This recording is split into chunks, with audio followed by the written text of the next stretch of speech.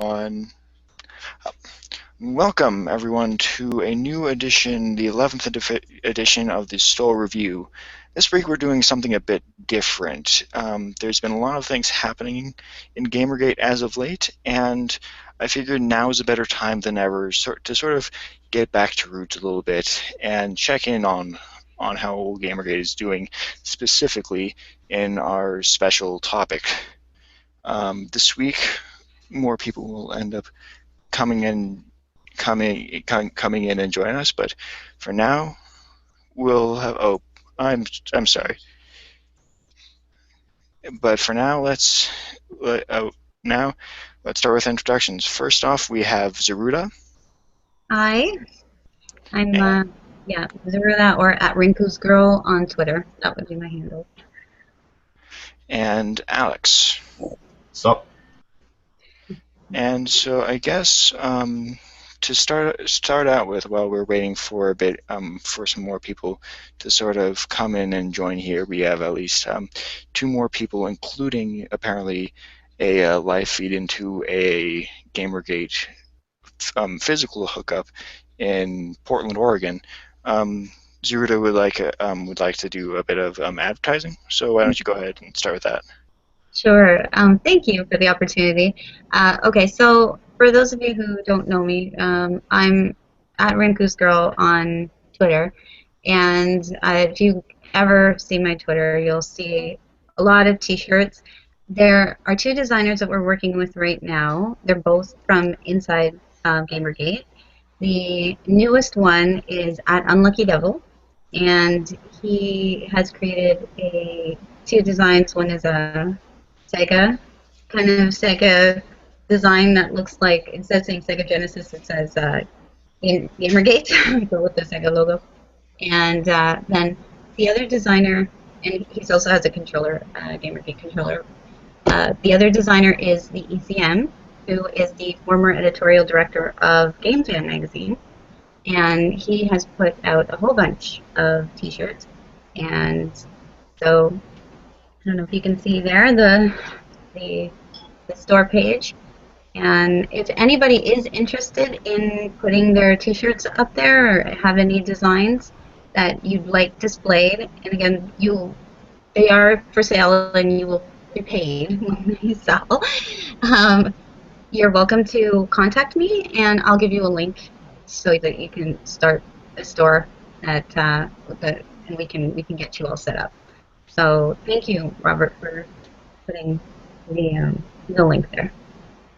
Oh, no problem. And this link is currently down in the low bar, and you can find it after the show as well. Basically, all the other contact information for any of the panelists that do end up coming on, and just sort of some of the links we end up talking about. So, okay, I actually have a disclosure. Go ahead, go ahead. That's important. This is very important, and see, we do this in GamerGate. So I am currently dating the ECM, who is again a journalist, a games journalist. But he's currently not writing or reviewing anything, and nothing of mine. So there you go. So that's my disclosure. All right. Yeah. Sounds good.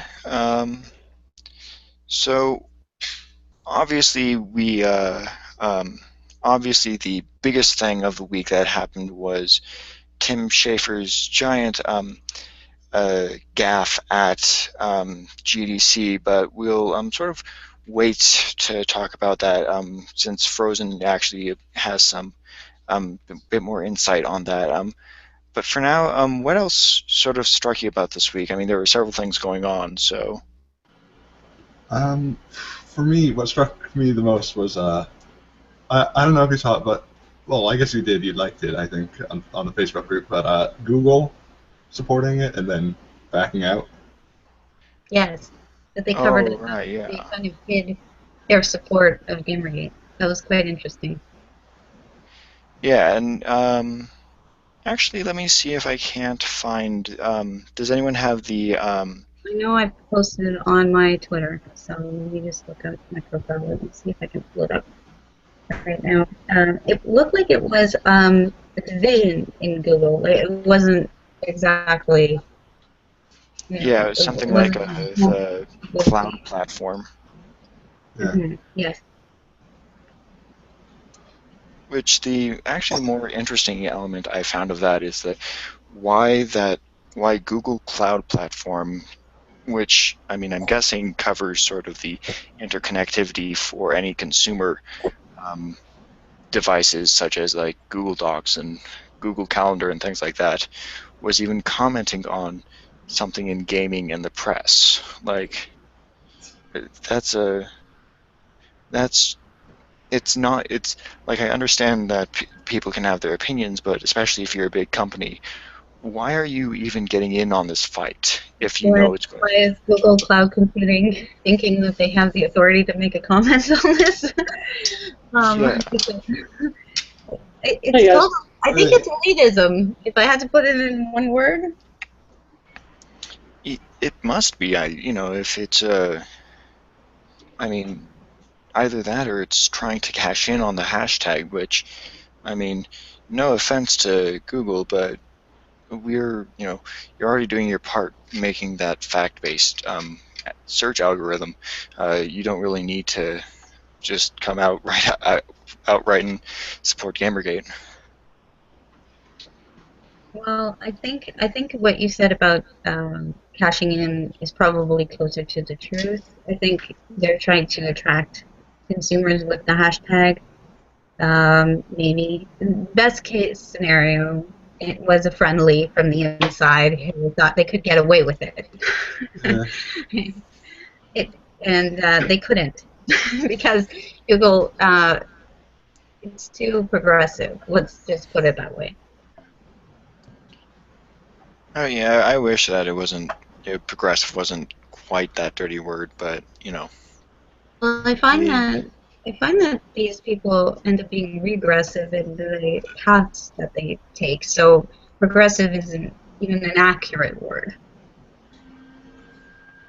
well, it's like I do consider myself like a progressive liberal and everything, and it's just really.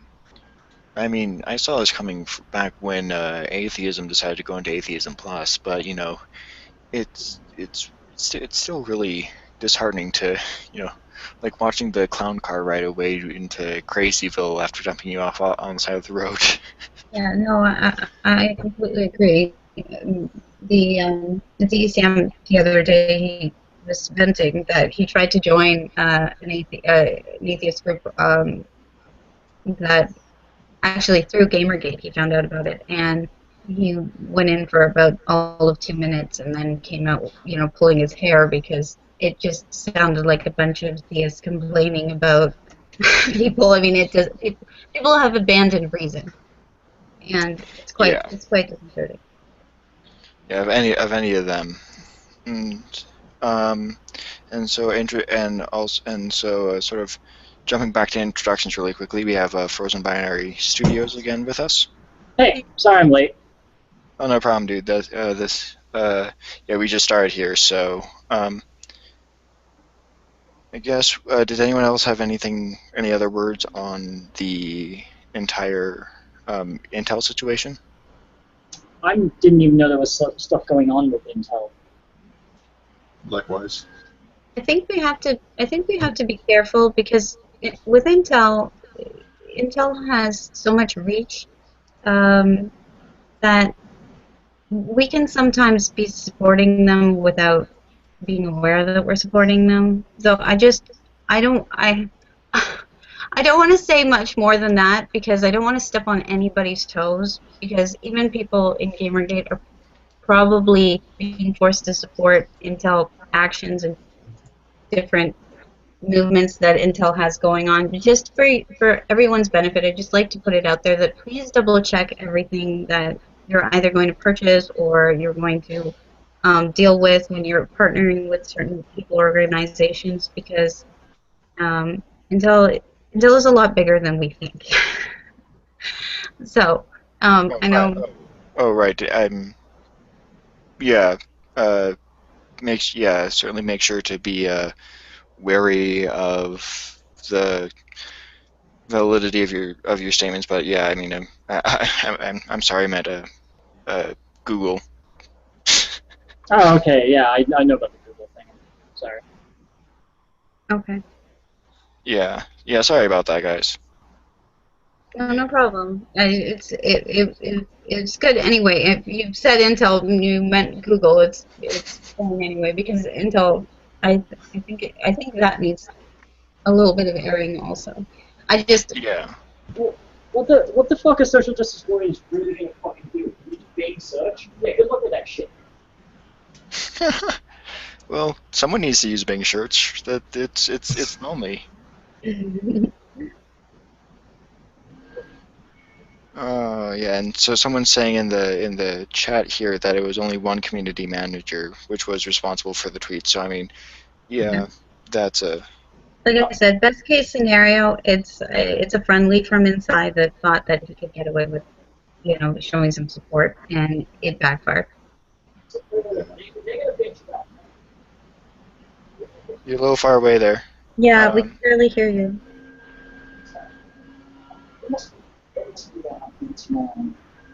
Sorry, let me change some settings. So they're gonna bitch about one community manager from Google, but when we bitch about a community manager from, like, say, I don't know, Mighty Number 9, everyone freaks the fuck out. They're hypocrites beyond compare.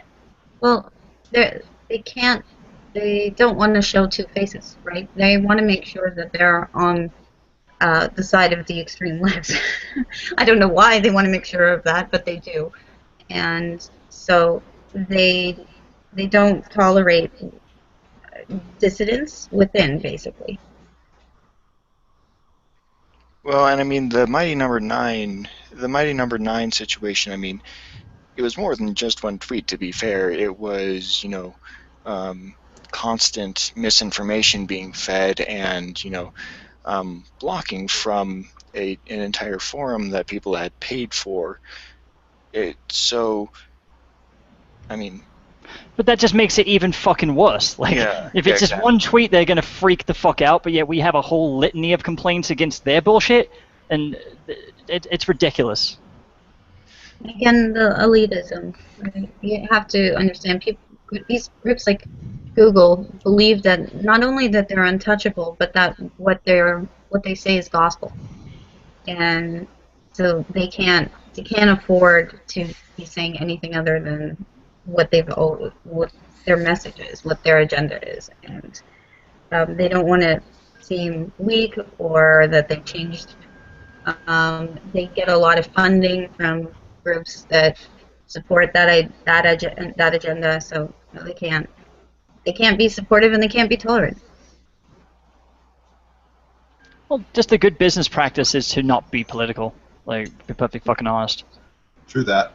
Not speak for your employees. That would be a really good thing. That would be a Tim Schafer. We could just call that a Tim Schafer from now on. I really want to get into that. I've got a fucking bunch of funny shit that I was talking about last night, but we'll move into that as it progresses. Oh, I think it's well, does anyone have any last words on the Google situation, or? No. Can you guys hear me okay now? I changed. Yeah, we can. Yeah, okay, yeah, it's my webcam fucking defaulted to the default microphone. Oh, and then and we also have to talk about Brianna Wu's drinking coffee with Oh yeah. Yeah. Do we want to cover that one first, or then? Oh sure, we have the physical meetup from Portland, Oregon coming in, so. We can save Schaefer's torment for them. Okay. I'm sure they'll comment. I did not want to get left out on that. As far as Brianna Wu meeting, I just think that both sides see how self-serving that was, and not only that, but where her level of loyalty is. I don't think it's I don't think what side it's on. I don't think it has anything to do with that. I think it has more to do with, is she capable of any sort of loyalty? Yeah, certainly. I mean, I enjoyed it purely because I got to replace the age-old phrase "spilling the spaghetti" with drinking coffee, because it's a far more accurate situation between this and Elevator Gate. But yeah, it's. He basically sold out for money in front of everybody. I don't even understand why you do it in such a public way. Why she would even bother tweet about it. I mean, if you wanted, if you were gonna sell out, would you do it on Twitter? I don't get her motivation. I don't think that she's trying to build bridges. I just think she's trying to get a paycheck, and it's very obvious. And she didn't make it. She didn't even suggest that she was there, for any kind of purely altruistic motives. It was very much. I mean, you could see that she was very much after some financial gain. So, again, very bizarre. But I don't. Again, I'm not. I was never convinced that she was very bright. So. No one can ever accuse her of being that. No. It was surprising. I mean, I didn't think that really that someone could be that not. I guess socially naive to do that to oneself. To put yourself out on Twitter as disloyal, sellout. It's very. I don't know. I shouldn't be shocked at this point. I mean, I've encountered crazy my whole life, but that's pretty crazy. Well, go ahead, Frozen. Well, I think. Well, at first, when I heard about it, it seemed a bit out of character. But as I continued, sort of ruminating on it, it makes actually complete sense. She's an absolute narcissist, is the thing, and that's the thing that I think people keep forgetting, that why she did this on Twitter. It's because she does everything on Twitter. If she had a bad poop this morning, it would probably end up on Twitter including something about toxic masculinity.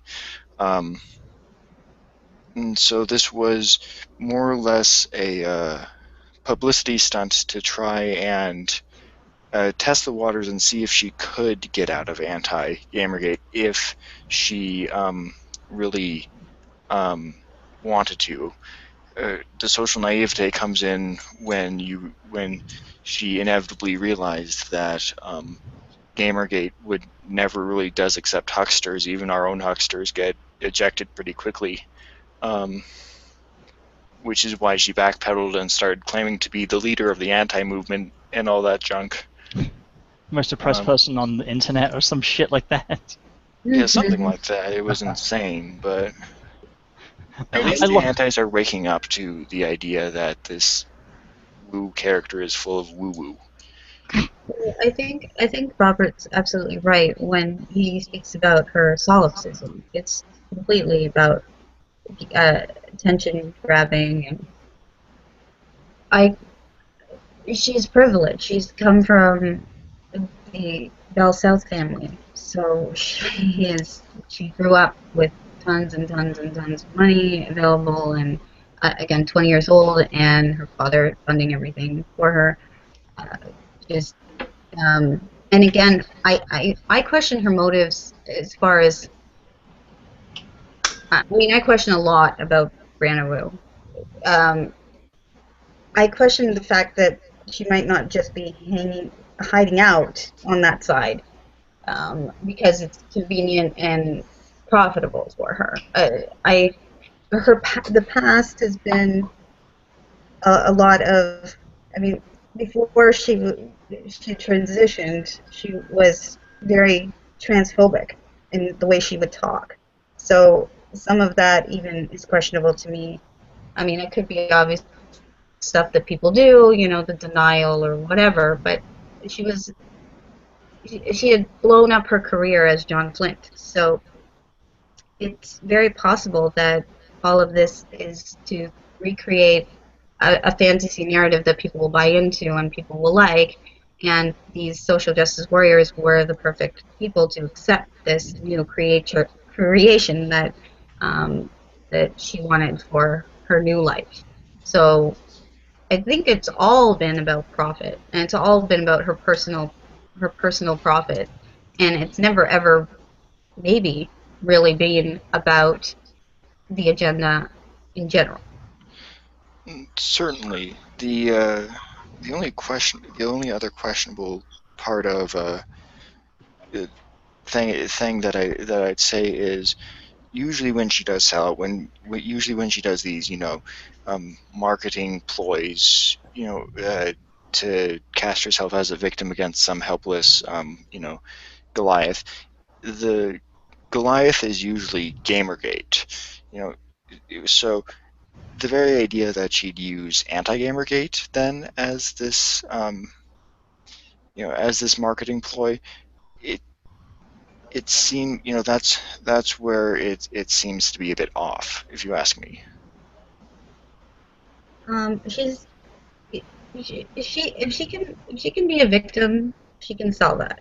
So if she can be a victim now of anti-Gamergate, she's going to be a victim of anti-Gamergate. She's just going to do whatever is going to get her more attention. It's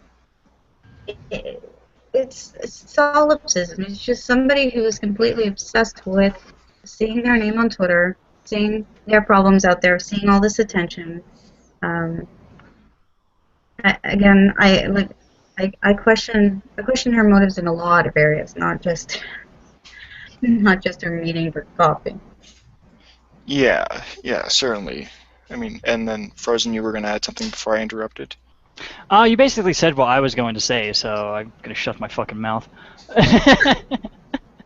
No, she's just a selfish bitch. That's all I was really going to get at, is that from the very beginning.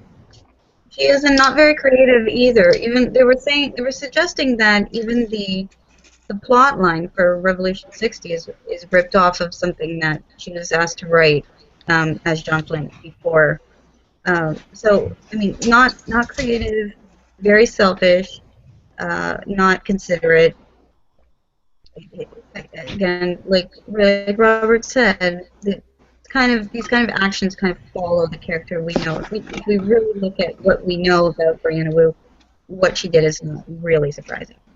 Well, one of my game development contacts I was talking to last night actually asked me what her talent was, and I was like in game development, not just like being a narcissist and spinning drama. And I wasn't at liberty to answer that question because I was like, let me fucking think about that. Let's see, because she's not very talented at making assets or advertisement, or I don't know what I haven't seen her code, so I can't speak to that. So it's like, fucking. Yeah, no, I agree. And like you said, if you take away all of the social aspects, then her talent goes away. But a lot of people make a lot of money on the social end of it. The professional victim is a high-paying profession, actually. And Anita is very good at that one. Hey, I got a communication degree in there somewhere. Which, by the way, donate to my Patreon. I'm a victim. You're all oppressing me. I need to pay my fucking rent. So. Well, and the thing is, if you're not a victim, then you need to find a victim, so that you can be paid for being the hero. And so that's Anita's thing is she can't pose as the victim herself, so she needs to create all sorts of other victims. So me and every other woman on the planet is now a victim of video games, of all things. Though I do think that more light's being drawn to that. I mean, it's slowly becoming where people are expecting more. Like Leigh Alexander's, just like today or yesterday, starting having to start a fucking website just to keep, the funds up. That's actually a pretty incredible move in sort of if you consider that sort of aspect. Well, I encourage her making her own website so she can fail on her own merits, and then we can all fucking point and laugh and say, "Yeah, told you, bitch. Sorry, no mercy." Was she the one that made that Meritocracy, or was that Cheney that made that comment on Meritocracy? I'm I don't know. I don't know. I mean, she said plenty of stupid shit, so I mean, just it could be one of those. It was ridiculous, like that. You know, being upset that the gaming industry is about is a meritocracy, and I'm thinking, well, obviously, what else would we be judging you on? Your looks? She's not that good looking, so. No, I mean, she should be happy it's a meritocracy. Well, we need to start gauging people on how much Leigh Alexander they are. Are we going to start giving them percentages of Leigh? Yeah, like exactly. you're 52% Leigh. You know, what's your blood alcohol content? Yeah, exactly. It's like, oh my goodness! I'm only like around the 2% Leigh, because I'm I'm a cis white male. Did you see that sign? Can you imagine that she can't spell Gamasutra? Like, oh god! Oh. I mean, how drunk do you have to be to produce your sign wrong, misspelled, for the GDC? Are you? I mean, really? This woman is not for real. Yeah, that's the kind of shit that if, like, in my job, I would get, like, if I were to do that, I would get fucking fired or severely punished for. Yes, of like, course. I mean, those things are not cheap to print anyway, but it's not like she cares, and she probably can't add either.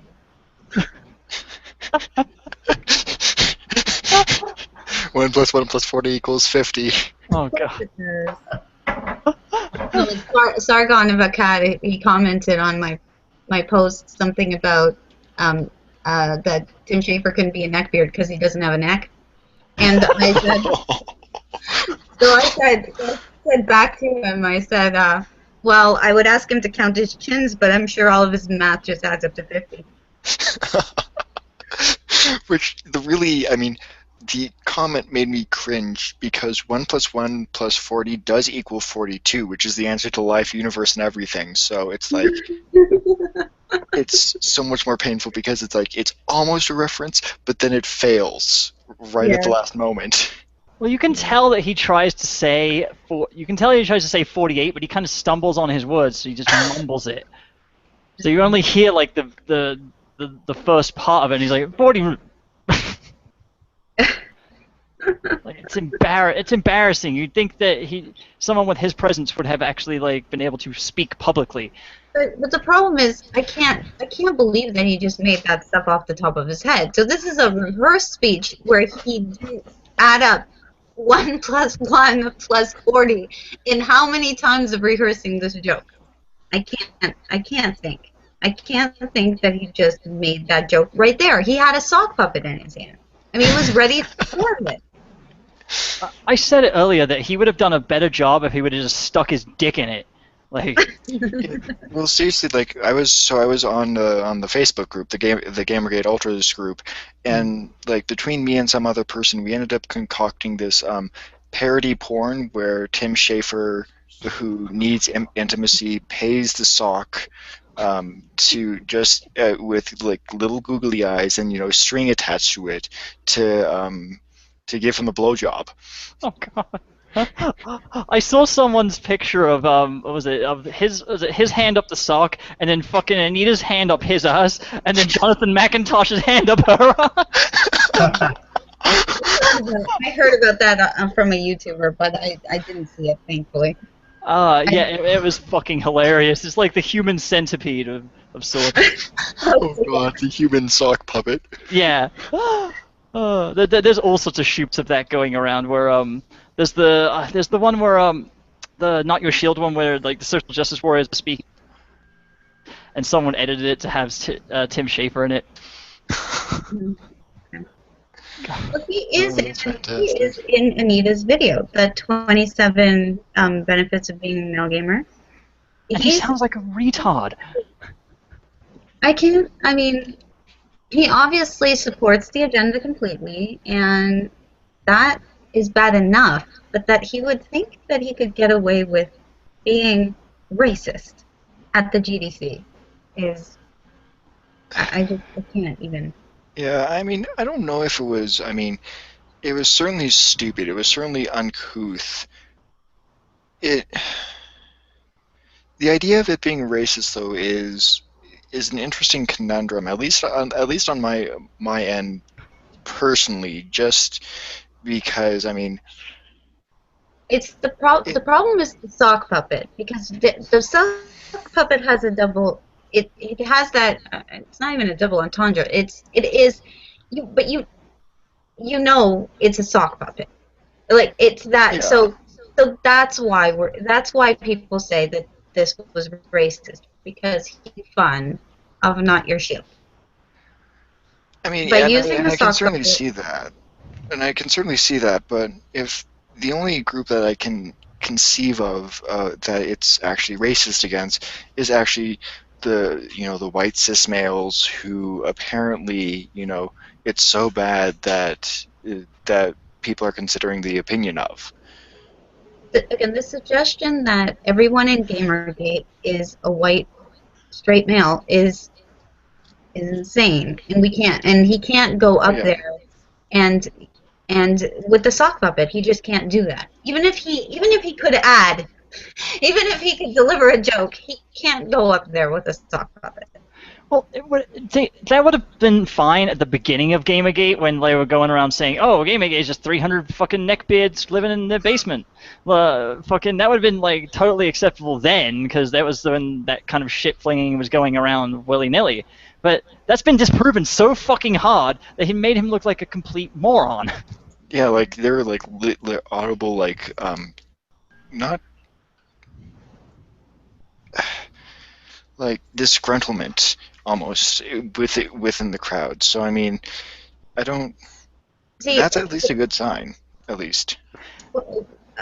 hopefully, I mean, you're in a group surrounded by people who preach tolerance all the time, and you just can't do that. You can't preach tolerance and then decide that you're going to take on publicly a small group of people. I mean, It's tolerance only if you fucking believe what they believe in. I mean, otherwise, you don't tolerate the intolerant, yes. as they say. Yeah, I mean, you can't say it. You can't say it live, yet you can say it. I You think can say the it on problem Twitter. is this is a developers conference, and the developers, there are enough developers that understand that the gamers are the bread and butter. Why on earth would you be attacking a group of gamers when you need them to make your product fly?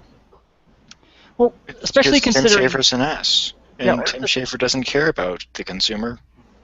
well, especially considering I say we, like, collectively, we're the people that, like, put him there. He would be a fucking nobody if we hadn't bought his fucking games back in the day.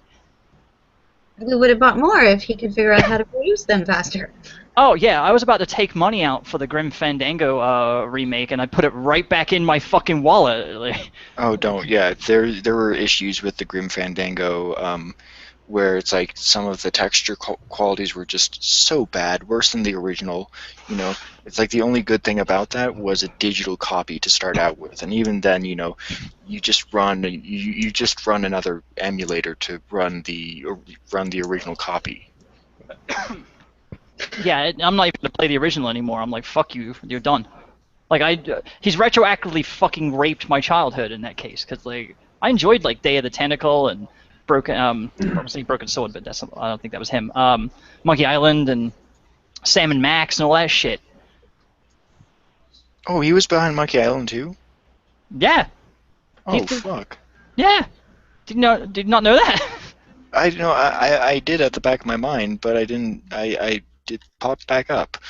Yeah, like I used to have a lot of respect for him, because there's a documentary about Psychonauts, where the game got cancelled like almost all the way through the production, and he commanded so much respect from his staff that they all showed up and completed the game without being paid. Like it was awesome. Like I wish I had that much respect from my colleagues. It's It's a shame that it's all gone to his head, is what it is. either got into his head or he's just gone senile and is, in a relatively old age. Oh man, well, I don't know. I think because he looks like George Lucas, he thinks that. Someone's saying that. I'm not gonna finish that. Well, yeah, you better not finish that because Stoll is a traitor to the Star Wars franchise and likes Episode 1. What? Yeah, see, it's on now. Excuse me. Excuse me. The prequels are fine movies in some respects, not in all respects, but you have to give credit where credit's due. No, you This don't. is going to be like a Lord of the Rings conversation where he's like, you have to take the movie on its own merit and leave the whole genre out. Exactly. Yeah, and There you go. and Phantom Menace does not hold up. It's so fucking confusing. It does. Fucking. It does. No, it doesn't. I'm making the whole stream about this now. It's done. I've decided. Even if Phantom Menace wasn't a Star Wars movie, it's still not a bad movie. Mm-hmm. No, I have to disagree. It had some decent mythos. It actually introduced some interesting elements. I mean, there were some. Okay, I don't think that the very character of Qui-Gon should have ever existed, because he literally comes out of nowhere. But even the idea of midichlorians is a fantastic idea because it makes the Empire so much more evil.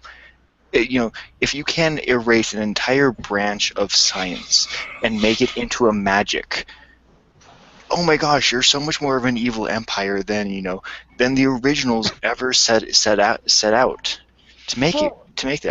What did they do with fucking Obi-Wan then? Like, give him a lobotomy so he'd forget? Like, oh yeah, there's fucking midichlorians. Yeah, fucking whatever. Okay, midichlorians don't make sense because the Force isn't just about being able to telepathically move objects. It's also like your fate and stuff like that. Yeah. So why does having certain cells in your bloodstream? And how would the Jedi go extinct if midichlorian counts could just be randomly so high in certain people? Well, they're there. I mean, they're there, but if you have an evil empire running around and not trying to basically make the Force this ridiculous mystical belief, if people have midichlorians, they're not gonna fucking know. All this from Tim Schafer looks like George Lucas. Yeah, but I give every chance I get to give Stoll shit about this, I take it. So it was coming. I'm just like, We're gonna talk about Metroids Frozen. we're gonna have gamergaters logging onto the stream and going, I think I'm on the wrong channel. No, you're on the right channel. Frozen just decided to try to co-opt the entire thing to complain about my exquisite taste in movies. That is going on the bingo card, so which is not done yet. I only got half an hour here because my mother decides to delay her trip, so. Okay. Alright. Well, this is. Can we get into the juicy meat and potatoes of the Tim Schafer stuff? Oh yes, definitely. Yeah, there's quite a lot of stuff that I've got to share about that too. So yay. Yeah, so let's since Kyle only has a half an hour here, let's start with him. Mm-hmm.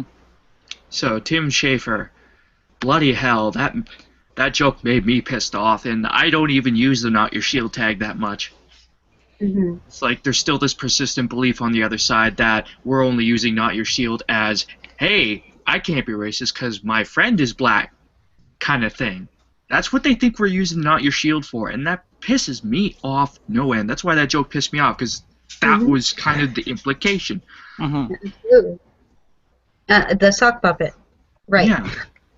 It's like, oh my god, and you keep getting articles coming out saying, oh, it's a largely white male movement, and it's like, oh yeah, fuck you. The irony that a white straight man with a neck beard would make this comment. It's almost as bad as the time that Movie Bob revealed that he lives in a basement that flooded. Yeah. We're gonna make gaming a better place without you, okay? We're gonna make gaming better without you, GamerGaters. It's like, all you do is dox and harass women. It's like, I haven't heard of any significant doxings or harassings in the past 3 months, which means the trolls have stopped. You're being a fucking idiot. And I just saw this article, it's like, I'm afraid I'll get murdered. It's like, fuck you, gaming media. You took it to this level. You took it to this level by publicizing and blowing everything so goddamn out of proportion. You have taken it to this level where people are now literally saying that they're afraid they're getting murdered. My fucking god. Well, thing is, the fucking what was it, the Law and Order episode took that literally, and they fucking complained, and then they go back and do that shit again. It's like.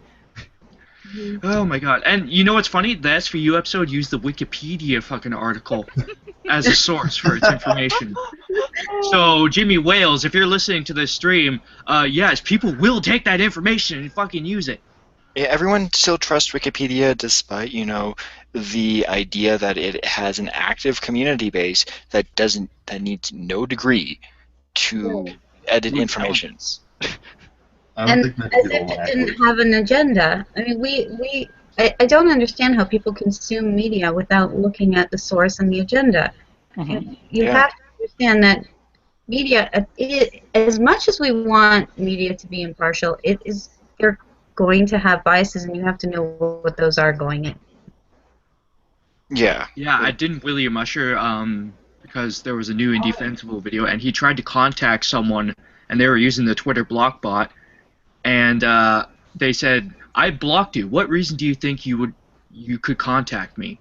And he's like, I'm trying to contact you for a quote. And he's like, well, fuck you, basically. Okay. You got hit. That's the quote he gave you, really? No. It's like William Usher was trying to contact this IGDA person, and that's the response they gave him. Okay, I'm sorry. That's a good quote as anything. Yes, exactly. That's quotable. Yeah, at the same time, it's like people are just being divided over this. It's like, oh my god. That's why Kern left after the Tim Schafer incident. Like he was done with all the warfare. But I think it's dividing core gamers from casual gamers. Maybe I just find that people who are more intelligent, more aware. When you game a lot, you have to be very aware of your surroundings, very aware of your enemies, very aware. You're being thrown into world after world. You know that there's funny endings. You're trying to assess everything all the time, and so gamers, when we got attacked by SJWs, we found an enemy. We identified the enemy. We understood what was going on. We're people that can actually assess the world around us, and all of these types of gamers are the ones in GamerGate. And the casual kind of, well, I don't really know, just people who don't. I mean, they trust, they listen and believe. And these are the people outside of GamerGate, and they're taking episodes of SVU as Bible. Sorry, every fucking time, dude. I can't help it. Oh my god. I'm just like, after a certain point, I'm like, geez, people, we need all the help we can get, and I'm leaving. And it's just like, I understand, but at the same time, I just want to go, Jesus effing Christ, you've seen the damage that this is doing, and you're leaving. Yeah, I don't understand people leaving GamerGate. I don't know what they're leaving for or where they're going to. It's like the SJWs are out there. Just because you leave GamerGate doesn't mean they go away. So either you're actively doing something about it, or you're just going to get swallowed up by them. You can't. I'm not here to defend everyone in GamerGate from all these accusations of this misogynist kind of like hate group, because it's not. It's like I'm not being I'm in here therefore you guys aren't racist kind of thing. I'm in here because I know you guys aren't racist, misogynist hate group. But we need help doing that. That's why I don't understand Total Biscuit just just doing everything he can to just not to distance himself from the movement at the same time as just fighting for the goals and stuff. It's just like, dude, people know you're already pro GameGate already. Why do you have to keep distancing yourself? Because you might get blacklisted by that Alfred Rosen or Night Wolffire or whatever on Twitter. Jesus. I think people are afraid that the movement will die or disintegrate or go away, and that they'll be associated with a failure. Most people are afraid of failure, and what most people don't understand is that just because it's small now doesn't mean that it will always be small, or that it won't last a long time. I mean, when the Tea Party, libertarian, radical kind of right wing, when they started up, nobody thought they were going to last, and they've been around for a long time too. Because again, when people get sick of the establishment, they get sick of the establishment, and so Gamergate is sick of the establishment on this side, and they're trying to create something new here. Yeah, And I think that's what the solution is going to be. We have to create something new. I think we have to press the reset button at this point. And I think we are really doing that. I mean, not maybe with the escapist because they're still old guard, but we have Tech Raptor. We still have some older sites like Gather Your Party, Evil Avatar, and Ralph Retort's been Gamer. Dash. Yeah. Oh, yeah, and also Kyle's publication. Yeah. Which I still need to start reading more often. Yeah, because we have some GGers writing for us now, and they write some pretty damn good articles. Actually, I think they're better quality than some of our old guard that left the site because of Gamergate. You also have some professionals former professionals that are lying in the background that we could definitely access. I'm thinking of, DCM. You have the editorial director of Game Fan magazine that totally supports Gamergate, and right now he's lying low because he's had to lie low. He's gone incognito since he left the journalism industry because of all of these problems in there. He used to rake these guys over the coals on Game Fan magazine.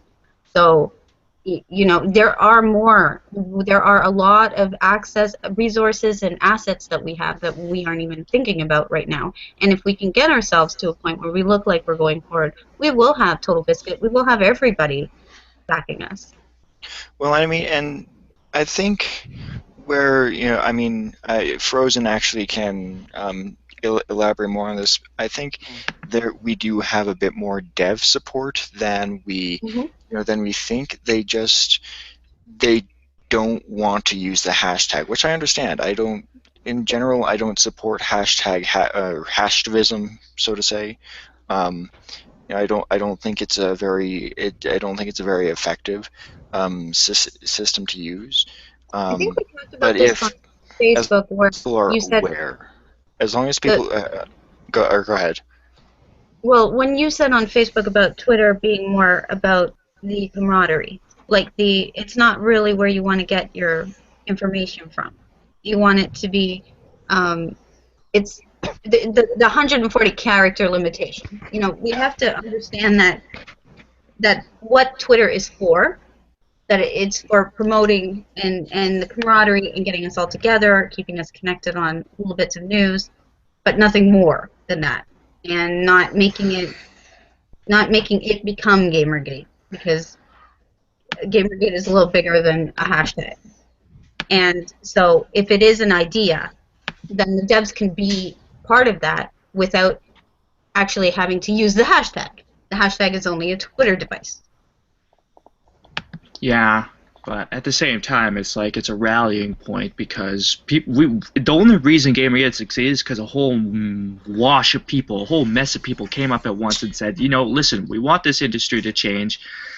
And like Mundane Matt used to say, you guys weathered a storm so unimaginable in its vitriol that I have to applaud anyone who actually stuck through that.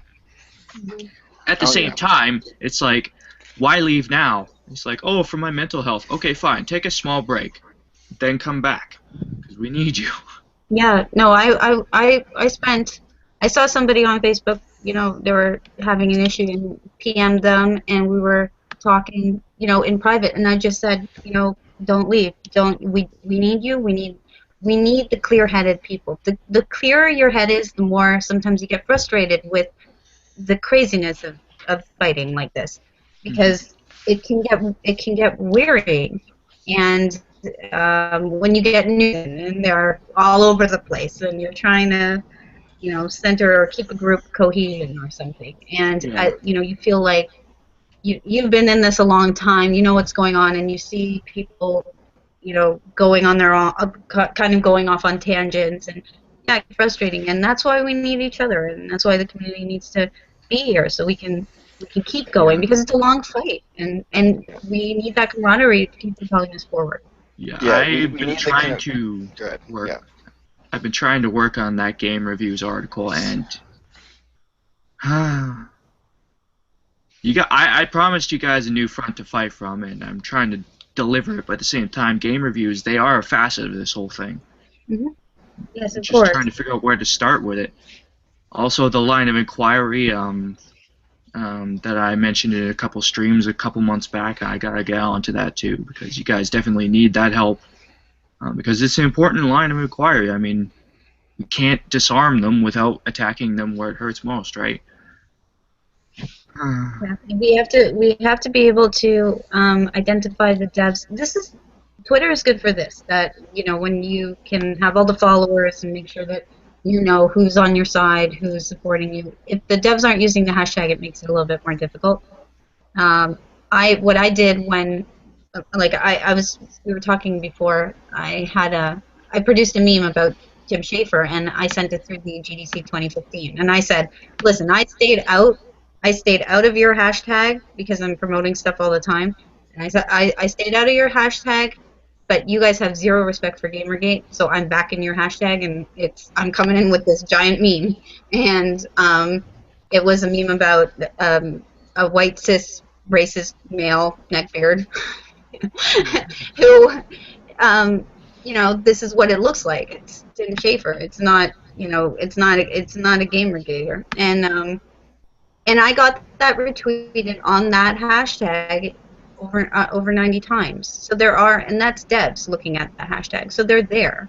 And I got and I just followed them. I didn't question them. I didn't say, are you Gamergate? If they didn't have Gate on any other stuff. If they think that's funny and they want to follow me, I'll follow them back. And now I know I have another list of devs that are pro Gamergate. I know in my head they're pro Gamergate. They haven't said so publicly. But the point is, are they bowing to the agenda or not? And if they're not, then we can support them. Mm-hmm. Yeah, Oh, sorry, Stoll. Or no, go ahead. You have limited time, so. Oh, no, sorry. I keep interrupting, but it's hard to tell. But one of the things that I keep noticing on KIA, though, is it's kind of weird. And I know people are fighting all these quote-unquote SJW things. It's like, it's like complaining about all the SJW panels and shit at PAX and stuff. And it's like, why not? Are we fighting corruption? Sometimes I have to wonder myself. Are we fighting a dishonest press, or are we fighting just the notion of people just having panels at PAX or something? Sometimes, The panels, the convention season has been really interesting for me, at least on a Gamergate standpoint, just because. If I was thinking like a Gamergate, not a convention organizer, I'd be cashing in on Gamergate. I'd be, making $10 little group discussion debate tickets. I'd be, actively I'd actively be encouraging, panels from both sides to compete with one another. I'd be totally playing this off as a moneymaker. And so I'm surprised that most conventions are either against it or want nothing to do with it. Well, they've been doing the exact opposite. I mean, at this convention, they had at 2 o'clock on the 4th, there was a talk about black characters in games, and then there was another talk on the 2nd about what was this? I think, was it integration? I mean, it's still the same, increasing gender diversity in game development programs. Which is fine. And I'm just, again, they're, yes. Because the line of inquiry that I was posting, it was like investigating, was how many women are actually going into game development programs. The number is 15%. I think Like it or not, we need them.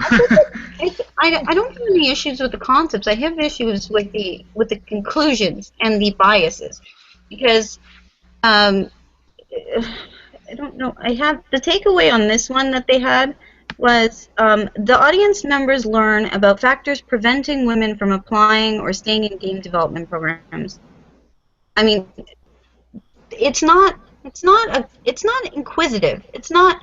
Are there factors? Let's look at them. They're learning about the ones that they're sure exist. I mean, I just find the biases. Like, there's already this, the patriarchy is preventing, you from X. That's already kind of built. The patriarchy. Fuck the patriarchy. I still got that image in my head of that short, what was it, dyed red hair woman saying, "'Cause the patriarchy." Big Red. Yep. Yeah. All hail Big Red. No, I knew people like that, so that's why at the same time, like, I understand why people are mad at people like that, like the radical feminists and stuff, like, but at the same time, it's like, listen, focus your energy. You can do so much more damage than you're currently doing, but and every time I bring that up, though, people call me a concern troll or say, stop whining about or bitching about what other people post on this, and it's like, dude, people are using what you say as ammo against us, and that's damaging your reputation so much more further than you fucking believe, and it's pissed me off a tiny bit. It really is. People defending this shit, and it's just like, all I'm asking is a bit more energy directed towards other efforts rather than the LWs or something, just because they say something stupid on Twitter. Mm-hmm. But no, it's like, oh, stop bitching. And it's like, I'm trying to help you, you stupid fuck. Yeah. It's a difficult situation because you have so many different competing groups coming in. I think we have competing narratives is the problem. We have one narrative that is saying that Gamergate is about harassment, and the other narrative, which is the truth, which is that we are trying to reform an entire system, and we're here for that purpose. And that it's not about there is a focus, and that this group exists for something complete, like a real reason. And so we're not just going to disappear and abandon a hashtag. Yeah. And then, Kyle, we did have a question from, I'm sorry, I'm not going to be saying your name because I can't pronounce it, but what are the reasons you think that more women devs is a necessary move? Oh well, it's just, it would disarm their narrative, right? And it would also, numbers, a strong foundation in numbers is their route to, they want to impose a quotas, right, from the top down. It's like, we need 50-50 representation. Well, the numbers aren't there. That's one of the reasons I think that both numbers could help people. It could help them, it could help us, because more females in the industry would be a great thing, because it would allow for more, because you can't, it's one of the reasons why they're, sorry, I'm getting lost in my thoughts. We need more female game developers just because it's a good thing, right? It's the same reason why you need Republicans and Democrats. I mean, it's Yes. You need more viewpoints in there. Yes, thank you for helping me clarify. You need more viewpoints, and the more people you have with differing viewpoints, be they women or minorities, or the more you have, the better any industry would be, actually, rather. Yes, the numbers I found just talking to one school, were 15% women. It's like out of 100%, it was 15% women. And I think this is the problem, is that what does social justice mean as opposed to actual justice? And I hate the word social justice. I hate the word social anything, because as soon as you put the word social in front of it, it ceases to have its original meaning anymore. Social justice talks about equality of outcome, whereas justice talks about equality of opportunity. And what happens is, in equality of outcome, you want everyone to have whatever it is. Everyone to have healthcare, everyone to have housing, everyone to have gaming rights, everyone to have whatever. Whereas if you just have everyone has the opportunity to have these things, then then you have the freedom to decide who gets to have, why they have them, do they merit these things, and how, and then address it from that side. Yeah, And exactly. And I think that's why, and I think that's what sort of the issue that a lot of people and I think one of the underlying issues that I'm seeing people respond in the chat with is if this creates sort of like she was saying, a standard of merit based not on if you can program, if you are a creative individual, but if you have tits and a vagina. Yeah. But it's like if you increase the numbers of women, it increases the opportunity that they have to actually get their positions on merit, right? Rather than the equality of outcome, like you were saying. So like that's why we need more female developers. That's why we need more minority developers. But you encourage that from the bottom up, not from the top down. Because if you encourage from the top down, you're just going to get crappy developers and you're going to get crap games regardless. Because the numbers are so few, you are going to strike out more than you strike in sometimes. With more female developers and game designers coming into the system, though, from the bottom up through game design programs and everything, you'll have a much more even spread, and you'll be able to pick out who's better based on their abilities better because there's a bigger crowd to draw from, right? And I would agree with that, but I would add the caveat of the way you achieve sort of this number. I think there's this notion through affirmative action that reality will magically conform women or conform to your expectation, or that somehow the women the women will just come. I agree with that's what makes things like quotas so undependable, because then when you don't get that, then you tend to have to force that, which means that that you get less talented developers who simply come under fault because they were born male, which is why I personally obviously don't we want like quotas. We want to avoid that problem. Here's the thing. One of the threads I've noticed throughout this whole thing, and excuse me if I'm sounding rushed, but I gotta go soon. But one of the things I've noticed is people are shaming people just for having the gall to be born white and male, and it's kind of uncomfortable to me. It's like, I'm Aboriginal. I'm not white. I'm male, of course, but just seeing that just kind of makes me feel like, why are you shaming these guys? They didn't choose to be born like this. And it's like, oh, they have privilege. It's like, do you think they enjoy it consciously? Do you really think that? Do you really think they push that privilege to the extremes that they can? No, a lot of these people just want to make games. Why are you shaming them for that?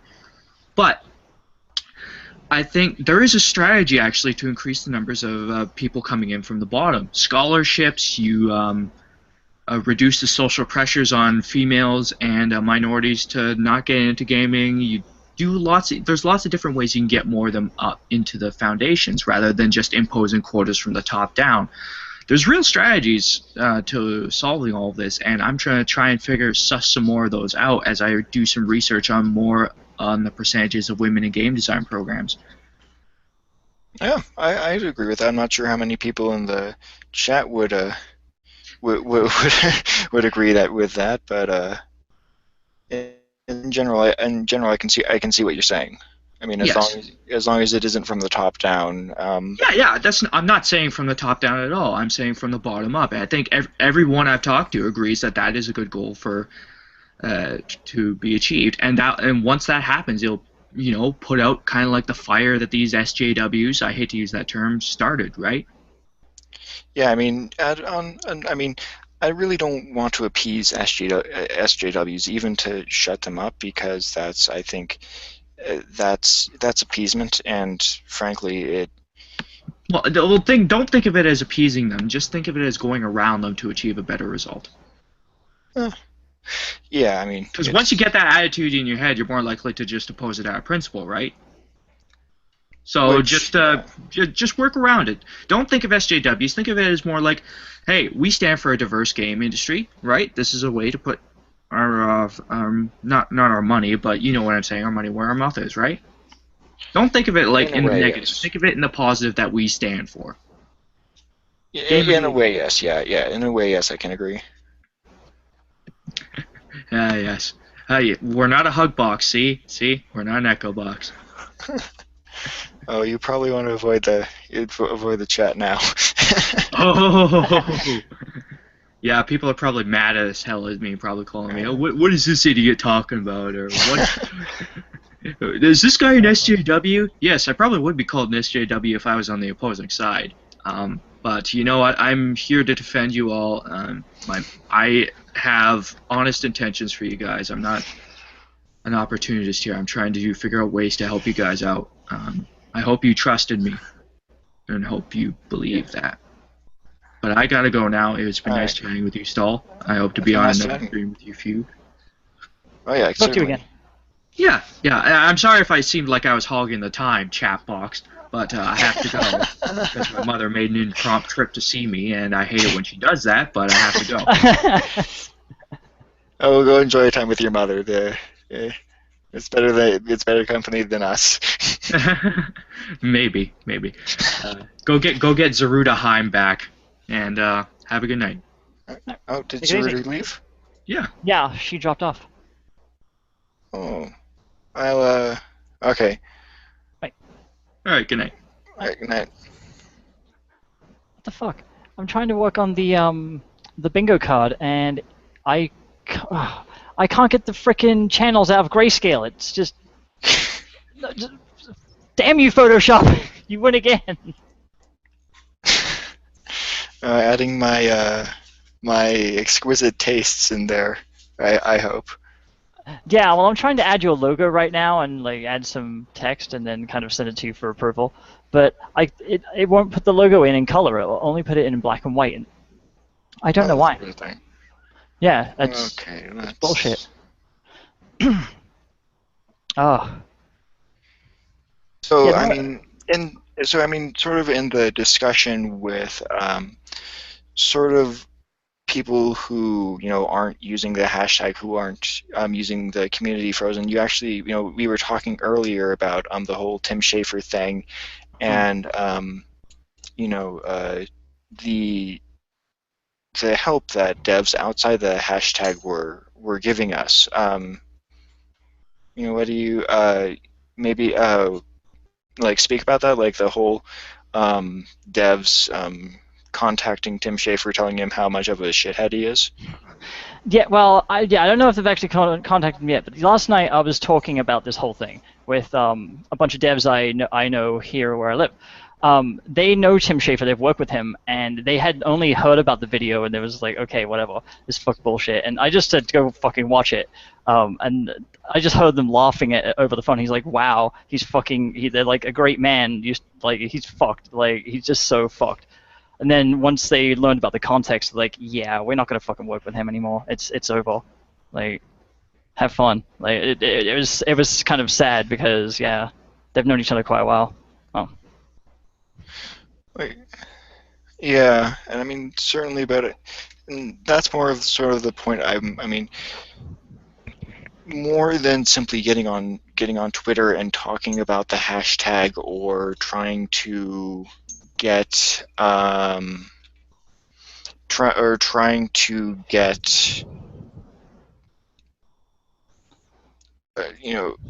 information out there through like Kotaku in action. Is like devs can do a lot. Like Mark Kern might be going back to making games, but I think there's a sense that we can trust that he's aware of the influence and he's going to avoid the SJW of influence when possible.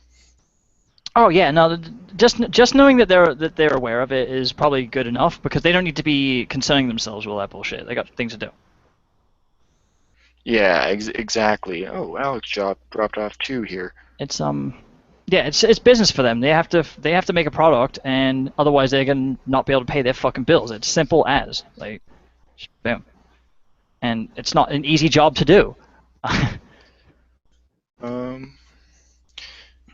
Yeah, which is why I sort of wonder about. I mean, you're a dev, so how how easy is it to get how easy is it to try and pull both double shift sort of with both trying to support the movement on some level while trying to also do game design as well, like continue that flow. Well, it's actually really difficult. Like like juggling the time you have to invest in studying and actually coding and doing all that crap, along with also having to pay attention to social media and all that stuff is just tiring. Sorry, didn't mean to bail. My computer overheated.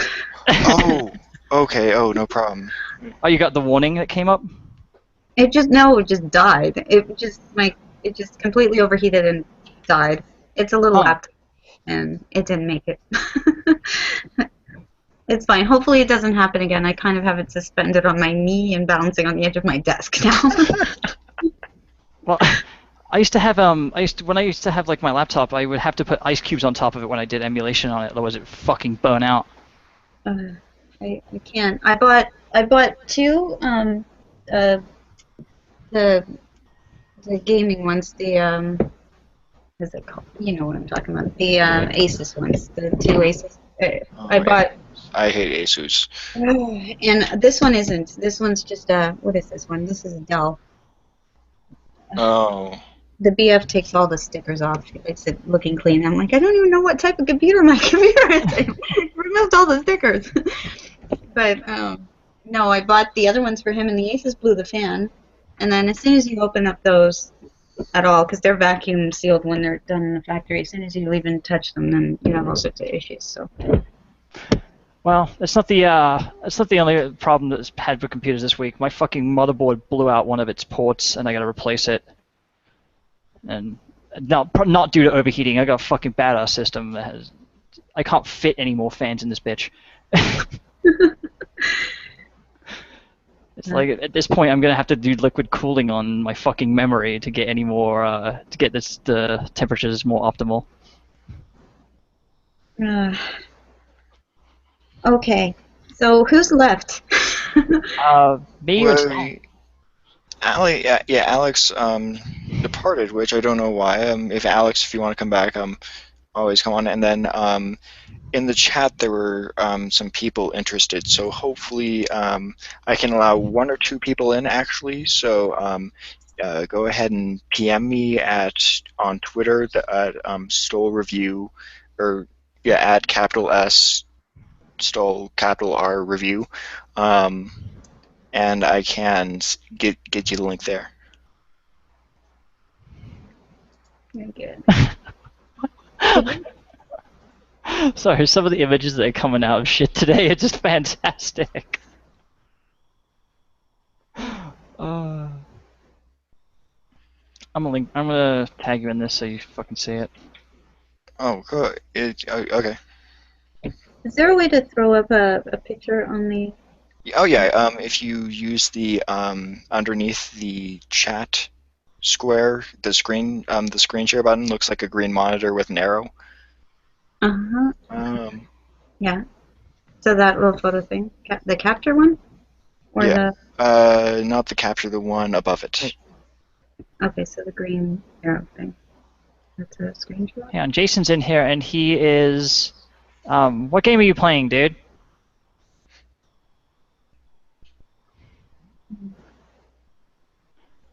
So apparently we are. Yeah. So Jason is going to grace us with some gameplay. And do you still have the save file that is called Mutti?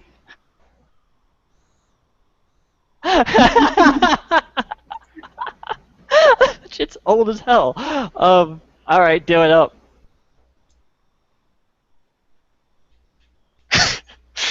Okay, Frozen, that is fantastic. Well, don't thank me. I'm not the one who saved it. Okay.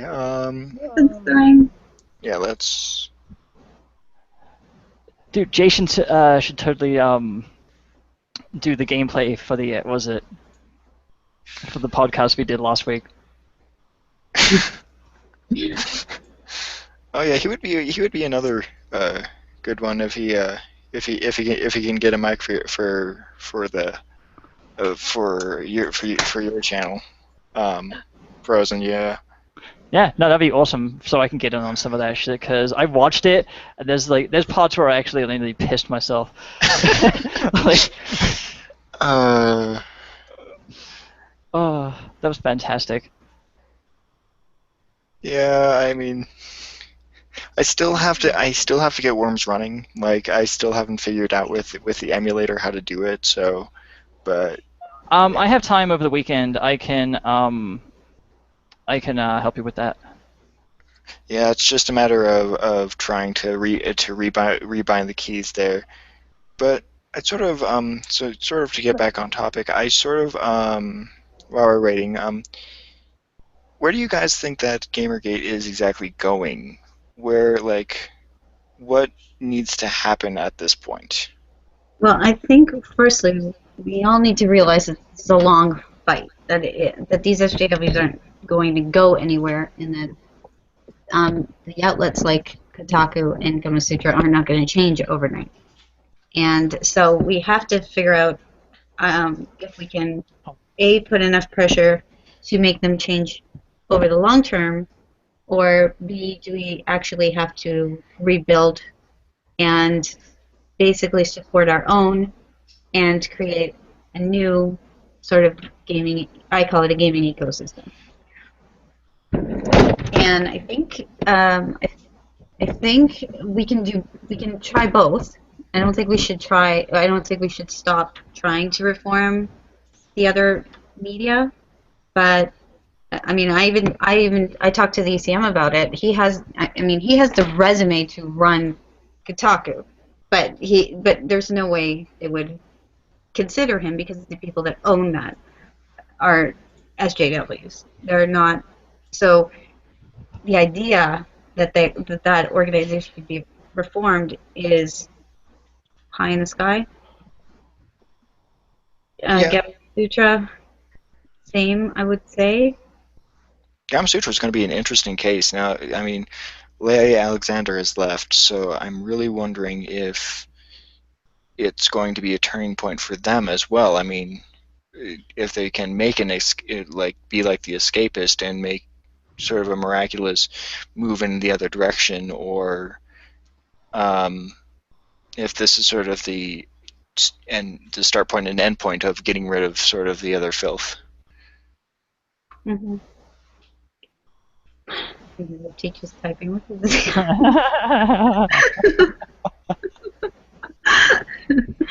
No.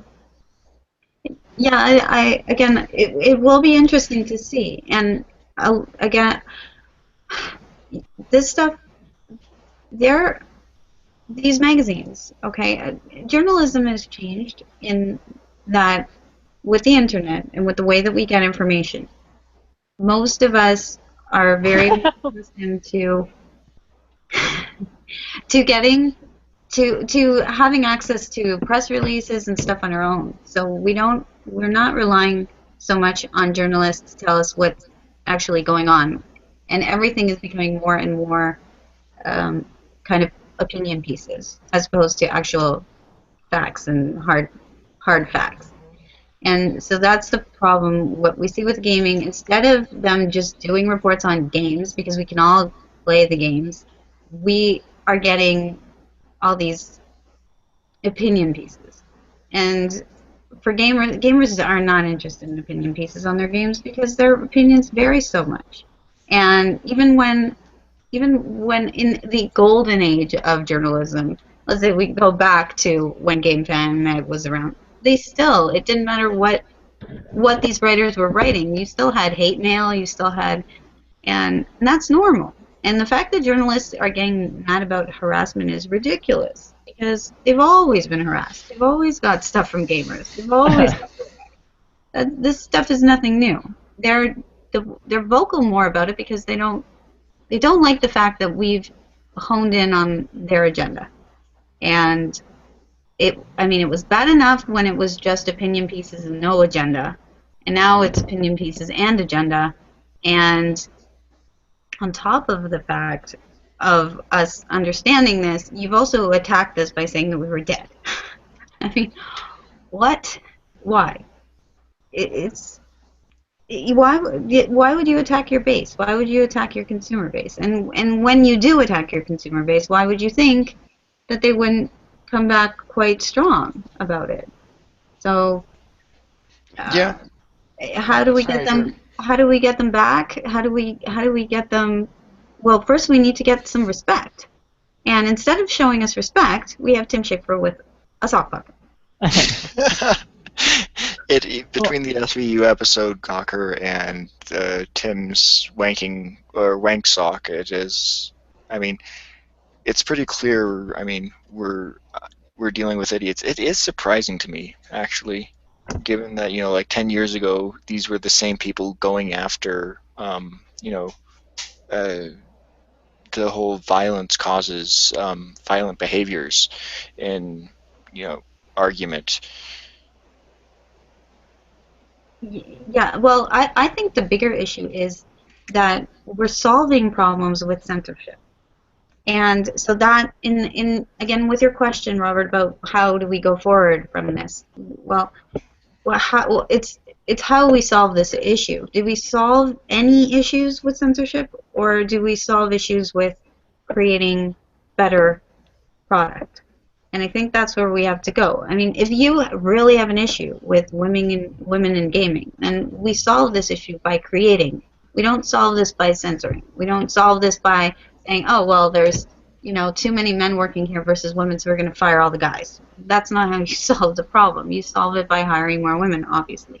So, again, whatever these issues are, we need to solve them by creating. So, within GamerGate, if we can support things like Solution 6, where you have women being trained, and not just women, but gators, I call them gators, gamer gators, GGs, whatever you want to call them, you know, more getting some development skills, bringing people from within your community up. You know that in the future you're not going to have negative press, you're not going to have all these problems because you're supporting your own.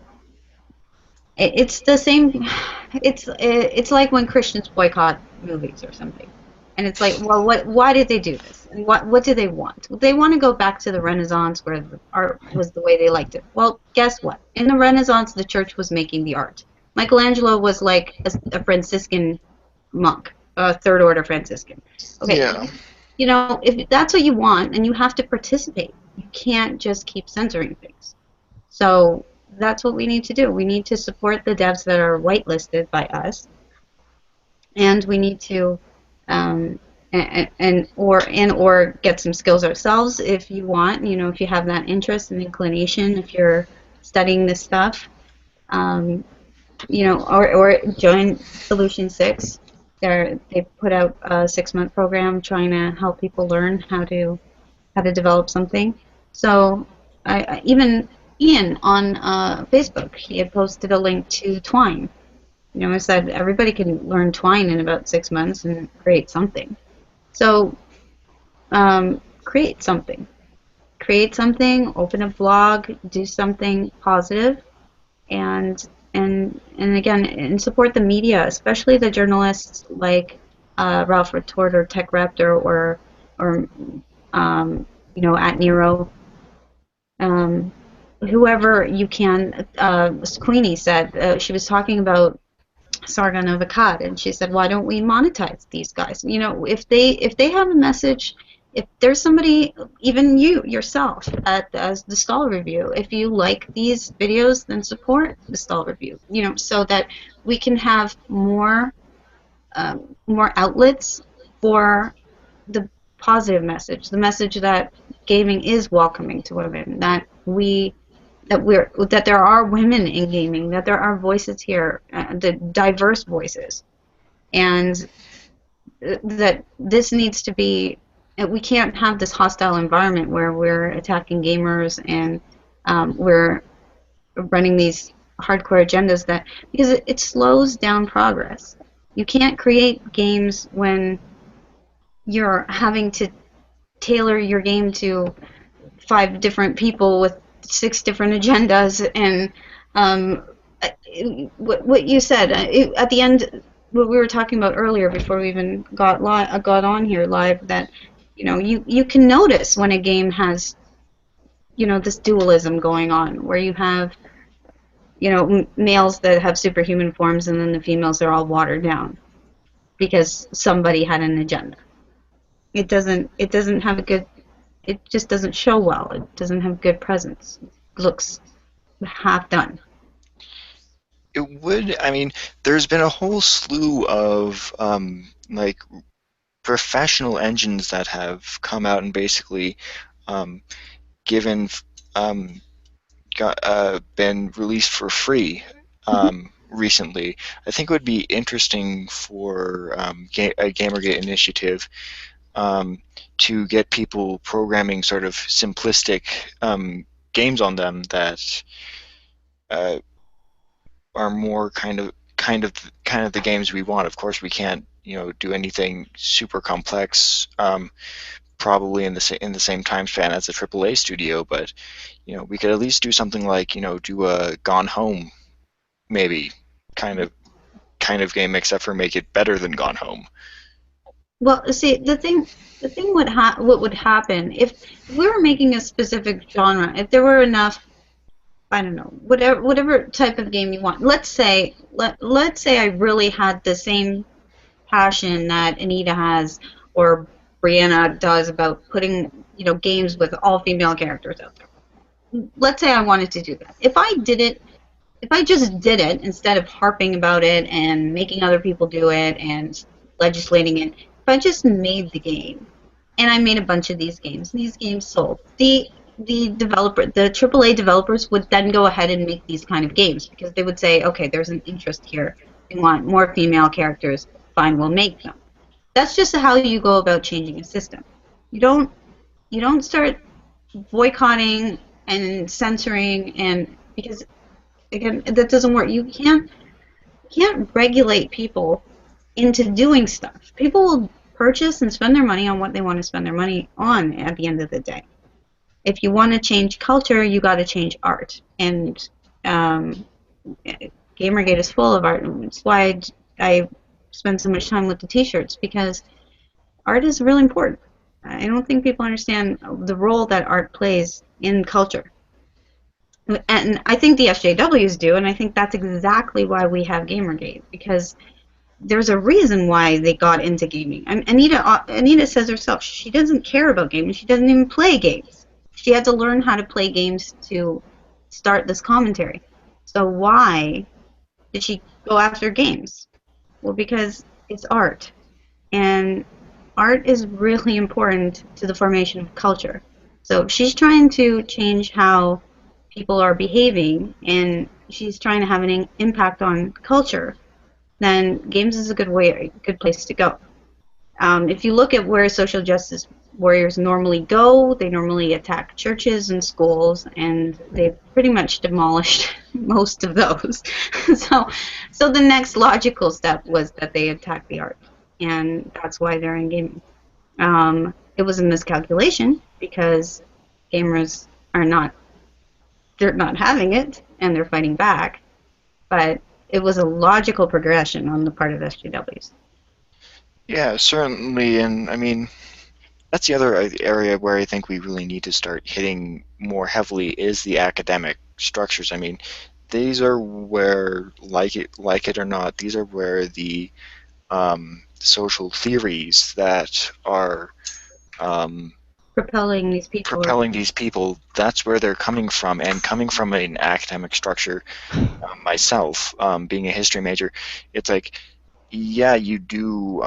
That's one reason why something like gaming is, or at least was a few months ago, so grand for me, because it was a release from not sort of being a cis white male in a program that was distinctly anti-European Okay. in a way. like that. So it's like we don't have I mean we have Christina Hoff Summers and Professor who was the other one? Professor Josh or Mm.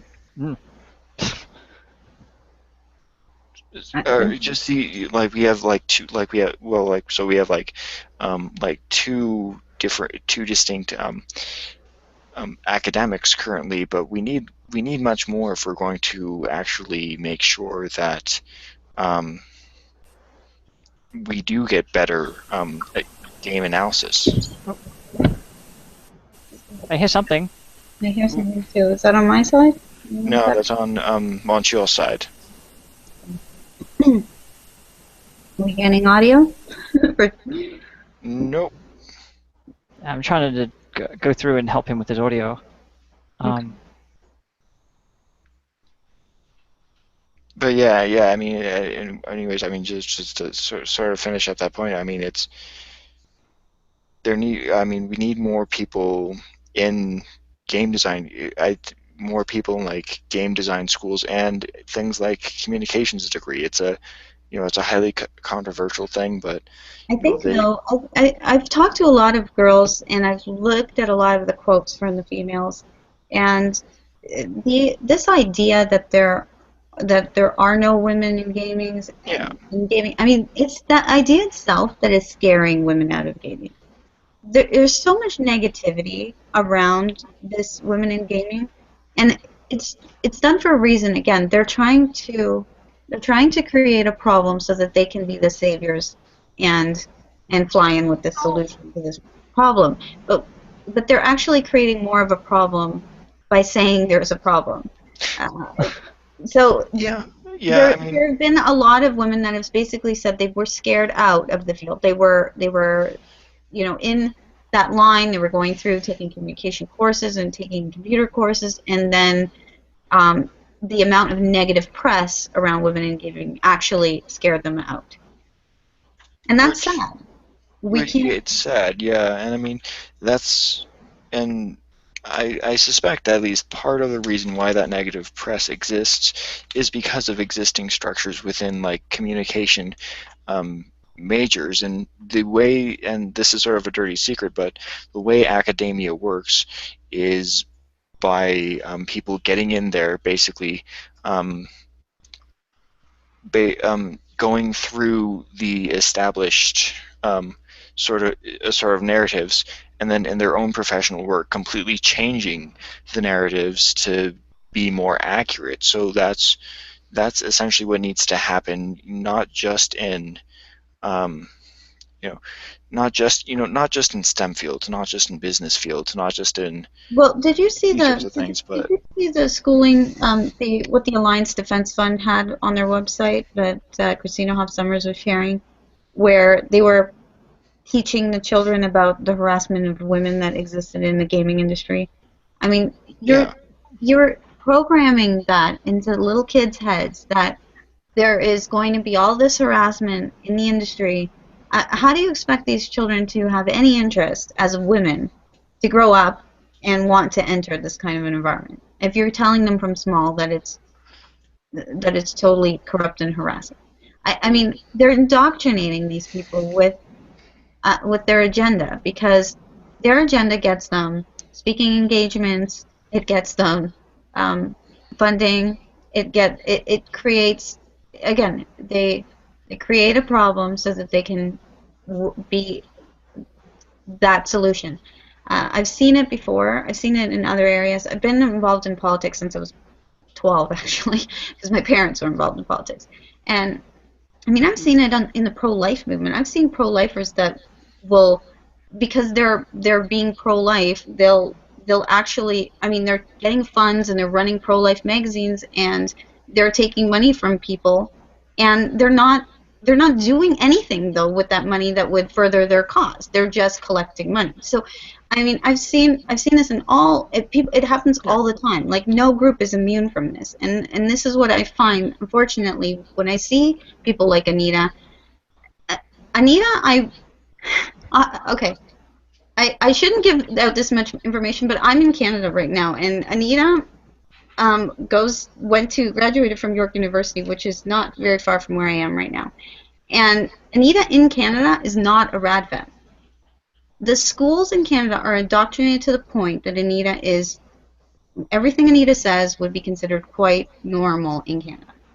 All of her that's scary. whole agenda is not radical in this country.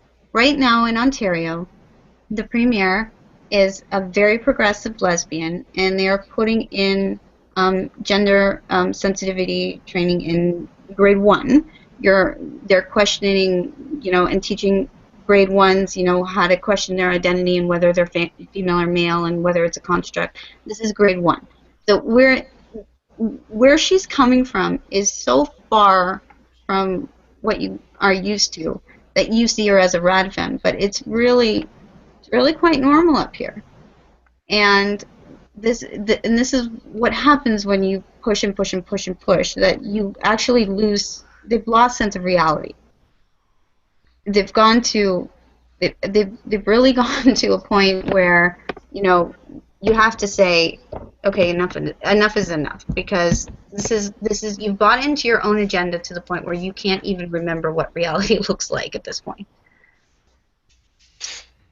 Yeah, and that's scary. I mean, in the U.S. here, the education problems extend, sort of further beyond, further just beyond sort of the idea of the biological sex being fluid and everything like that. I think it's more. My problem is the hypocrisy in it, because as much as they'd like to say, as social justice warriors, that they support sex, gender fluidity, all this stuff, if you identify as a male, and it doesn't matter what color you are, if you identify as a male, for some reason, your needs, your desires, your wants, your pleasures, everything that has to do with male is taboo. Like, because if it was okay for you to be male, they wouldn't have an issue with the male gaze and ogling women, or wanting games that had women represented a certain way, because that would be fine, because you'd be male and that's what males would want. But that's not okay. I mean, it would be okay. It's okay if women want a certain thing, and if we have all these other arrangements that are tailored to transgender or tailored to other things, but as long as they're tailored to male, that's a problem. That to me doesn't sound like even equality. Worse. Here it's even worse. Here, I mean, there's a certain learning style that's kind of more active, more focused on mechanical thinking, much less on sort of emotive thinking. Mm-hmm. And in the current system, in the current U.S. system, there's issues where schools are cutting back on recess. They don't have much physical education, where they are drugging, or I should say over-drugging, sort of active behavior, and pushing topics that are less mechanically minded. And this is really hard-hitting, especially on sort of younger boys' education. Yes, absolutely. Boys, they expect that the boys aren't going to be able to make the grade, that they're going to the whole education system is feminized. And again, being in Canada, I can see kind of where you guys are, where you're going to end up, because I see what happens to little boys in Canada, and basically the schools are very much more favorable to girls. The girls are getting higher marks in school. The girls are, and everything is, I mean, you're marked on neatness and oral presentation versus whether the facts are correct, or whether you have all the supporting documents, statements, whatever you need as far as the technical aspects of whatever project it is. It's always more on the overall presentation, or again, if at a younger level, if you're behaving well in class, or if you're participating well, if you're a team player. And what these people don't understand is you don't have a good community if you don't have excellent individuals. A bunch of crappy people don't make good stuff. You need excellent individuals coming together to have an excellent society. Yeah, and I mean, yeah, I guess, I mean, the issue, I mean, the sort of the issues within that, university, and the issues within the way that academics, analyze simple things such as video games. Then it comes at the end of this giant line of of issues, which, I mean. Yeah, so everything's a social commentary instead of the actual whatever you're trying to make a comment on. I mean, what's bothering us is that when we want a game review, we just want to know how the game functions mechanically. And it's like these people are completely incapable of doing this. They just want to talk about feelings and how it made me, what it did to me emotionally. And it's like, you know what? I don't care. I just want to play the game, and I just want to know, what the pace is, if the frame rate is okay, if if it's finished, how much content there is. I don't really care what the players are even wearing, I mean, as long as the gameplay is good. And I don't want you to mark it based on how it made you feel. I don't want you to dock it points because it made you feel uncomfortable. What does that mean to me?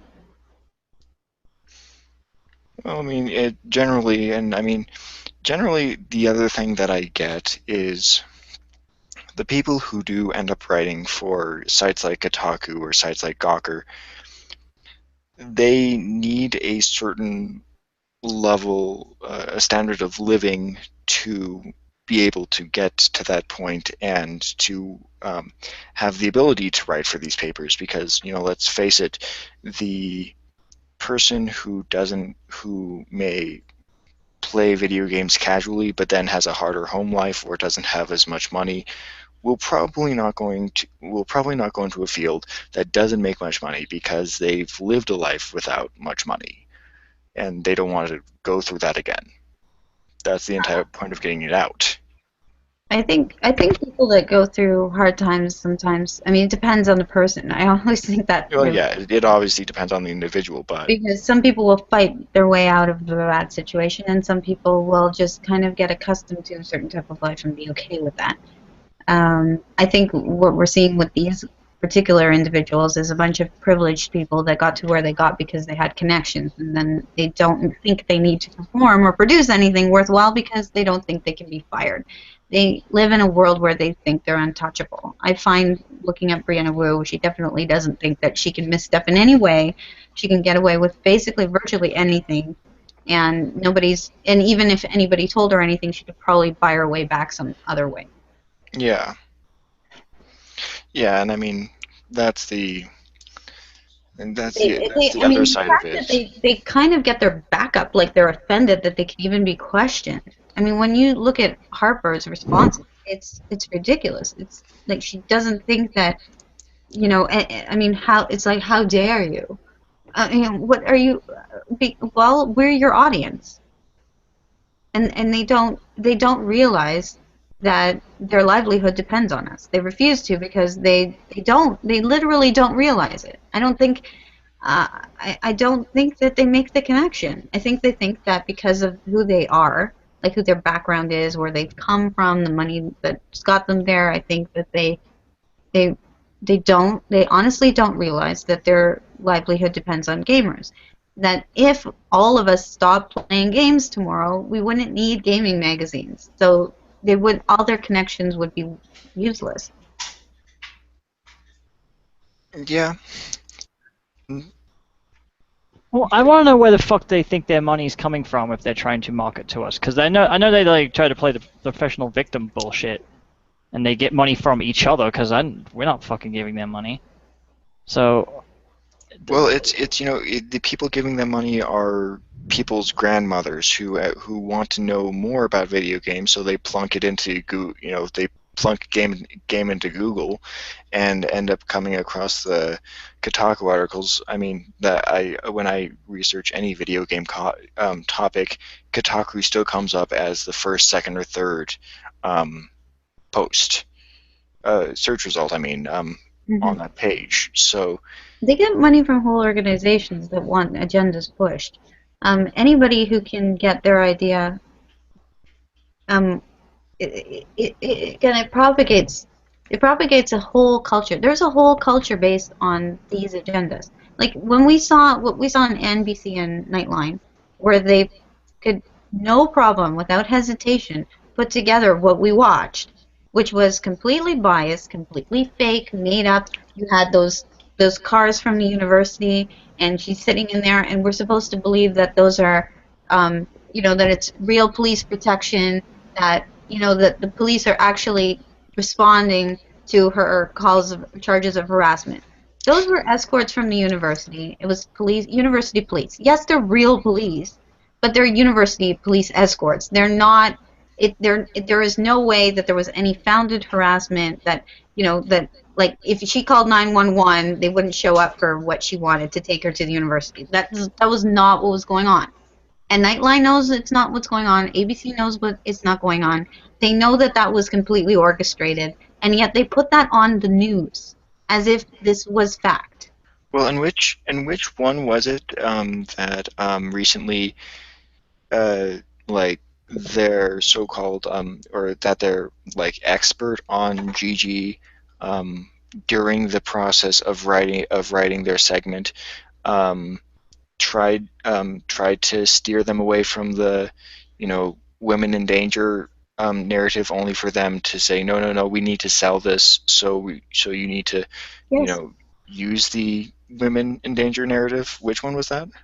I sounds familiar, but I don't recall it off exactly. But it happens over and over. Yeah, this is what happens. We know that the NBC, ABC, and the MSN. I mean, that's what you have. ABC obviously being a subsidiary of Disney. So between those three companies, that's it, and they all have the same agenda. And I sent you the NPR article the other day. Yeah. I mean, like you think that you'd have no. It's all the same agenda, and they cannot produce, just like the guy in Google on cloud and computing couldn't put out that support for Gamergate. These guys cannot produce anything for NBC Nightline News that would show a different agenda. If this supports our agenda, that the patriarchy exists, and that this is serious. I just every time someone brings up the patriarchy. I know, but this is what they need to keep pushing, and Gamergate is proof that the patriarchy is not a factor. There is no patriarchy, and that's something that they can't handle. There's no boogeyman. It's okay. You can go to sleep. Well, unfortunately there are. I think there are boogeymen, but they're in the form of NBC and ABC. And these are the real boogeymen that we have to worry about. Because people pretend that these people have no agenda and that the news is neutral and they're just reporting on the facts. And I mean, it's the reason I love actually the ABC and NBC article, because a lot of people didn't question the media. A lot of people look and they just absorb this stuff and they never check the source. They don't check, who's funding. I always follow the money. Whatever the question is, follow the money. Who's getting paid to produce this? Who's getting paid to sell me this idea? Follow the money. And even then, who's writing the article? What what kind of work have they done in the past? Like, this is what generally what needs to be taught within reading comprehension. And it's it's surprising to me that that people apparently feminists in Canada want to go talk about feelings when they should be worried about checking news sources instead in They don't school. teach. They don't teach them right now in the schools in Canada. They aren't even. I mean, they're not doing multiplication anymore. They're not doing cursive writing anymore. They're not doing. There's everything that comes home is group project. They are not. I mean, it is. You guys are worried about Common Core. We have Common Core on steroids. Okay, you have nothing. Everything is done together. Nobody can spell. My father was teaching at the University of Waterloo, and he couldn't. He was teaching computer science, and he stopped halfway through the semester. He said, "I cannot teach these people. Like, they can't speak English. They can't write. They can't. I can't read what they're writing. I'm communicating ideas. They don't understand it. They can't grasp anything." And he had to stop. They wanted him to pass these kids, and he's like, they don't know basic computer programming. I cannot. This is a computer science class, and I cannot teach these. I can't. I'm not going to pass them. And he left and I've talked to other teachers, and they tell me, it was an English teacher, and she tells me I can't teach English in this school. I'm a resource teacher. I'm going to teach science. I'm going to teach something else, but I'm not going to teach English because it's not about English. Everything is about something else. They spend hours and hours. In the Catholic school, the religion program has been turned into social justice, basically. They have 40 minutes every day of indoctrination on social justice. I've went through Oh, the wow. material. It's ridiculous. You can't. And this is where you guys are headed if you don't correct this problem. So why am I in Gamergate? I mean, as much as I love games, this is a bigger problem than that. And Gamergate it's amazing because it's regular people understanding this and recognizing these people. And normally, nobody recognizes these people. They come in and they take the school system and nobody says anything. And they come in, they've taken whole churches, and nobody says anything. But they can't take you guys, and they can't take us because, again, the critical thinking, the way that we're able to assess situations, we're trained. The gaming has trained us to be more aware of what's going on around us, and we've been able to recognize that this is a foreign entity and it's an alien attacker, and we are going to take it out. Yeah, I mean, I think I also, hope it can. I noticed you go. had a history background, and that helps too. Yeah. A lot of gamers get a lot of history through the media, through the art of gaming. I mean, Command and Conquer. I mean, pick a game. I mean, there's 1,001 games that introduce you to small aspects of history, also. Well, in certain respects, I mean, we still haven't reached a point really in. There's a few games out there that are actually quite good, but I mean, even God of War, you're basically introduced to the basic nature and the basic names of gods, and that's it. Like nothing else. Which is a real. I mean, if you're trying to go for history, is not probably what you want to do. I hear you, but again, also, you have gamers. We're playing at such younger ages that it's opening. Oh yeah. Opening lines of interest in younger people that the school isn't doing. I guess I should put it that way. That not that it's incredibly educational, but it's actually doing a better job than the school. And that's a worrying sign, at least for someone to me that God of War does more. A child can learn more from Animal Crossing than his science all the way from grade 1 to grade 8. I mean, he will probably learn more about biology and science and animals and different things and insects and from playing the game Animal Crossing than he will at school. That's sad, but it's true, unfortunately. Yeah, and I mean I even remember growing up and like playing humongous entertainment games and things like that, and those were I do think that there's in terms of gaming and education, there's a crossroads that can be met that just needs to be filled by good games. Mm-hmm. Well, as part of my web design course, we actually had to study this. Basically, the way games work by using an avatar is actually a really effective learning tool for some reason. I forget exactly why, but just the avatar character being there to accompany the player seems to really connect the player to the information that they're receiving. It reminds me of when you use animals, for therapy. Sock puppets. No. The people that use sock puppets to get therapy. Oh, so that's what Tim Schafer was trying to do. He was trying to put the entire game I tab. need therapy. I need therapy. I mean, he was just trying to be a therapist to a room full of game developers. Yes, right. No, he needs therapy. And I think I'll send him a razor as well. He needs to go on a fucking diet. Like, I saw a picture of him when he was younger, and I hadn't seen him for fucking ages, so I kind of forgot what he looked like. I was like, damn, dude, fuck, that's you. I didn't even recognize him in the Somebody said in his video. middle age, beat him with a stick or something. You could just ride him like the pigs in Minecraft and just like get a piece of bacon on a stick and be like, all right, bitch, off you go. Time to burn off some calories. I don't want to ride. No, I don't want to ride Tim Schafer. I don't even want to ride Tim Schafer. Okay.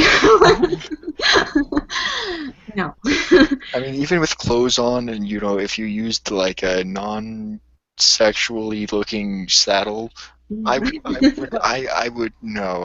Maybe beat him with a whip, maybe. Yeah. I'll have spurs on, so it'd be like, fucking get your ass moving. And it's not gonna be easy for him. I mean, dress up like a clown, grab a fake knife, and start running down the street, and while he's jogging. No, I think he should be reprimanded for his statements, though, properly. I don't think he should be able to get away with just. I'm sorry. I know you wanted to couch it in, well, I'm not sure if it's racist, but no, it was a sock puppet, and if it's not racist, it's definitely anti-woman. Because the suggestion was that the sock puppet account, there were women, that the women were sock puppet accounts, and that and Not Your Shield was created for women and minorities, to say that it's not just white males, and so that was totally uncalled for. It was stupid. I mean, even if it, I'm not sure what exactly it was other than that, but the GDC should come out and apologize for that shit, for merely mentioning for merely allowing someone presenting at the conference to even mention GamerGate on stage if they weren't going to give it full treatment. Like that. I've never seen such low levels of professionalism than these conferences that only really allow one side of the presentation. Mm-hmm.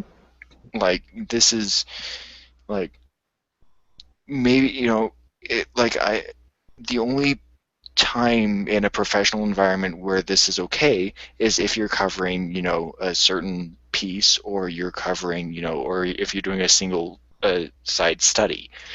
Anytime else. Did you see anything with the sock, with like the KKK hoodie thing?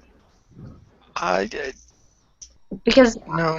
I didn't see video with it, but I did see pictures of this thing, and I saw someone like Photoshop a KKK hood onto the sock puppet. Yeah, I saw that. That's funny. But that was it.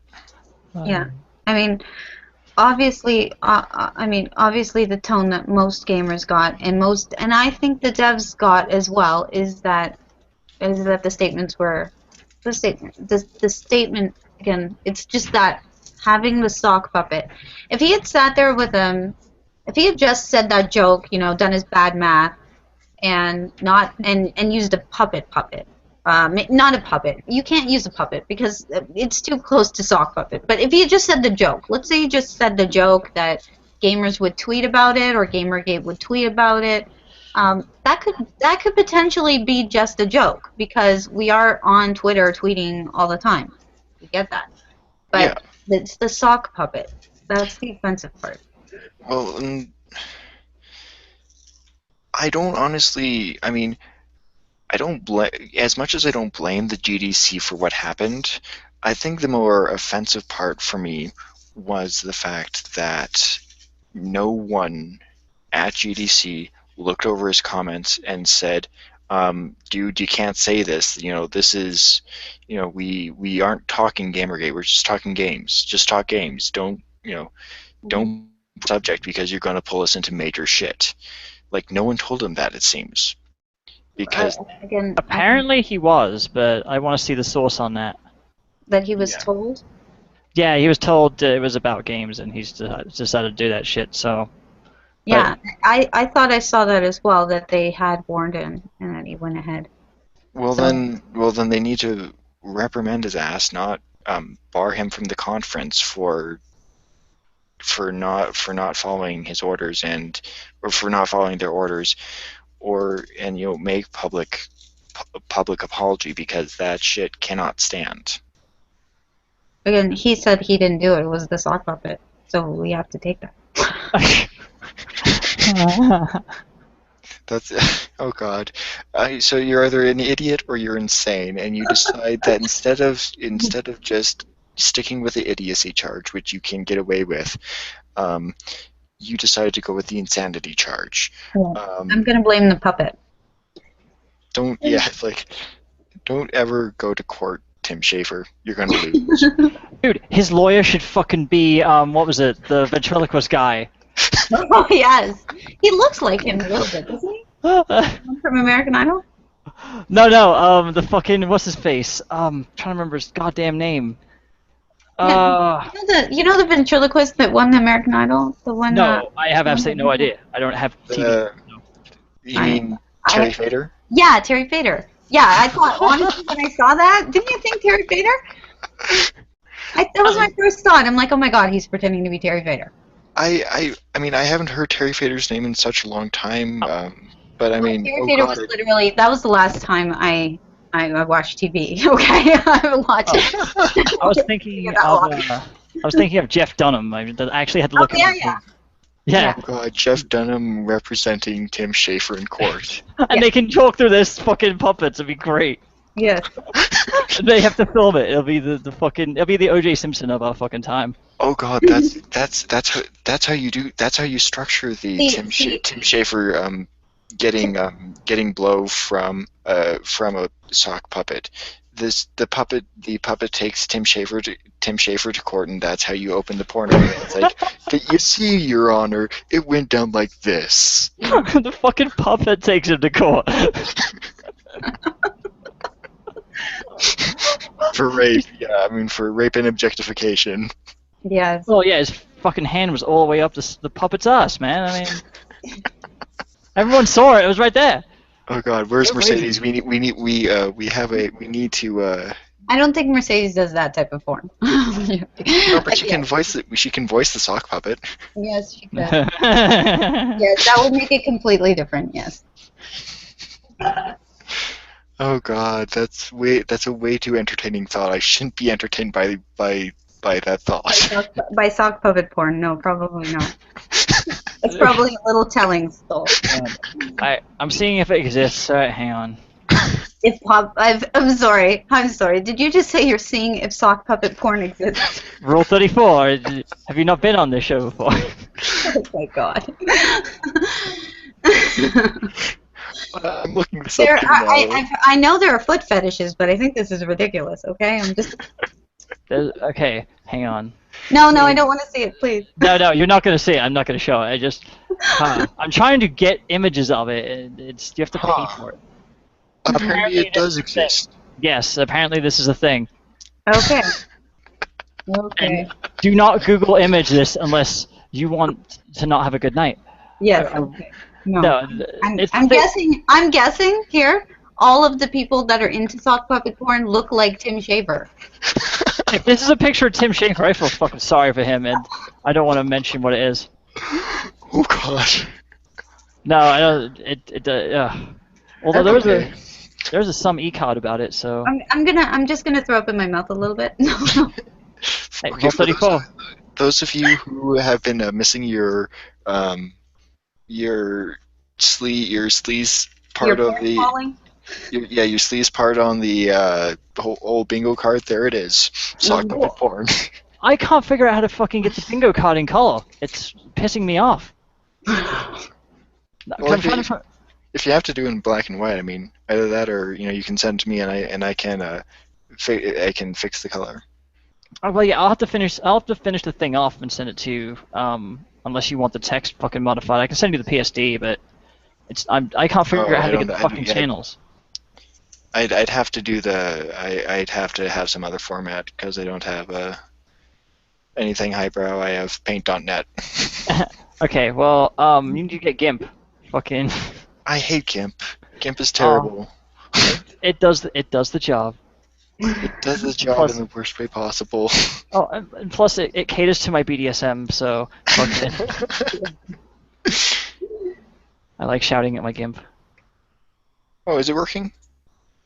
We have Monsieur Blanchard. Is he in?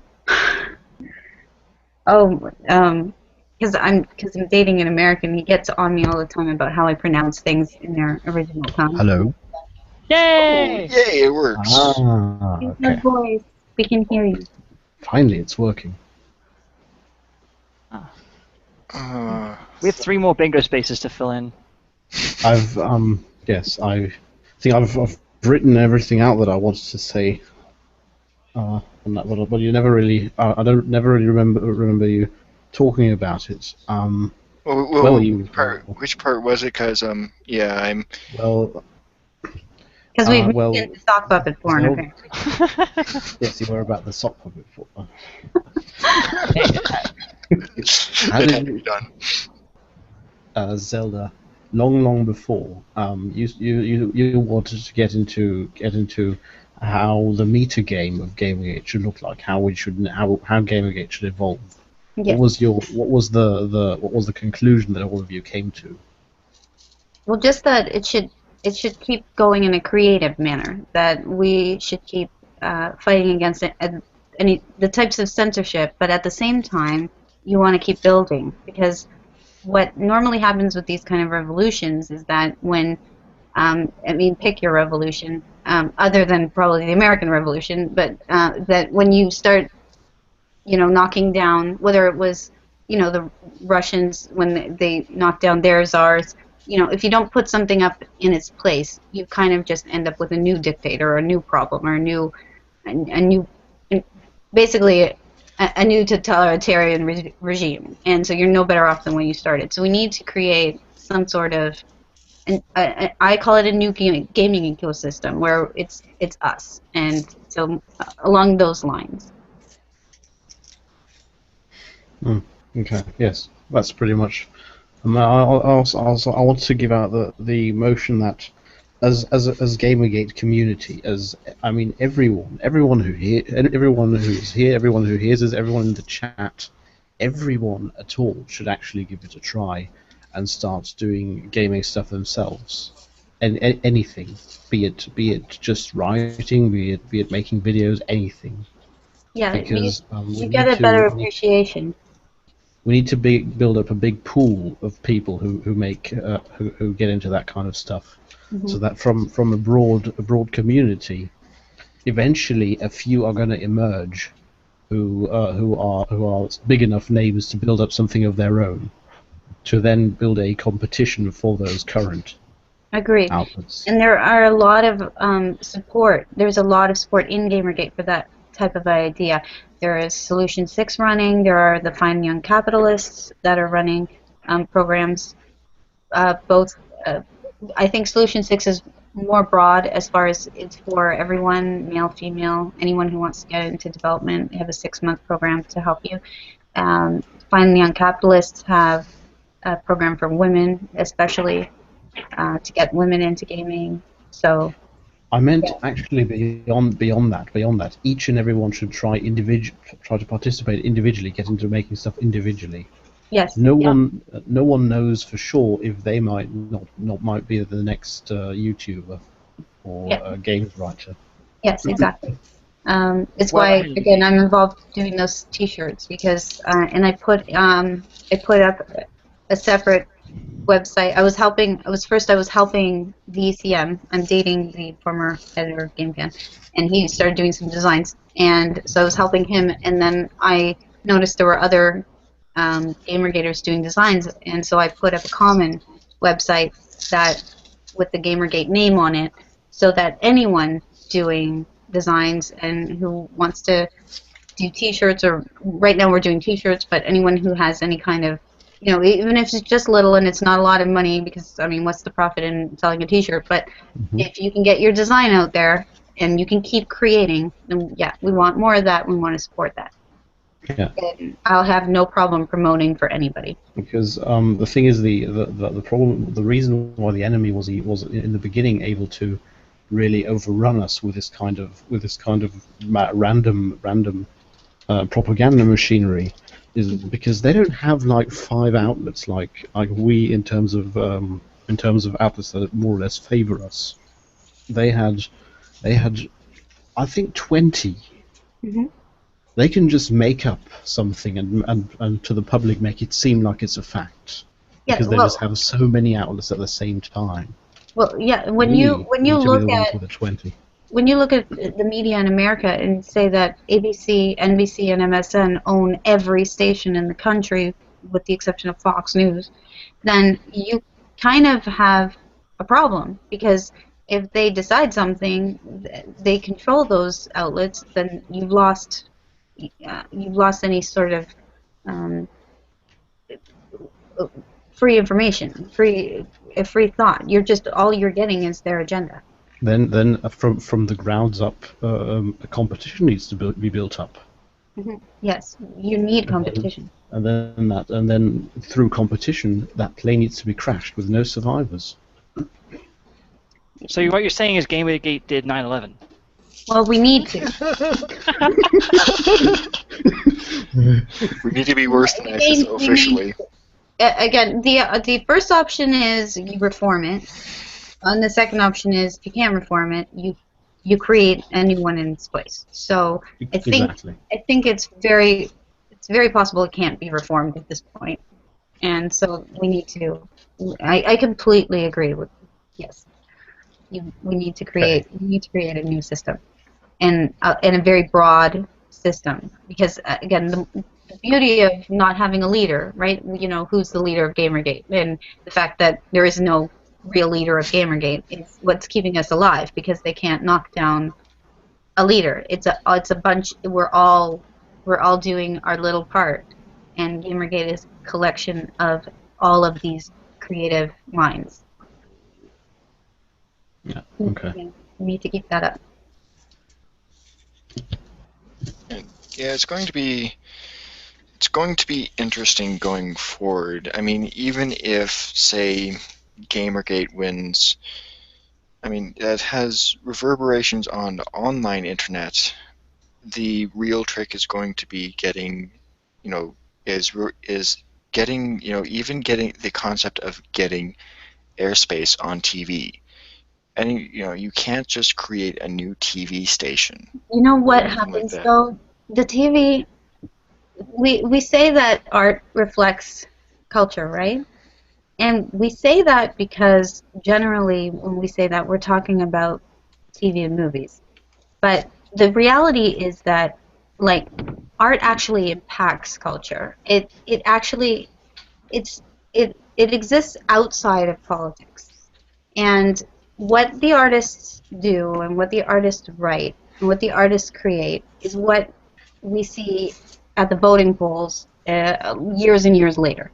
So right now, we don't have the TV media outlets because we've had a culture that has been very SJW for a very long time, and nobody's noticed and nobody's pushed back, and so they've now taken the culture.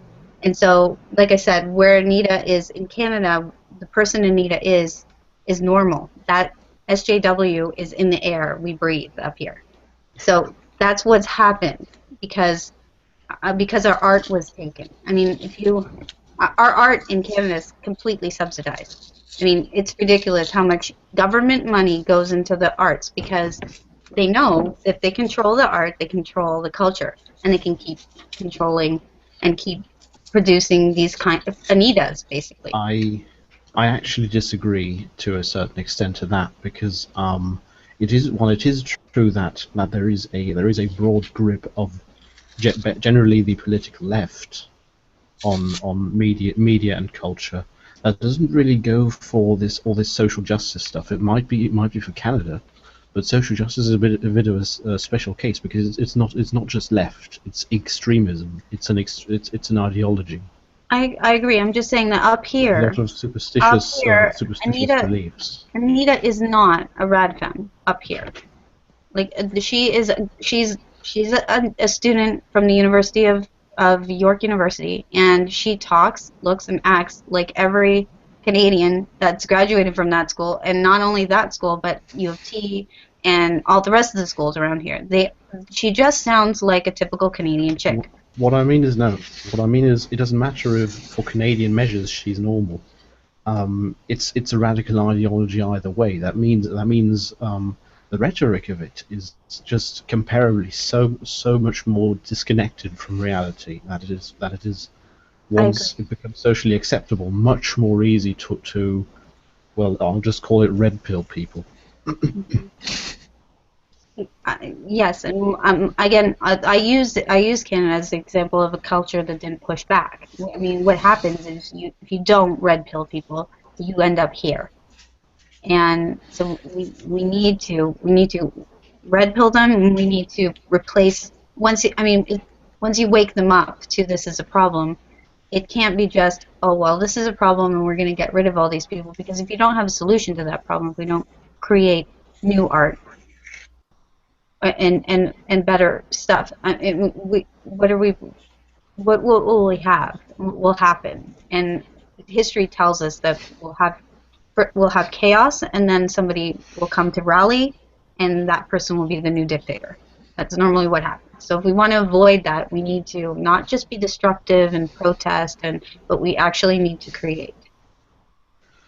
And what this art that we create, whatever we create, the games and whatever we go forward with, that will change the media. I will tell the media, listen, Gamergaters aren't a bunch of whiny basement dwellers. They're actually very creative. They actually had a very good point. This is what they were able to accomplish, and that will get into the news. But we have to. Once that's forced, yes. But as of yet, that's not. Agreed. That will take a while. And it takes. I mean, in the meantime, we need to get alternative news. Like, we just have to use alternative news sources. We have to, go to TechRaptor, go to even the Stoll review. This is an important place to be. Either way, something that we need to try and establish is a general culture of a general unapologetic nature that we don't have right now. We have to learn to call out extremism where it is, regardless of what type it is. And yes. For instance, imagine you're an event manager and you want to get a crew together for a gaming convention, and you're collecting the applications for the organizers of the convention, and the one with the highest qualifications turns out to have close ties to Stormfront. Despite him being the best among the applicants, are you still going to hire him? Well, under meritocracy systems, yes, Yeah. But I mean,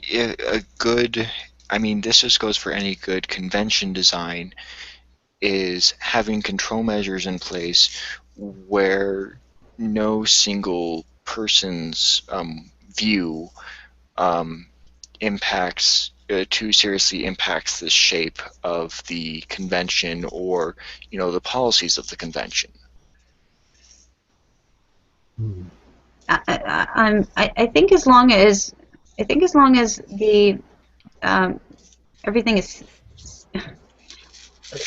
when you want to put in rules, you have certain rules are required for safety.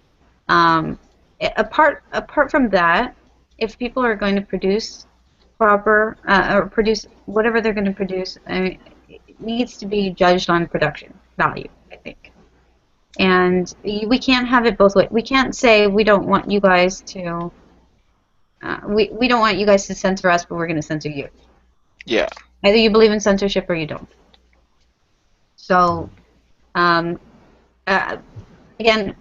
the problem that I find with SJWs is that they think that if you put enough regulations in place, you can make people moral.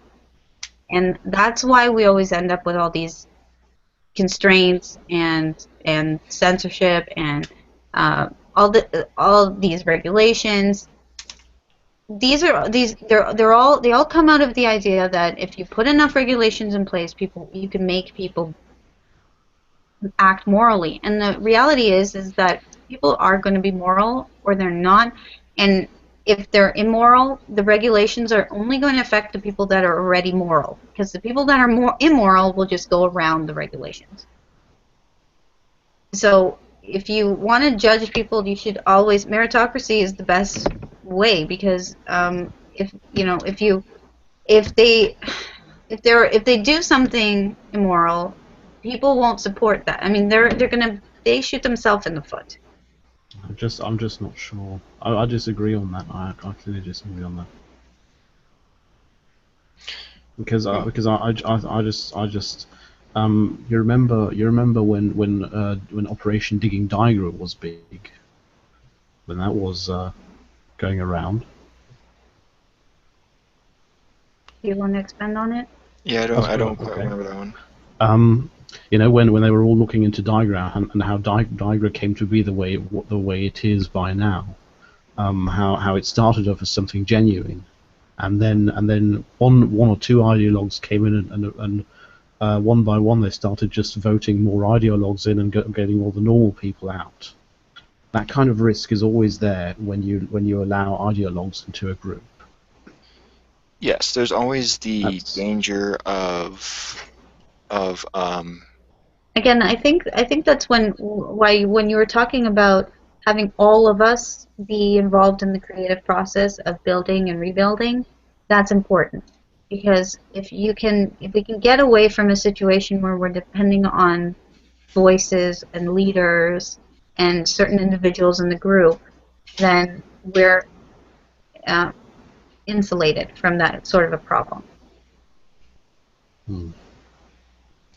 And I think, the issue, especially what happened to Digra, was that they had no measure of control to make sure that one or a couple of members didn't control the very ideas that the group sort of progressed. And normally, what should happen in such a environment such as a panel, let's say on gaming, on video game analysis, is that you have a clear standard and you measure by that pure standard anything that comes across, whether it be feminist, whether it not be feminist. What happened at Digra was that ideologues came in. There was no mechanism within that control structure to stop them from getting their friends in, and then there was an overflow of ideologues that ended up, because of the lack of faulty control, that ended up completely changing what Digra was talking about, which is the dangerous part. Again, but how is that? See, what happens, let's say we have a magazine, Tech Raptor or something, pick one, Ralph Report, whatever. We create something, and then you say, do we want to hire X journalists because they're very good journalists. Maybe they don't support Gamergate, but they're very good journalists. Do we want to hire this person? If we say yes, we want to hire him based on merits, and he can't control himself from throwing in his agenda into all of his writing, that's going to affect readership, that's going to affect whatever, and the editor, the director can at that point say, you know what, your column is affecting our news site, we are losing customers because of it, and at that point you have a merit-based reason to get rid of this person. Right, because that writer, obviously, there was a standard set. The writer didn't follow the standard, and so I don't even think you need to set the standard. The market will set the standard. If you let people function on merit, then the market will correct itself. What Gamergate is a giant market correction. If the market, if this full and complete utter trust in the market would work out, how come we got where we are right now? How come this all didn't get stopped in its tracks? Absolutely. And again, the reason gaming is not regulated by any kind of, I mean, if you look at it, I mean, TV and media, they're all under the FCC. All these things are all very heavily regulated, whereas gaming isn't. And because it doesn't have a body governing it, that was exactly why Anita wanted to get her hands on it, because this was an outlet that we could start regulating, and we could start getting control of, that we could start pushing agendas through. And so as long as we can keep fighting for it to remain free and independent, then we can function and we can clean it up. And by cleaning it up, we may actually clean up everything else in the process. We may clean up the media, like the television. I don't think so. I don't think we're gonna clean up the media. That's going to. It'll take a while, but the beauty of culture, again, the beauty of what we're dealing with is that it's art. And I mean, it was. This is a quote from Percy Bysshe Shelley, who is a poet. He said, "Poets are the unacknowledged legislators of the world." Okay, it means that basically before legislation comes into place, before people start passing laws, the culture, it comes out of the culture of the time, right? We've got to a culture at this point where we're worrying about, whether gay people should get married and have marriage license. That came out of the culture. That didn't come out of, that is something that came after time.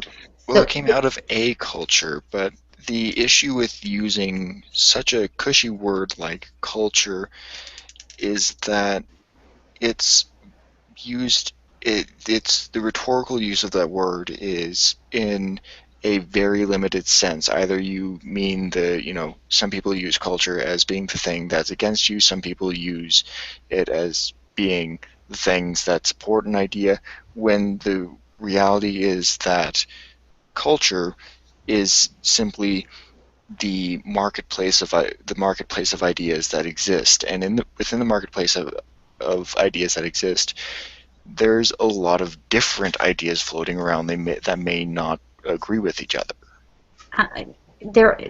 Yes, and that's a good thing, okay? Because it has, when you have different ideas, what we were talking about earlier, you don't get to extremes. If I have, like I said, we need both Republicans and Democrats. You need both sides, because then you don't have these runaway ideologues, because the other side will measure. You don't have extreme right wings, you don't have extreme left wings, you don't have people burning Korans and people, censoring games or whatever. You don't have these two extremes, because you have both. But if you only have one, then you get to the extreme. And I think that's what's happened. We've had a very liberal culture for a very long time, and now we're getting to the extreme because you've had no counter. You've had no decent counter to it. To an extent, I think there has been a very strong counter to what some people may call the liberal Well, media. you've had you've I Oh, mean, the go only ahead. group organization I can think of is maybe the Tea Party, and that's only, what, 3 years old? How old is that? Again, it's older than most people thought it would last. And most people probably thought that was going to go away the first 5 months it was started, just like they thought we were going to go away. But again, you let's say, if you look at Congress today, I mean, you see everybody. I mean, that is the establishment, politicians. You basically know that they're all kind of in there for whatever they're in there for. The Tea Party is probably the reason Romney didn't get elected, because they couldn't support that establishment Republican kind of figure. So that's all I'm saying, is that you need, the polarization is good. You need two parties. You need two sides. You need more conversation is better than less conversation. Certainly, and So I mean, as far as the what I use the word culture for, I don't think, I mean, what's going on in Canada, I don't call this culture. I mean, like, in the traditional sense of this is a culture. It's just, I just mean it as I'm using the term to mean the air, kind of right. what's in the air around us. So what's in the air around us will change if we produce something to change it. Because at the moment, it's kind of been taken over. And less so in America than in Canada, but it's being taken over by these ideologues. And the best way to combat it is a ground level, again, from the ground up, and just as diverse as we can get, making what we want to produce, and then let the chips fall where they may. The market will eat up what they want, and again, if you want more of one thing, then produce more of it.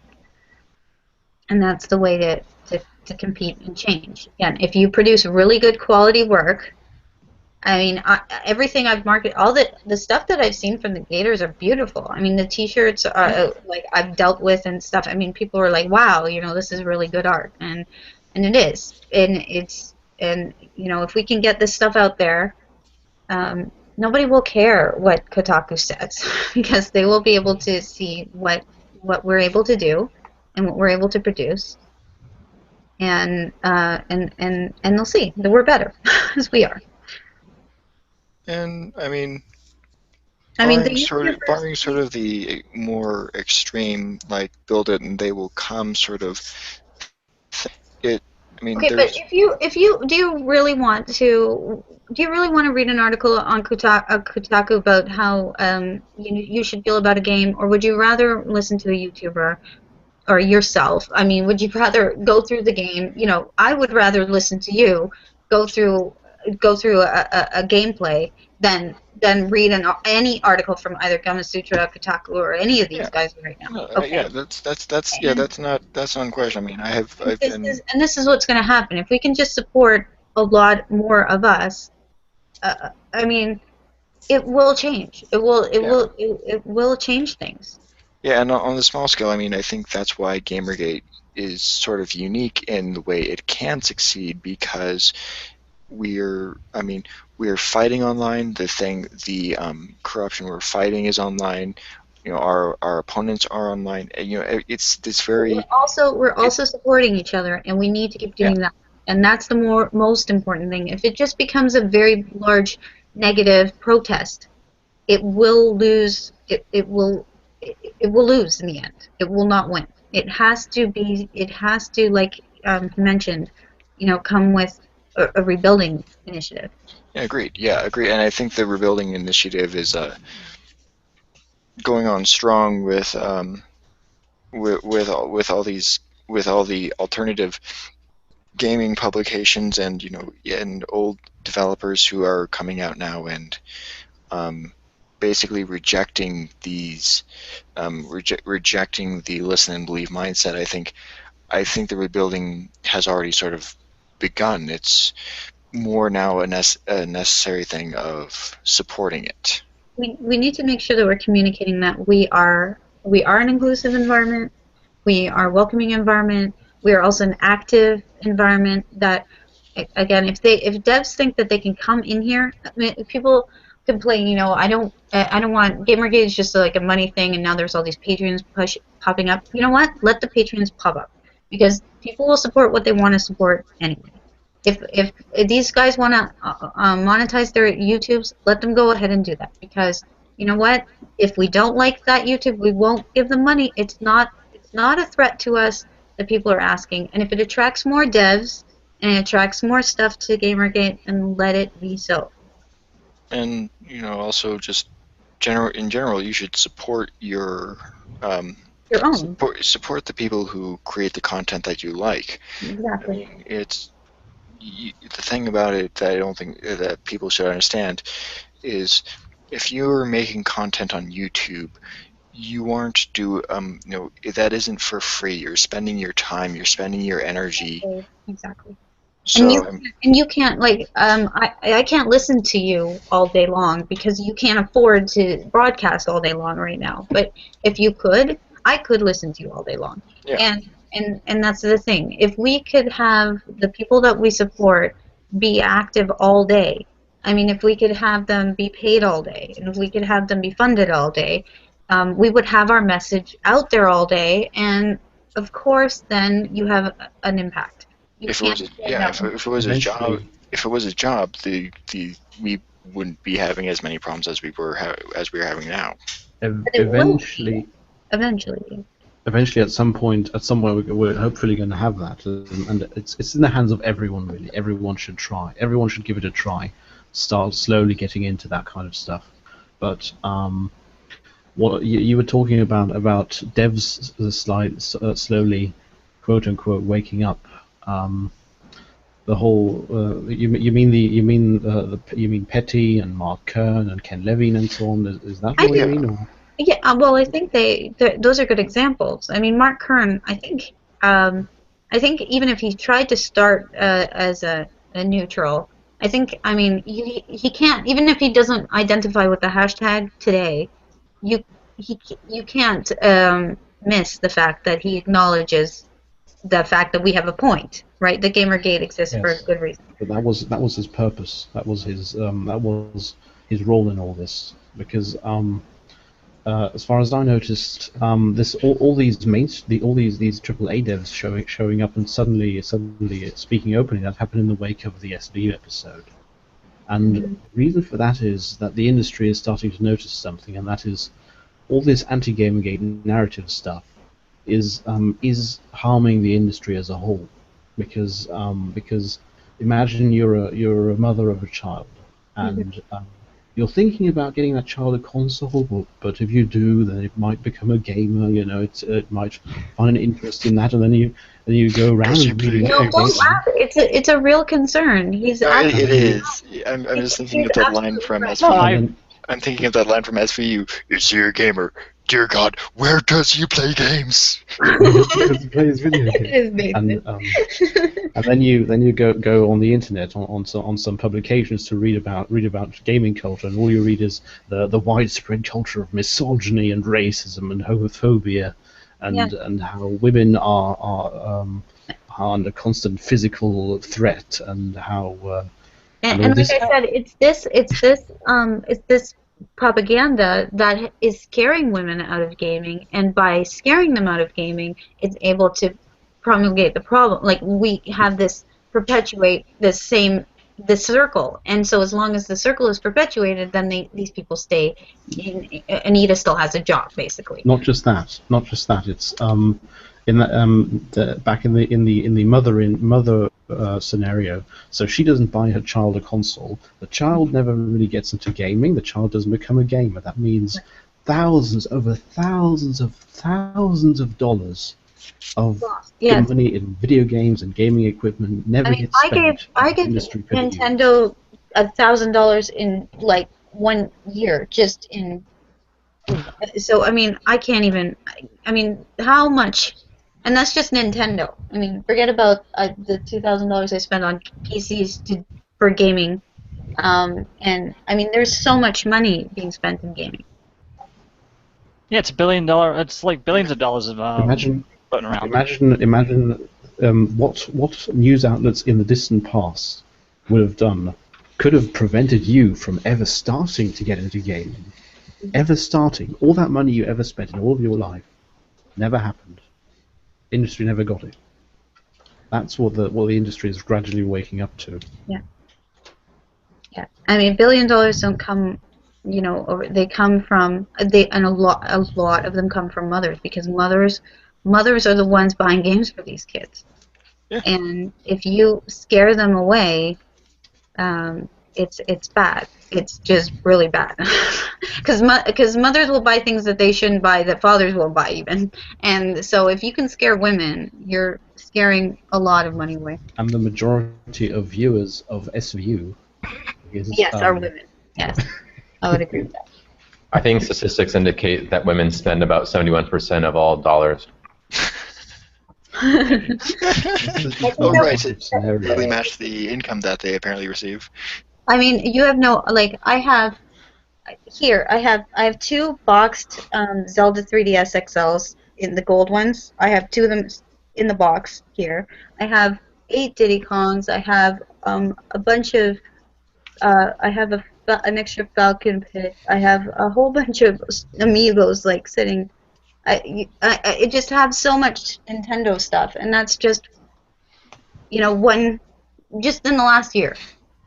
And now imagine all these news outlets over so many. I shouldn't say this. I have 8 3DS XL. All these news outlets are preventing people from becoming gamers, and have been working to do this for multiple years through these constant narratives that actually only exist to shame devs into censoring or changing their products. That's the only real reason they made it.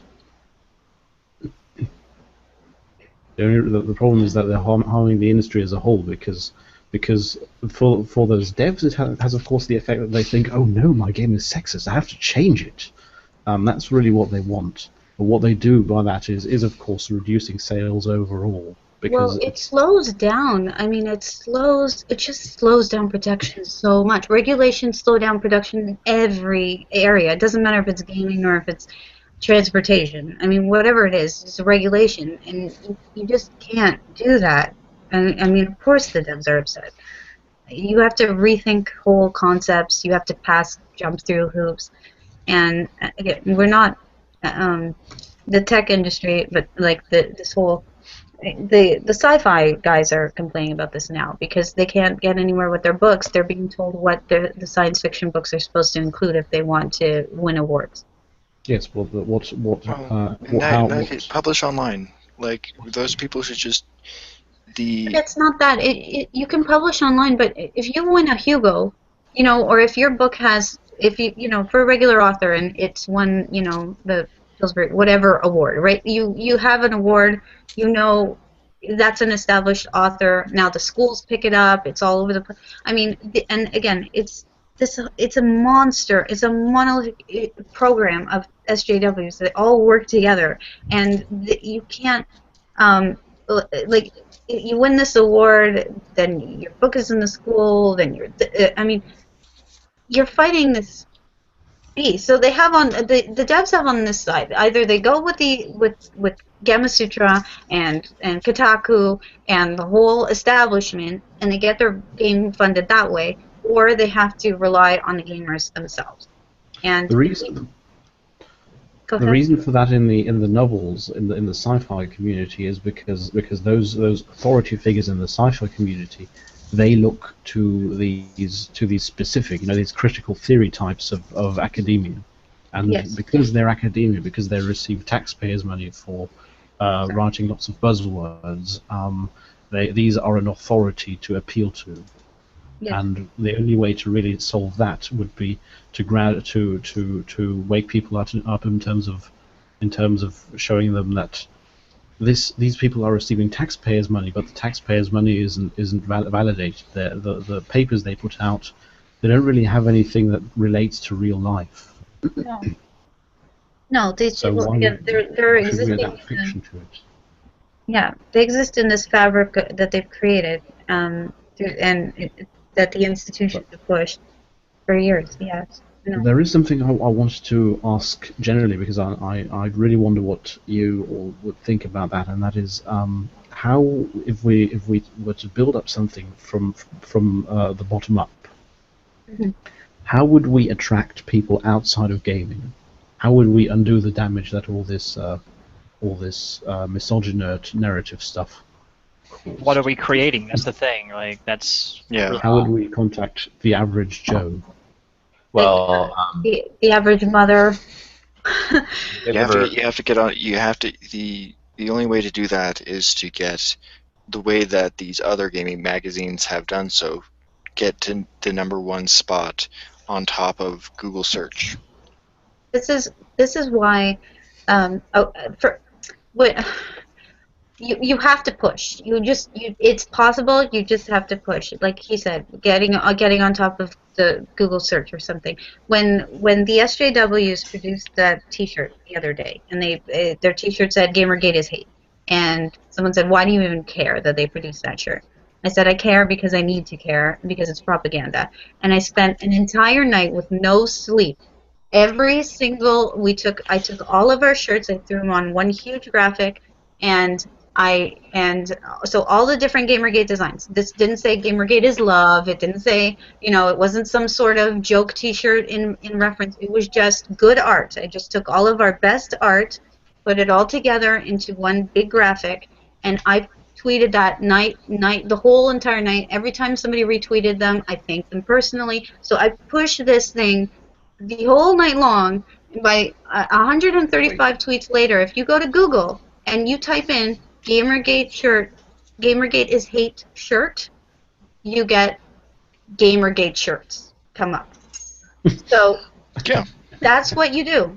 You have to play the game. It's not. It's That's what you do. I didn't fight it. You don't get. You know what you don't get? You don't get the Gamergate is love shirt. You don't get the Gamergate is great shirt. You don't get those shirts and those shirts had money going to charity, and it's a nice idea, but and from all of that pushing, I sold 7 shirts from all that pushing.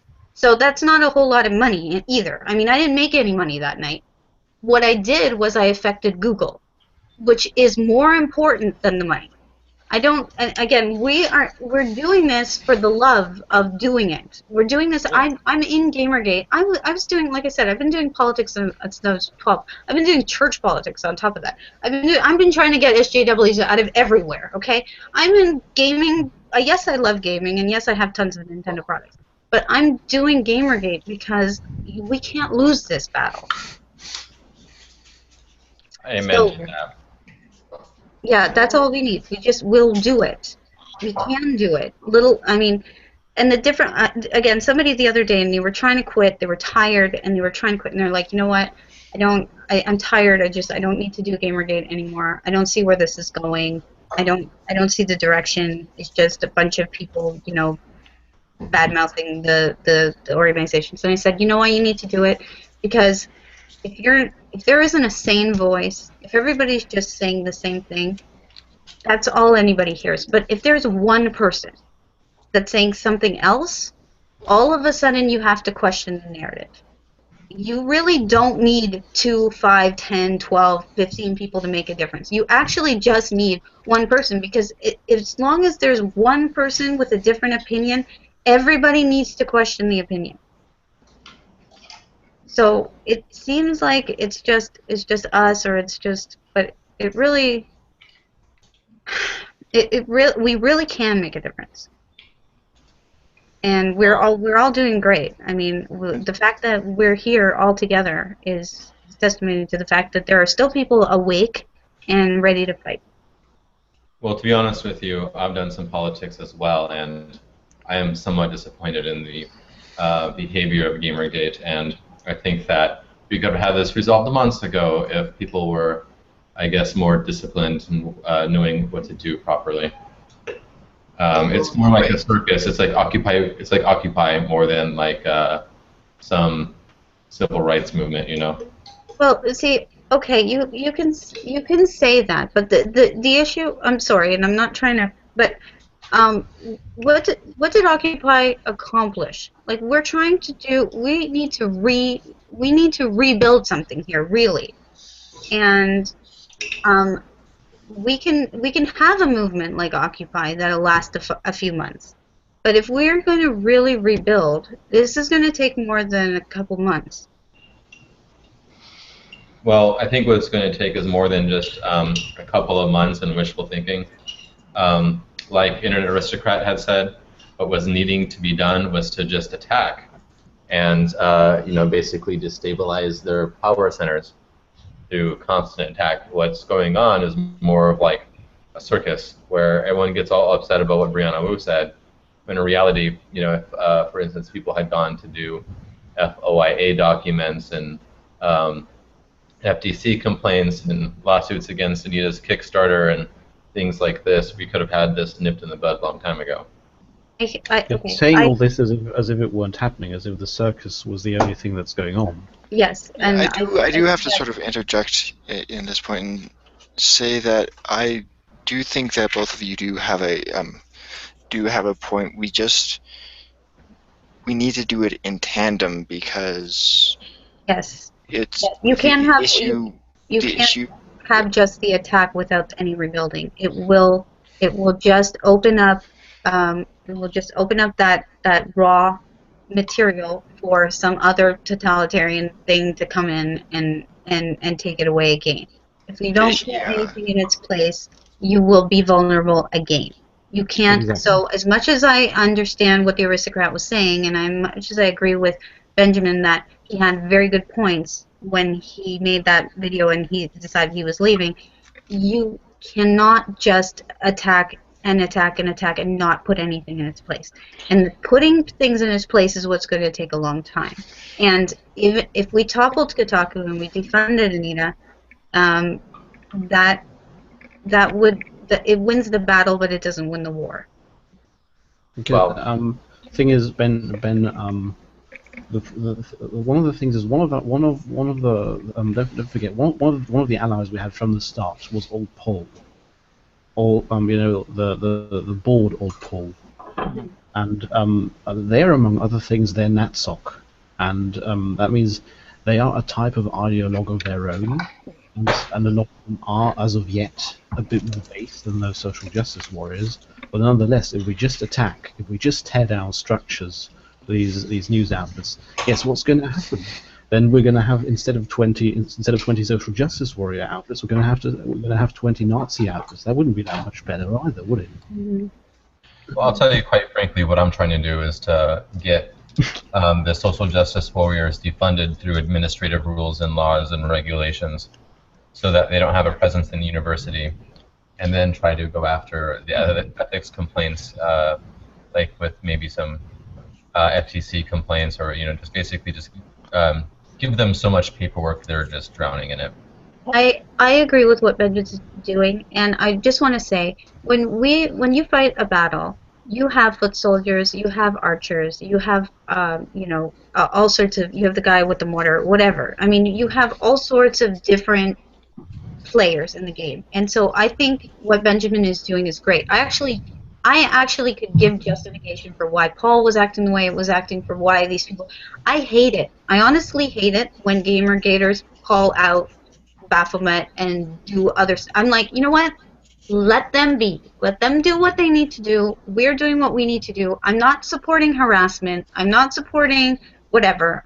But I'm not going to do it. I'm not going to encourage anyone to do it.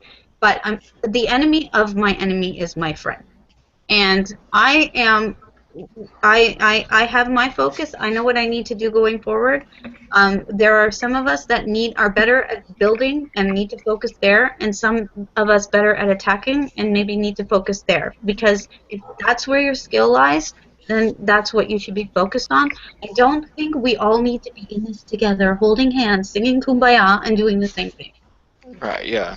If anything, that's the one of a weaker strategies to just choose one thing. That would be their strategy. I know there's no hug boxes on this side. One thing we always have to warn from that I often see happening on 8chan is that as soon as someone for instance mentions some e-celeb, there's already going to be one or two people going, oh no, someone mentioned an e-celeb, this is the end of Gamergate, we lost, we can give it all up. Well, I'll tell you what that's The about. emails are still That's about, happening, the complaints quite of the FTC are still happening. well, quite frankly, the whole debacle with 8chan is more about a power clique within 8chan that deems that they want to control the narrative of Gamergate, and they want to extricate social justice rhetoric and think that it's only about ethics in games journalism. But what I've tried to demonstrate is that journalism has been corrupt ever since the Romans invented it, and yellow journalism has been around, or that term has been around since William Randolph Hearst. And what you have to ask yourself is to what end? And the reason why Gamergate has become a thing isn't because games journalism all of a sudden became more corrupt, because actually prior to having the internet and being able to search for things back when you'd get your Nintendo Power magazine, I would say that the ethics in the reporting was actually worse.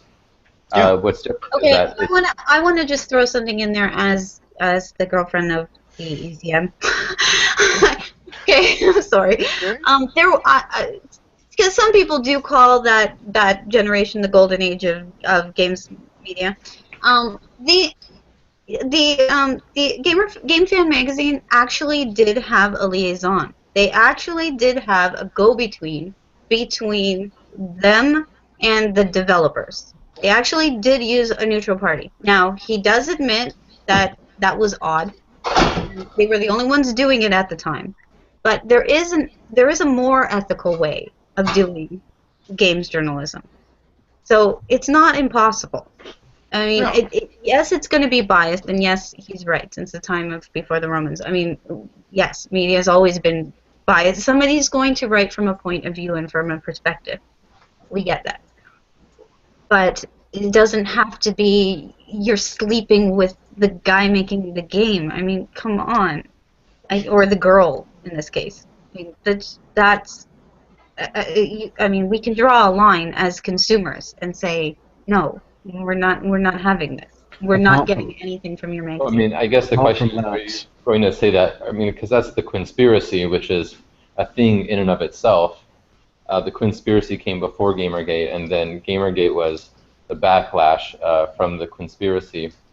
And I would say that it's not so much even about the literally who's, but it's about the social authoritarianism, which comes to dictate what can and cannot be said in certain venues, in the power structures of the gatekeepers of thought. Yes, I agree. That's definitely the more important issue. Like you said, conspiracy is an example. It's an example of a problematic situation, but it's not the whole entire issue. I mean, the issue is much bigger than one dev sleeping with somebody. It's nonetheless something that we should always keep in mind. It's always a component that we need to keep along because corruption or lack thereof is really where and dedication to the hobby itself and all these kinds of things are exactly, firstly, where merit comes from, and secondly, that's the area where we have the high ground, and we always will have the high ground in the long run. Yeah. Because some of those journalists are just journalists who failed at other types of journalism. That's why you have, for instance, saying people like Elon Miles Chong saying, "Who cares? It's just games journalism." You have a games journalist saying, "Who cares? It's just games journalism." How come? Because these people aren't interested in video games really. It's just their job.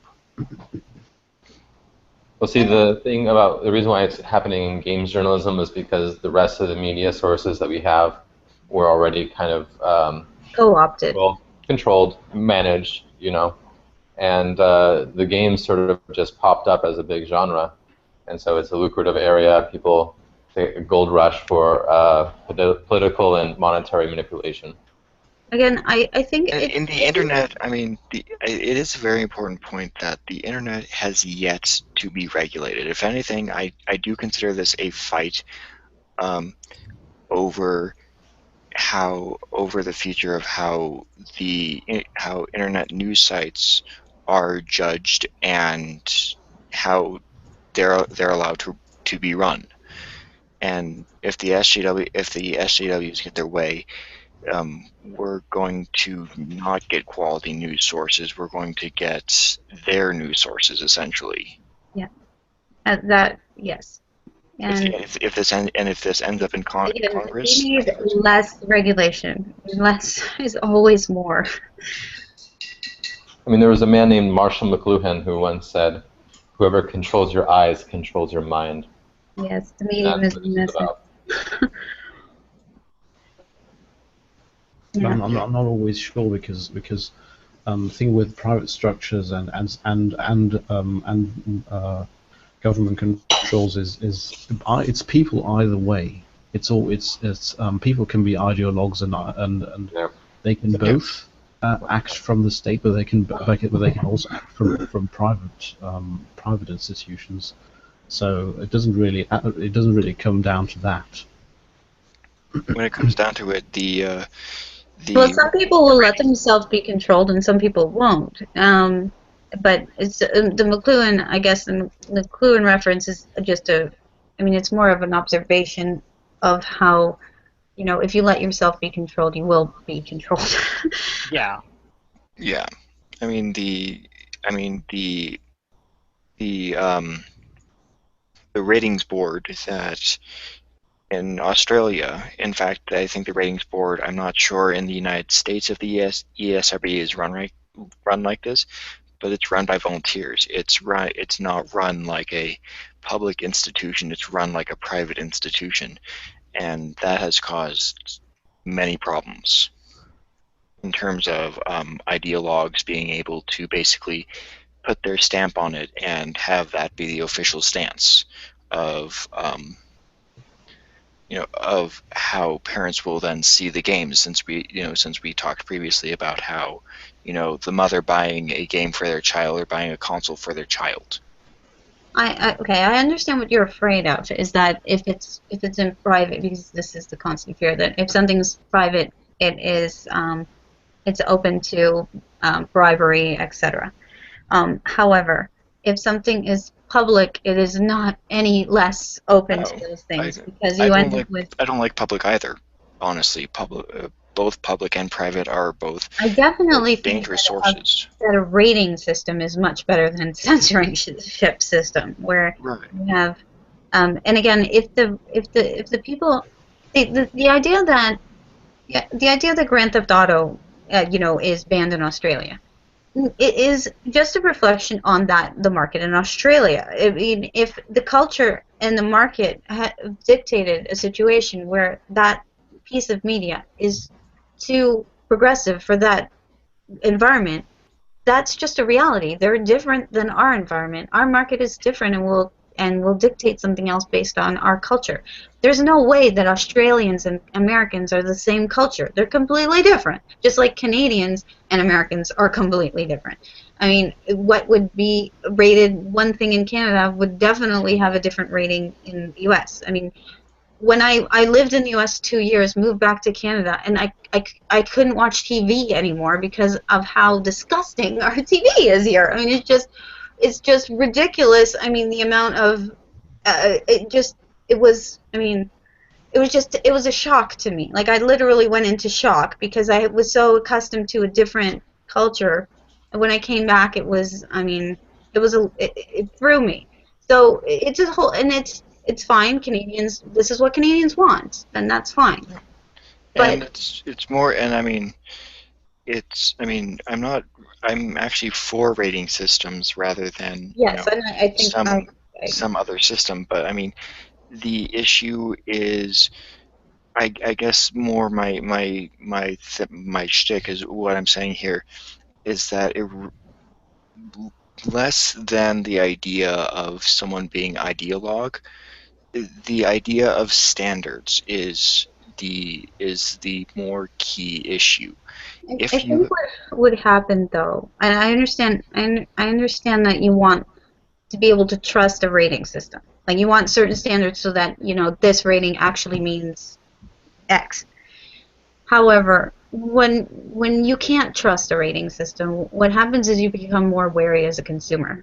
So you start getting multiple opinions, you start shopping around more. So as a mother, what you would do is you would say, okay, this is what the rating system says it is, so now I'm going to do my research. And mothers will do that. And when they Google search and get 10, like let's say they Google search for Grand Theft Auto 5, since that seems to be their current theme, and they get 10 different Kotaku articles, because Kotaku has very few standards. Right. It causes a situation where they don't know the mindset behind how the article was written, and they get this terrible opinion of Grand Theft Auto 5, when a clear set of standards that says, okay, this is the criteria on which we based our analysis of such and such a game. Mm-hmm.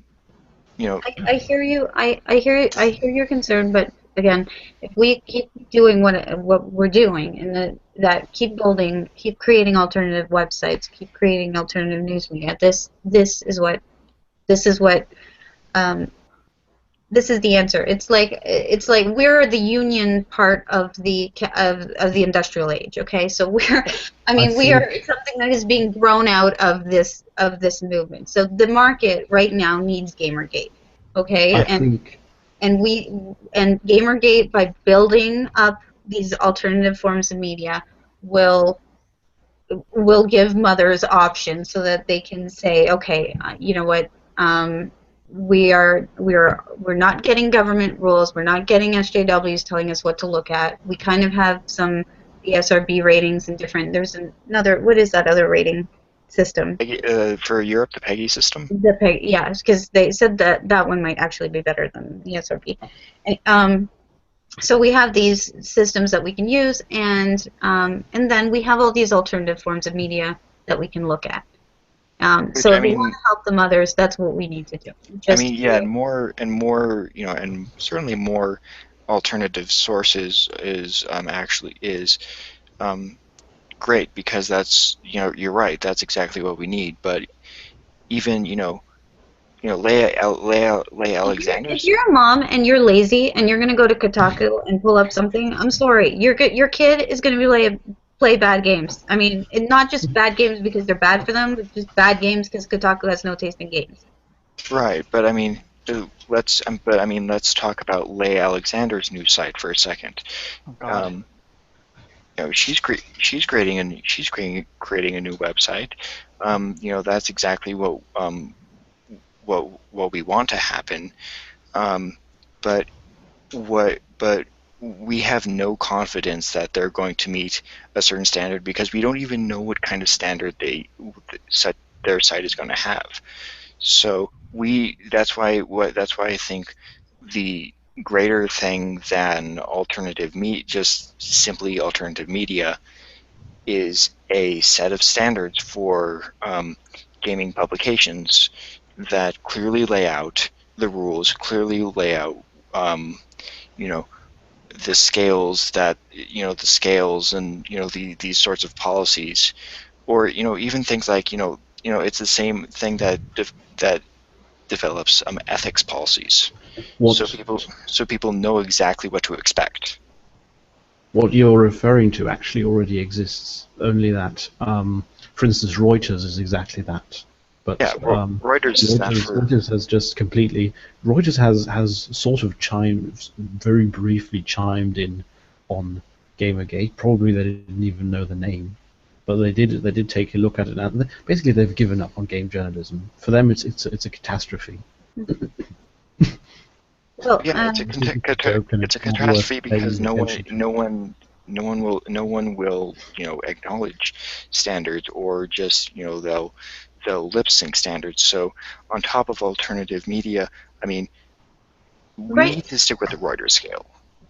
Right now, there's I don't know if anybody's seen.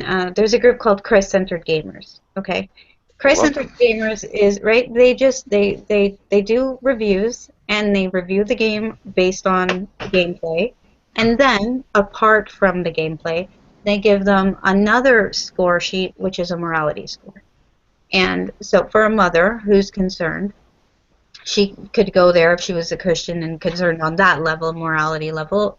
Go there, look at the game, understand if it plays well, and they give fair reviews. I mean, they reviewed Honey Pop, okay? I mean, that's quite fair.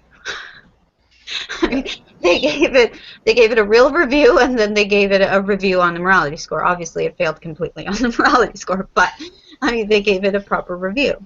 And I mean, with something like Christ-centered gamer, or even with certain celebrity e-celebs like Total Biscuit. One reason why everyone loves Total Biscuit is because he discloses everything. Mm-hmm. But we can't stand to have if we are going to be ethical and focus on ethics. We cannot have a system where it's up to the individual to simply be ethical. That's not going to work, because unethical individuals are, of course, not going to be ethical. Like you said, the criminal that will always break the law. Okay, but again, what happened? Like what happened when Zoe's unethical behavior hit the light? I mean, did anyone have to fire Nathan Graham, or anybody have to fire Zoe, or anybody have to do anything to them for their stuff to tank? I mean, for the market to react. The reality is that in some situations, yes. The market can take care of things if there's a group of people who are reasonably well informed and can say, hey, there's something fishy going on, we don't like this. But that doesn't always happen. Even in something like international journalism, no one is questioning the fact that these highly inaccurate news reports coming out that pronounce foreign names 20,000 different ways.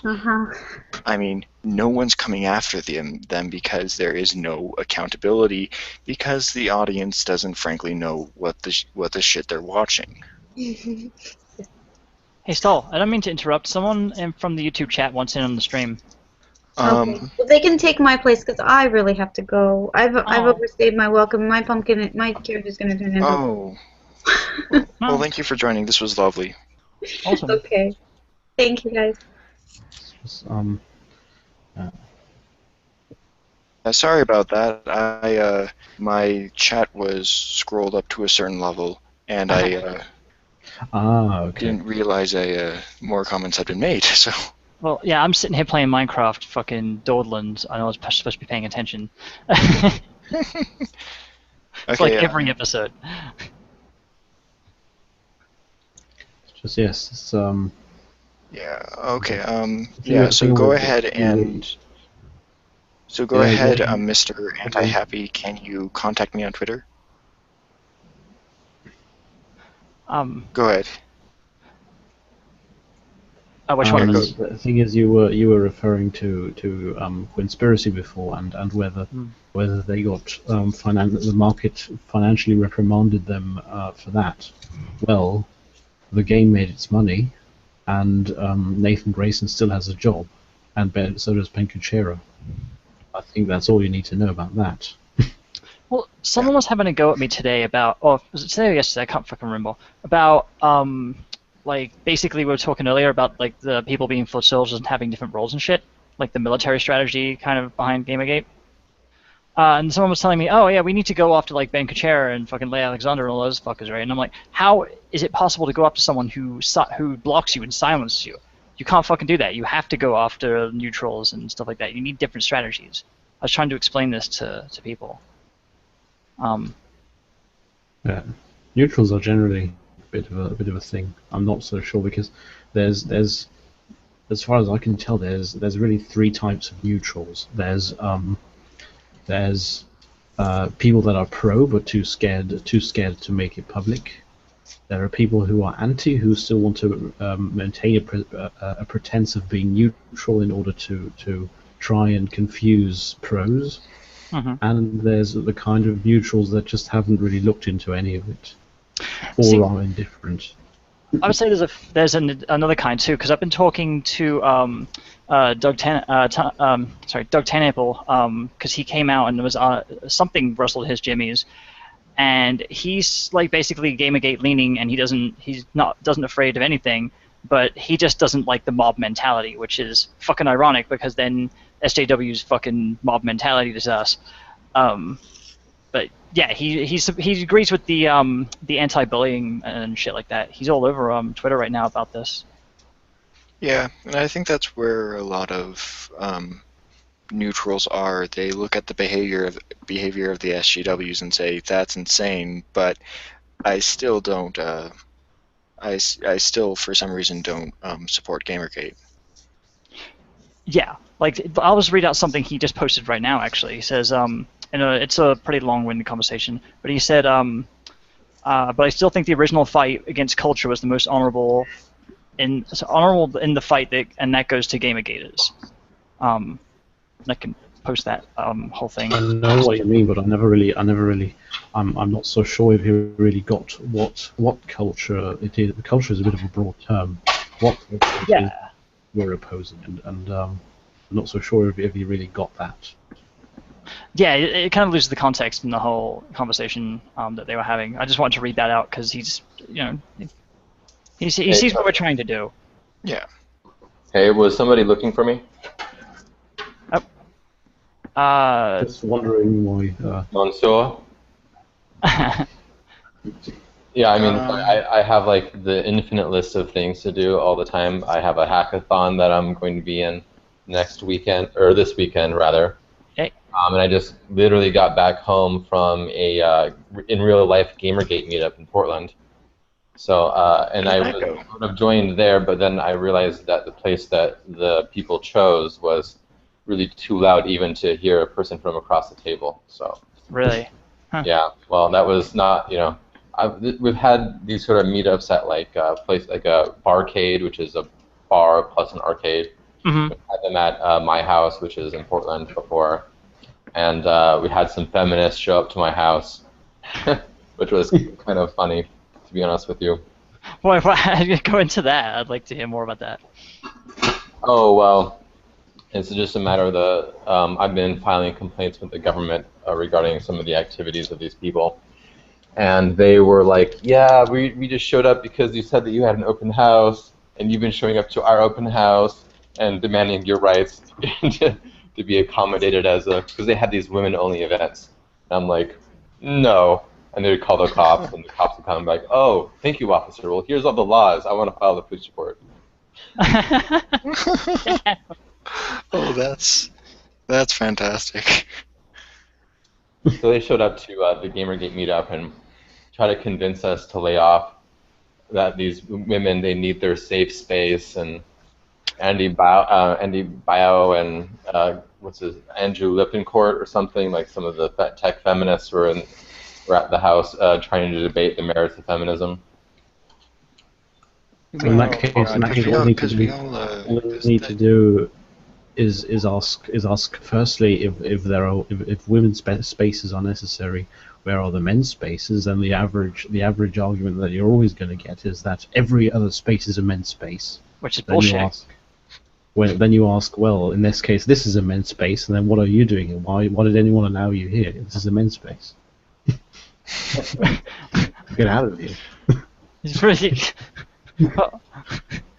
See, I just kind of glaze over when I talk to feminists in real life. I actually don't get to engage them in real life too often. Thank Christ.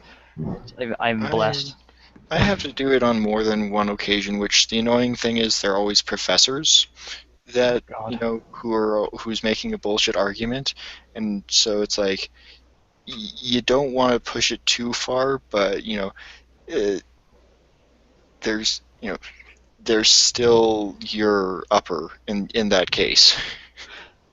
Not necessarily. That's the point. Well, the thing is that with people. because what needs to happen is they need to be made to seem like a farce, as in the same way that Scientology was made to look like a farce.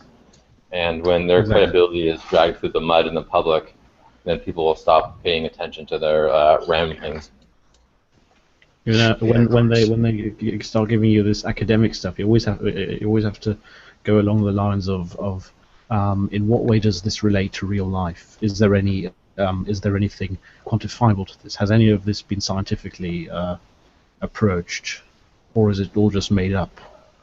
Because then, well, have you heard of the topical affair? Then I can just go to the church if that's the case. Well, I don't even joke, but you know there's this thing called femi-theism. Oh God. And Femi-theism? No, I know what this is. Pixie Jenny was saying that there needs to be more religion in video games. Wait, you're not? Are you talking about just a mixture between feminism and Christianity, or are you talking about this genocidal stuff? You know, like. Oh no, yeah, femi-theism is an ideology whereby women use selective abortions to render the population 90% female, and 10% of the males are left in concentration camps. So it is the for genocidal thing. stock purposes.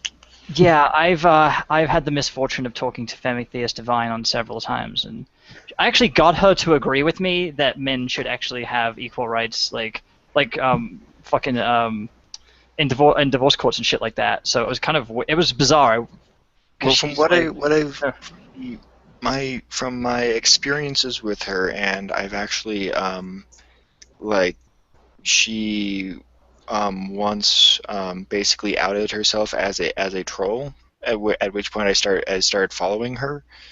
So I'm not quite sure if she was trolling by saying she was a troll, but that would be a fucking troll, wouldn't it? There are people. Well, I mean, I'm a troll. I'm a real life troll. There are people that say that kind of stuff with a straight face. No, I mean, you can be a troll and you can mean it. Like, I go to the March Against Monsanto with science textbooks, a bullhorn, and bags of gluten. So that's provocative, but it's not really trolling. You can be a troll and you can mean it. It's not. The thing is, yes, the feminists are really they're making it hard to not go Godwin on them for 24/7. Making it really hard. Generally, sometimes maybe this is a bit too off topic, but in a way it isn't. Sometimes I think this whole issue is basically American politics bleeding out into the rest of the world, and what it really is due to the increasingly bad state that the states are being put into through their increased debt and multiple other factors, that it's gradually radicalizing itself and becoming sort of a partisan inversed Weimar Mark II. You know, you have two increasingly large extremist camps. One of them is demographic oriented. That would be feminists and social justice warriors. And the other one would be economic oriented. You know, that would be those libertarians and the anarchists and those types. The people who expect to get in on government when they don't even agree with the concept. Well, have you ever looked at where the money for all these ideologies are coming from? Well, at least politically, a lot of them are coming from the Koch brothers, which is suspicious as all hell. Rhetoric? I'm not sure if for social justice. Oh, for libertarians, yes, I agree with you. For libertarians, yeah. I mean, I've been doing tons of research into this topic, and I have a little bit of insider knowledge into some DC affairs. And what seems to be going on is that the money for this stuff is coming from Bloomberg and Rothschilds and Ford Family Foundation, MacArthur T. Foundation, and New Organizing Institute, and et cetera, et cetera. And it seems to me, from my knowledge of history, to be a blatant emotional manipulation tactic in order to seize power and distract from larger problems. Like, if you can get everyone riled up about the gender or the culture wars, they're not going to pay attention to what the Wall Street reform you really want to get done. Yeah. I mean, I basically, during the last election when they were looking to involve Elizabeth Warren in all of this, went down to Senator Merkley's place of office, where he's in bed with not literally in bed, but he's allied with Warren. And I said, look, I could blow the top off this and start getting all these people, into terrible legal affairs, and you're not going to really want to have your name attached to this. You should go fight, on Wall Street and stop fighting a gender war.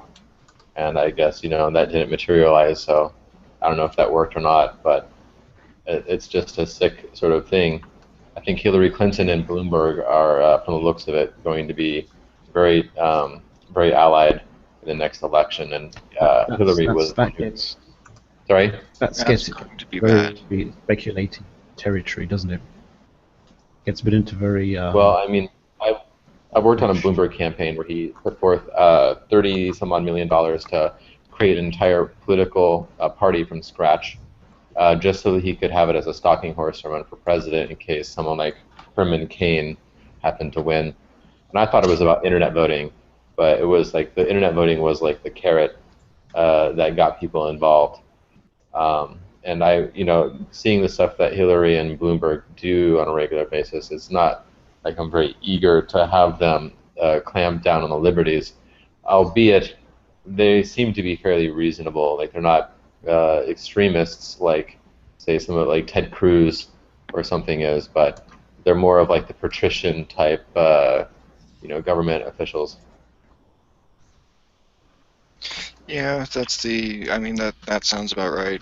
Though, really, if they do want to push the gender thing as a distraction, fine, let's push the gender thing and focus on their companies, see how well they do. I'm not so sure it's these demographic-oriented ideologues. They seem kind of. I find it hard to believe that this is really all just artificial to distract from economic-oriented approaches.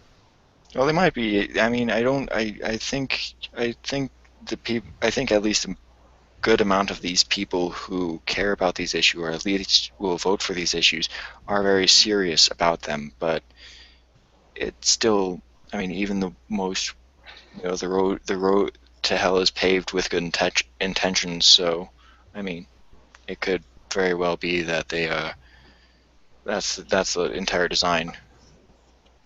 This is what happened with Occupy. So Occupy was all about, getting rid of corruption on Wall Street, and then it became about getting fluoride out of the water and about gender wars and race wars and everything underneath the sun. But because there was no leaders, there was no one to say, no, cut it out, you guys, get the fuck out.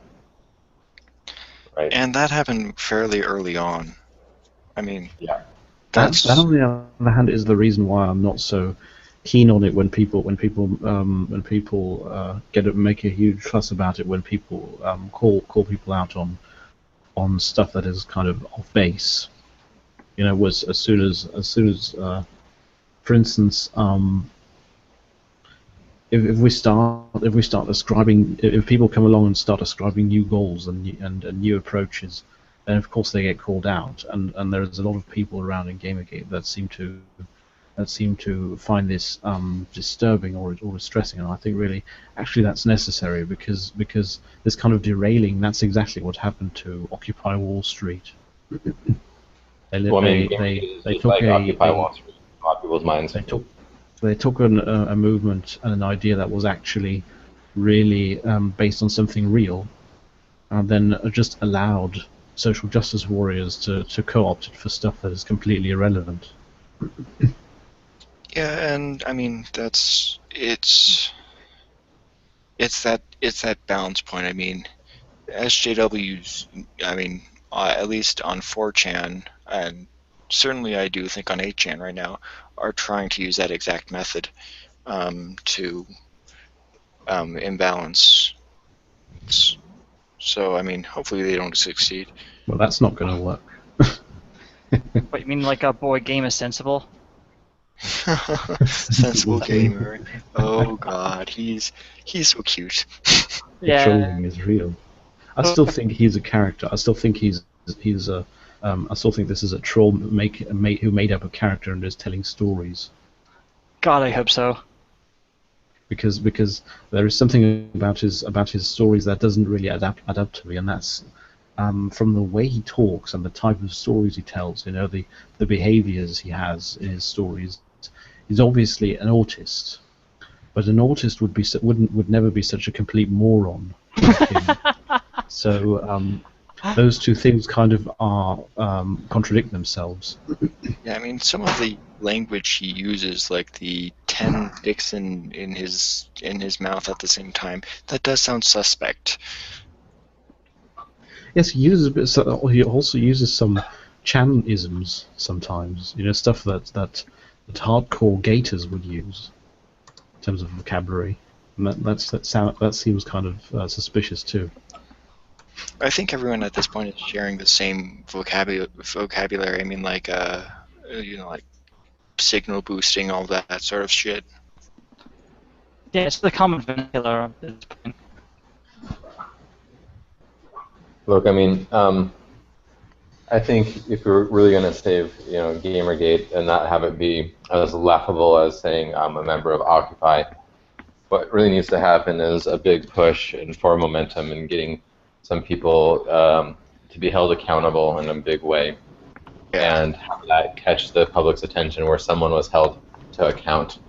And as far as I'm concerned, there hasn't really been anyone that's actually been held to account for any of this.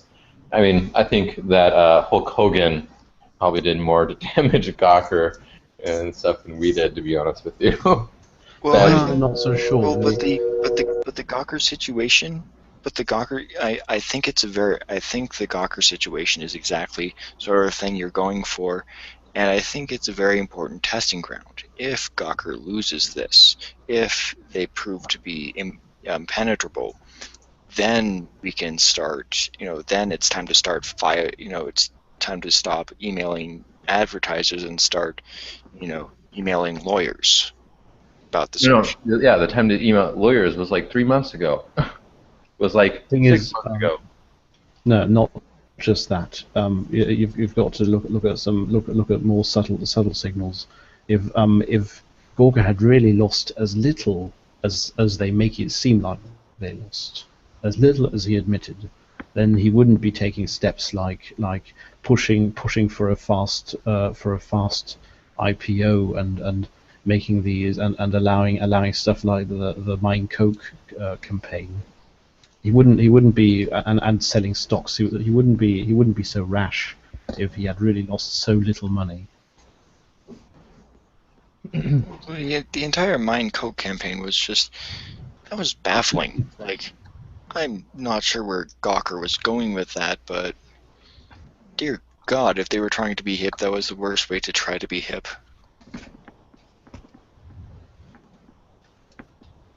Well, I'm looking for a thread right now because currently, if anyone wants to signal boost something, there is a thread right now on 8chan. I just have to find the right one.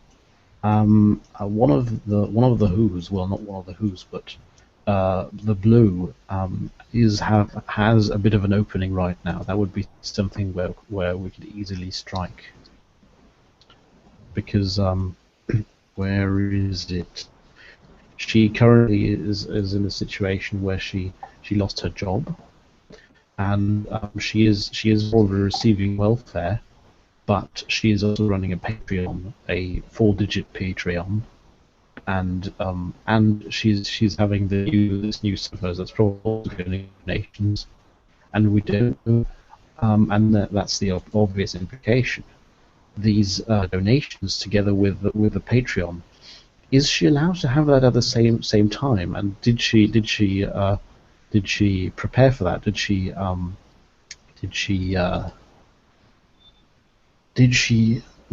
wait? Did she register that? That's something that's definitely worth looking into. And there is a thread that went around today on 8chan that was just about that, and I'm looking for that. Can you do a public record for that kind of thing, or is that a breach of privacy? Wait, what's that would be a breach of privacy, but what we can do is report a suspicion at the time employee will fill this anonymous form and ensure the fraudulent activity. Ah, okay. This is the thread that I mean. I don't know that. It's, Yeah, let's. there you are. This will actually be the first time I've been to 8chan. Literally blue. No, 8chan is not the best way to facilitate a thing like Gamergate. Actually, it's quite the opposite. Yeah. 503 current service currently unavailable. Oh, okay.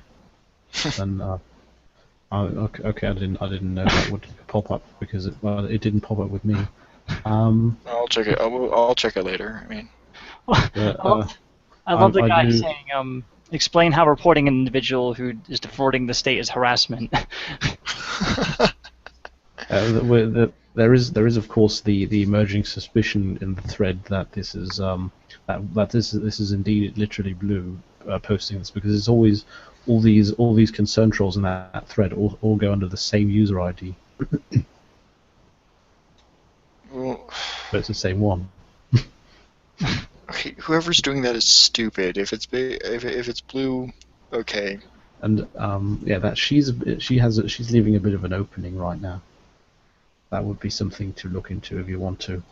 Yeah. Specific. Oh yeah, I'll stick that. I'll stick that in the little bar if anyone needs information. But you were saying, Ben, that about HN. Oh, I mean, just like Occupy, having 8chan is like.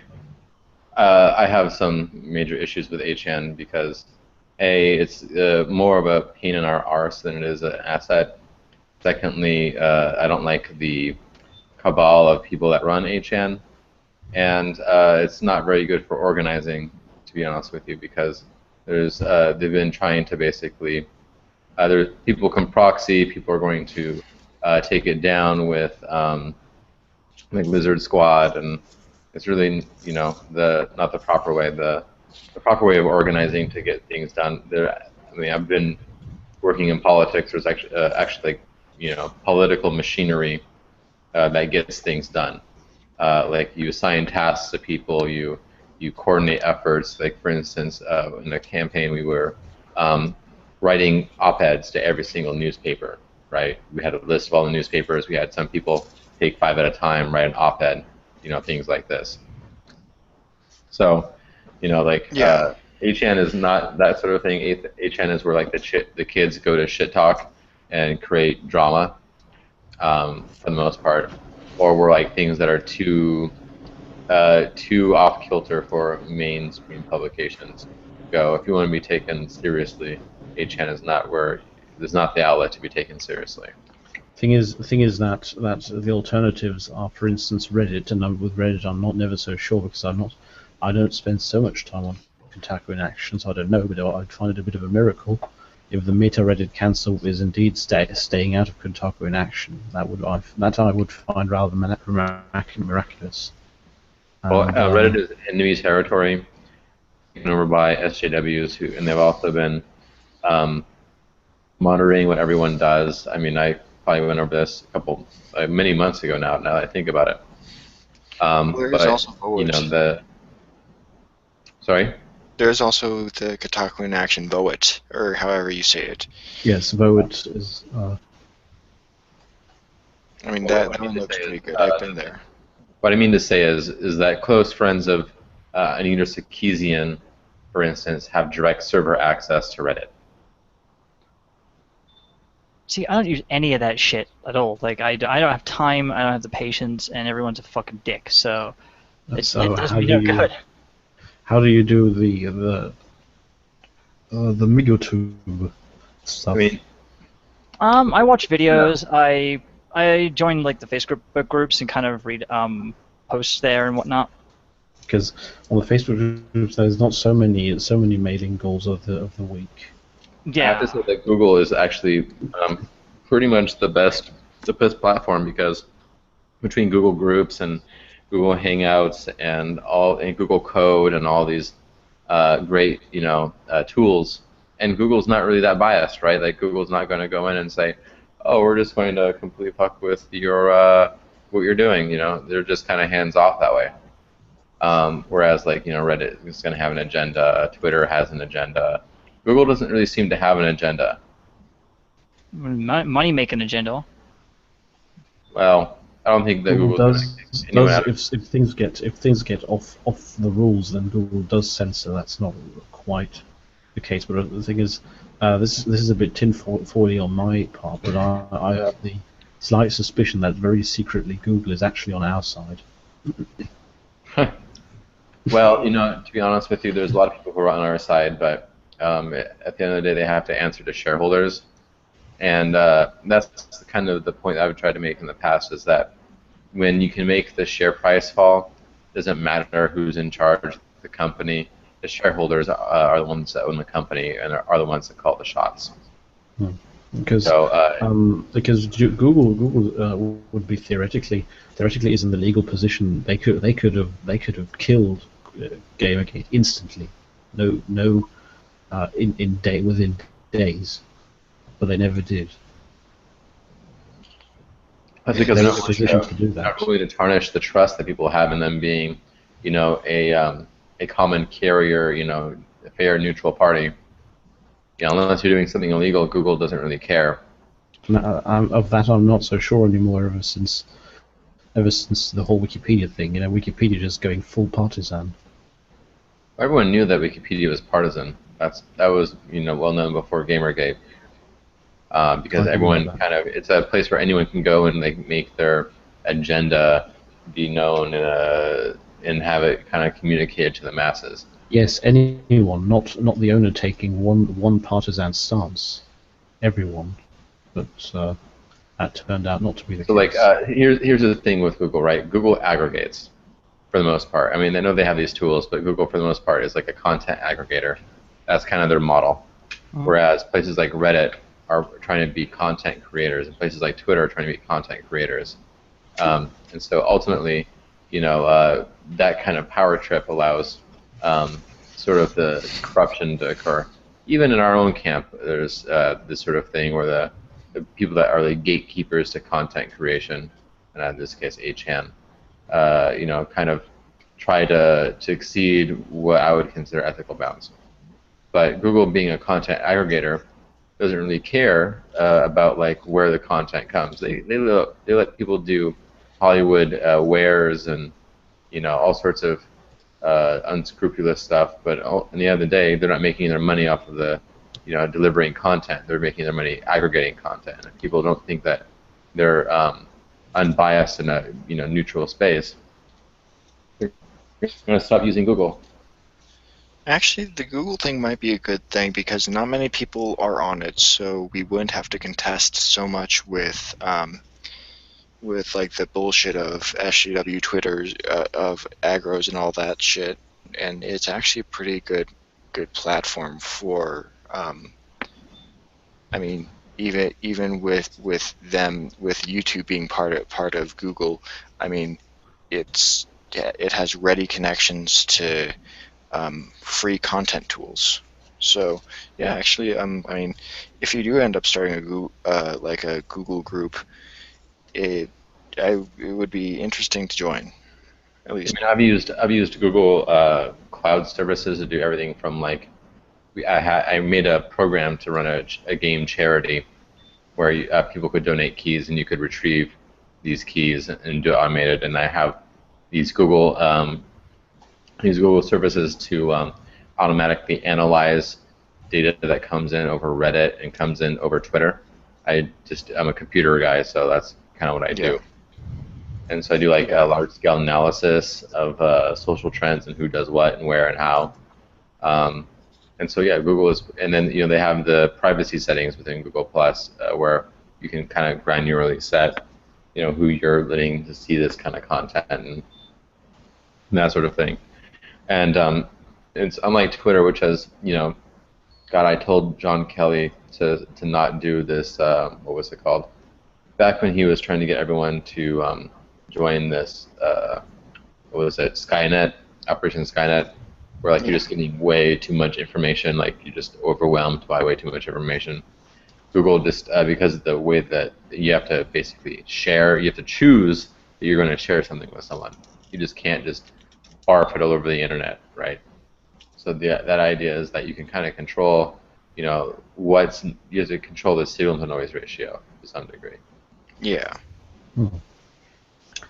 Okay. What do you think regarding VOAT? Do you think it would be advisable for KIA to migrate, or? I mean, I don't think that it really matters to migrate. I think that Kotaku in Action needs to, instead of migrate, needs to expand to the rest of Reddit. But the fact of the matter is that Reddit is like enemy territory, but that's where the public is, and we're trying to win over the public. I think the only way we can win over the public with the hostile media landscape being is what it is by creating so much controversy that the issue comes up again. Like the controversy of conspiracy was what launched this whole Gamergate thing. Now there needs to be another controversy, something more or equally salacious that gets people talking about Gamergate, and have it come out in our favor. So like if we catch something as far as I can tell, Randy Harper goes to jail, or Nito Sarkeesian goes to jail, or Gamergate shuts down feminist departments at universities, or the FTC comes in and changes policies, and that's the kind of stuff, or like Gawker is getting sued. That's the kind of stuff that will hit the mainstream, and then just having little camps in like different I used to use Slashdot. I still use Slashdot. That's where a bunch of the IT tech leaders are going to hang out because they've been in tech for so long that they used Slashdot in the year 2000, like I did. And having people who just disseminate. So actually, there's this publication called Just Publics 365, and there's like a playbook for the social justice warriors and how they do. They have like a knowledge production machine. So they have someone in academia that publish it. Like they say that they're trying to fuse academics, activists, and scholars. Activists, academics, and what's the other one? I forget. There's like 3 of them. Oh, journalists. Okay, so yeah. So basically, you're supposed to be a scholar, you're supposed to be a journalist, you're supposed to be an activist, all in one. And so for instance, we as a group would create some research. So like sentiment analysis of Gamergate, that Gamergate doesn't harass, and we find publications like Slashdot, Reddit, or whatever, saying that Gamergate doesn't harass. Then we have activists who go in and show this stuff on the news about Gamergate not harassing, and put it in the comments, and just kind of that's the kind of way that or do op-eds or hold protests of GDC, going out front of GDC, or going to PAX, or going to these events, and like holding up signs saying that Gamergate is love, Gamergate is life, whatever it is. And that's this is their model. This is how they've done it. They have a knowledge production machine. Sorry, I'm ranting because I'm kind of drinking a beer. And I'm not sure whether sometimes I think regarding Reddit, what it would need instead is a complete burn it down policy.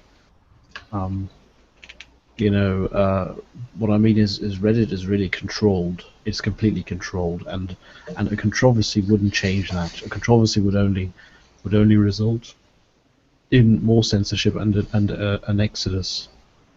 Well, good. I mean, the more controversy you can cause, the better you are. So if Reddit seems like they need to censor things because they don't want to hear, the inconvenient truth, then what's going to end up happening is people are going to see that and start to question. Did you see that stuff that happened regarding meta-Reddit cancer? I'm sorry? Meta-Reddit cancer. Does that name say something to you? It's something about something cancer. Meta-Reddit cancer. META? Reddit cancer? Yeah. No, I don't know what you're referring to. That was the thing that someone posted on some subreddit. I don't remember which one. It was a very long post in which he going really back and explaining it in detail.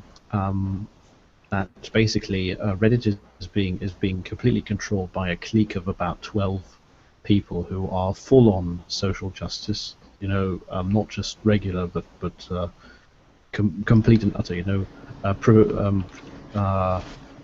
Perpetuate the correct bigotry. Discriminate against the oppressors, those kinds of types. Yeah. And they really go out of their way to censor every board, delete threads on every board, everything that somehow criticizes sort just stuff. They just go ahead and delete. And then and he said he made this thread to call them out on it, and that he will make a subreddit of his own, where he only posts instances of them censoring stuff. And very shortly after he made that, he did make that subreddit, and he made multiple threads. And very shortly afterwards, he got banned, and the subreddit got deleted. So here's the thing. That's the stupidest thing to do. Like, oh, you're censoring stuff on this, so I'm going to use the exact same service to prove that by putting incriminating evidence on your service. Yeah, he should have gone to Voat. Really, he should have forgotten Reddit and go to Voat. Yeah.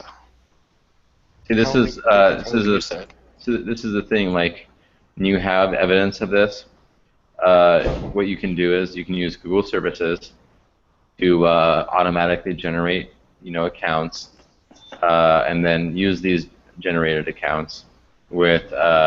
You make some subreddits, and you can have these accounts just post to some dummy subreddits so that they generate sufficient karma. But once you go ahead and do that, then you do like a thunderclap where you automatically publish all over Reddit, proof of Reddit censorship. And is Reddit going to go to the extent of blocking Google? No, they're not, because that'd be suicide. Not really suicide, but it'd be a bad business decision to block, all Google IPs. But you could very well just go ahead and script a Google bot using Google services to go in and just post stuff to Reddit. Yeah. It would. Yeah, that would be one of the smarter ways to go around doing that. Oh yeah. Well, the thing is that I have lots of knowledge and lots of good ideas. It's just a matter of having time. Some of the people in GamerGate have more time than others, but the ones that have the most time don't always have the most skill, and those who have the most skill are usually having the least amount of time.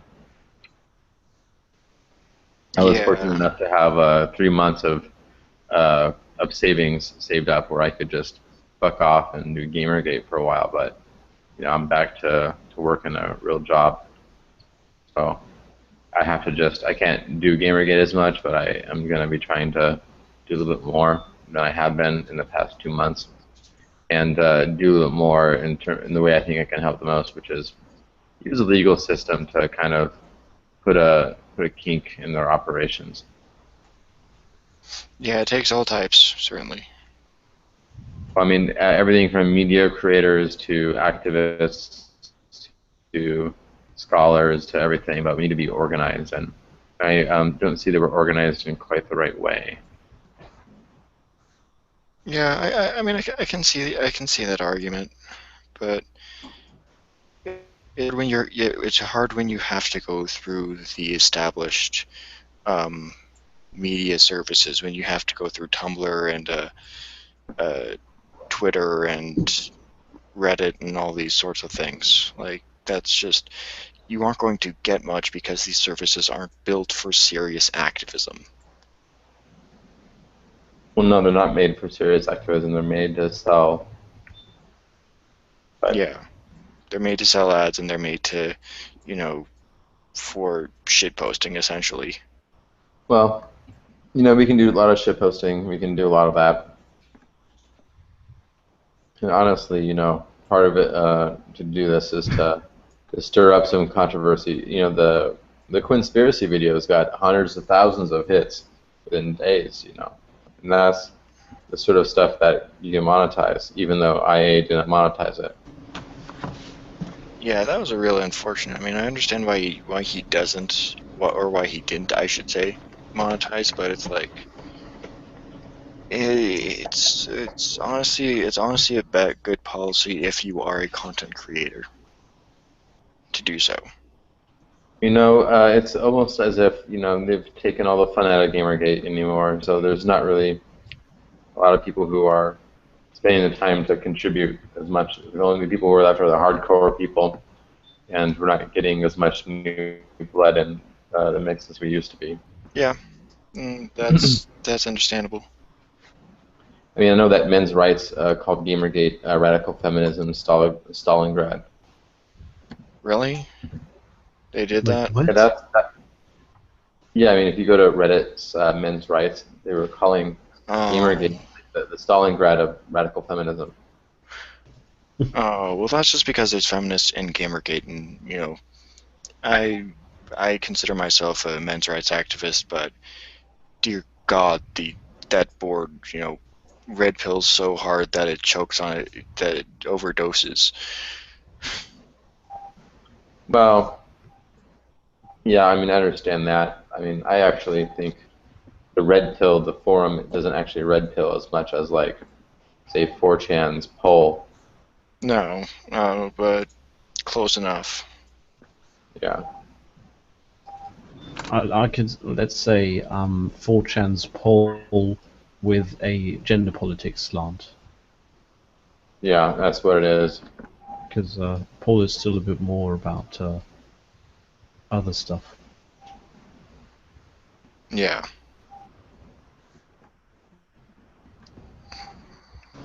So I haven't met any of you all before.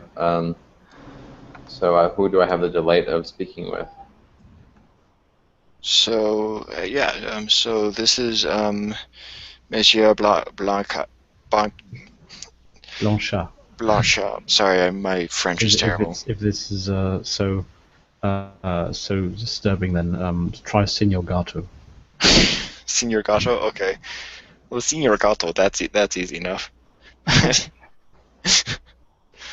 But yeah, I actually, you are you part of the Ultras group, or did you just Ultras? Yes.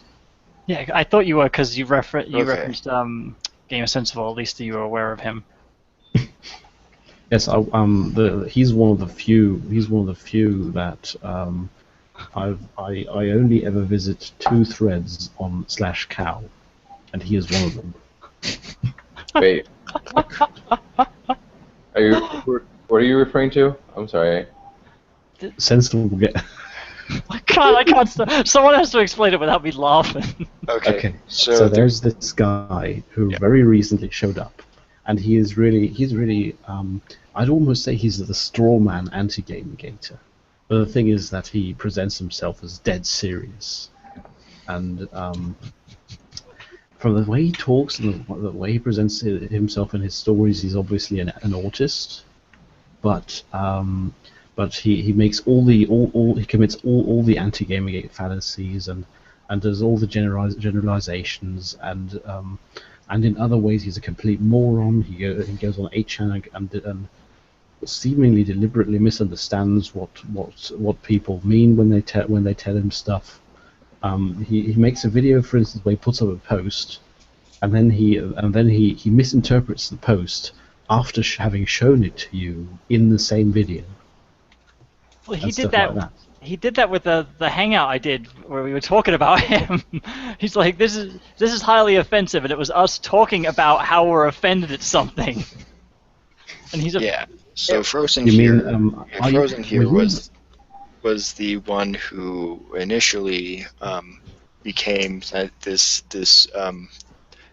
glorified troll's target. Are you the ones that mentioned the trans nigger incident? Yes. And that he then. I laughed so hard when he brought that up because he should have used the clip right after that where I claimed to be trans-Nazi. It would have fucking fit his argument so perfectly. I would have had no comeback. I would have been fucked. And for instance, when he was on /Gamergate, I was also there telling him multiple times, no, look, this you're on the wrong board here. If you really want people to engage with you, you have to go to /cow. And then he went to /cow. I can't contain myself. We do on mute. It's just he's the ultimate. He's the straw man anti-Gamergate. I still believe he's a troll. I still believe he's a character he's playing.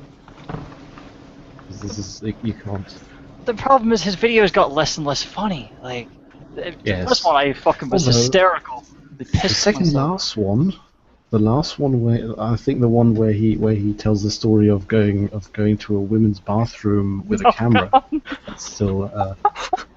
Does he have a I'm YouTube channel? He did, yeah, we're Yes. talking about his YouTube channel.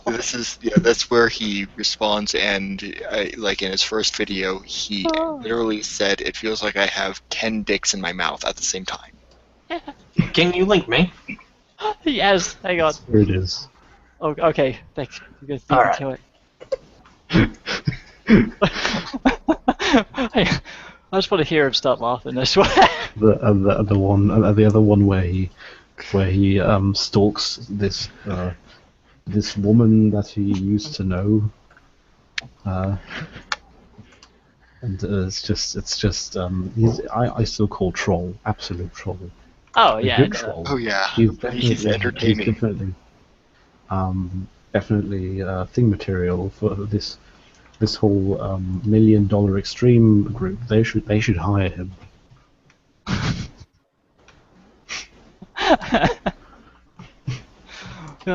Sad part is it's I agree. Like, I'm glad I just discovered him, propelled him into fame. I mean, this guy is a nobody, and he's just wasting mental space with drama. That's like the kind of thing that you don't need to even think about. It's just like, oh, an idiot on the internet. How surprising. Yeah, he's just.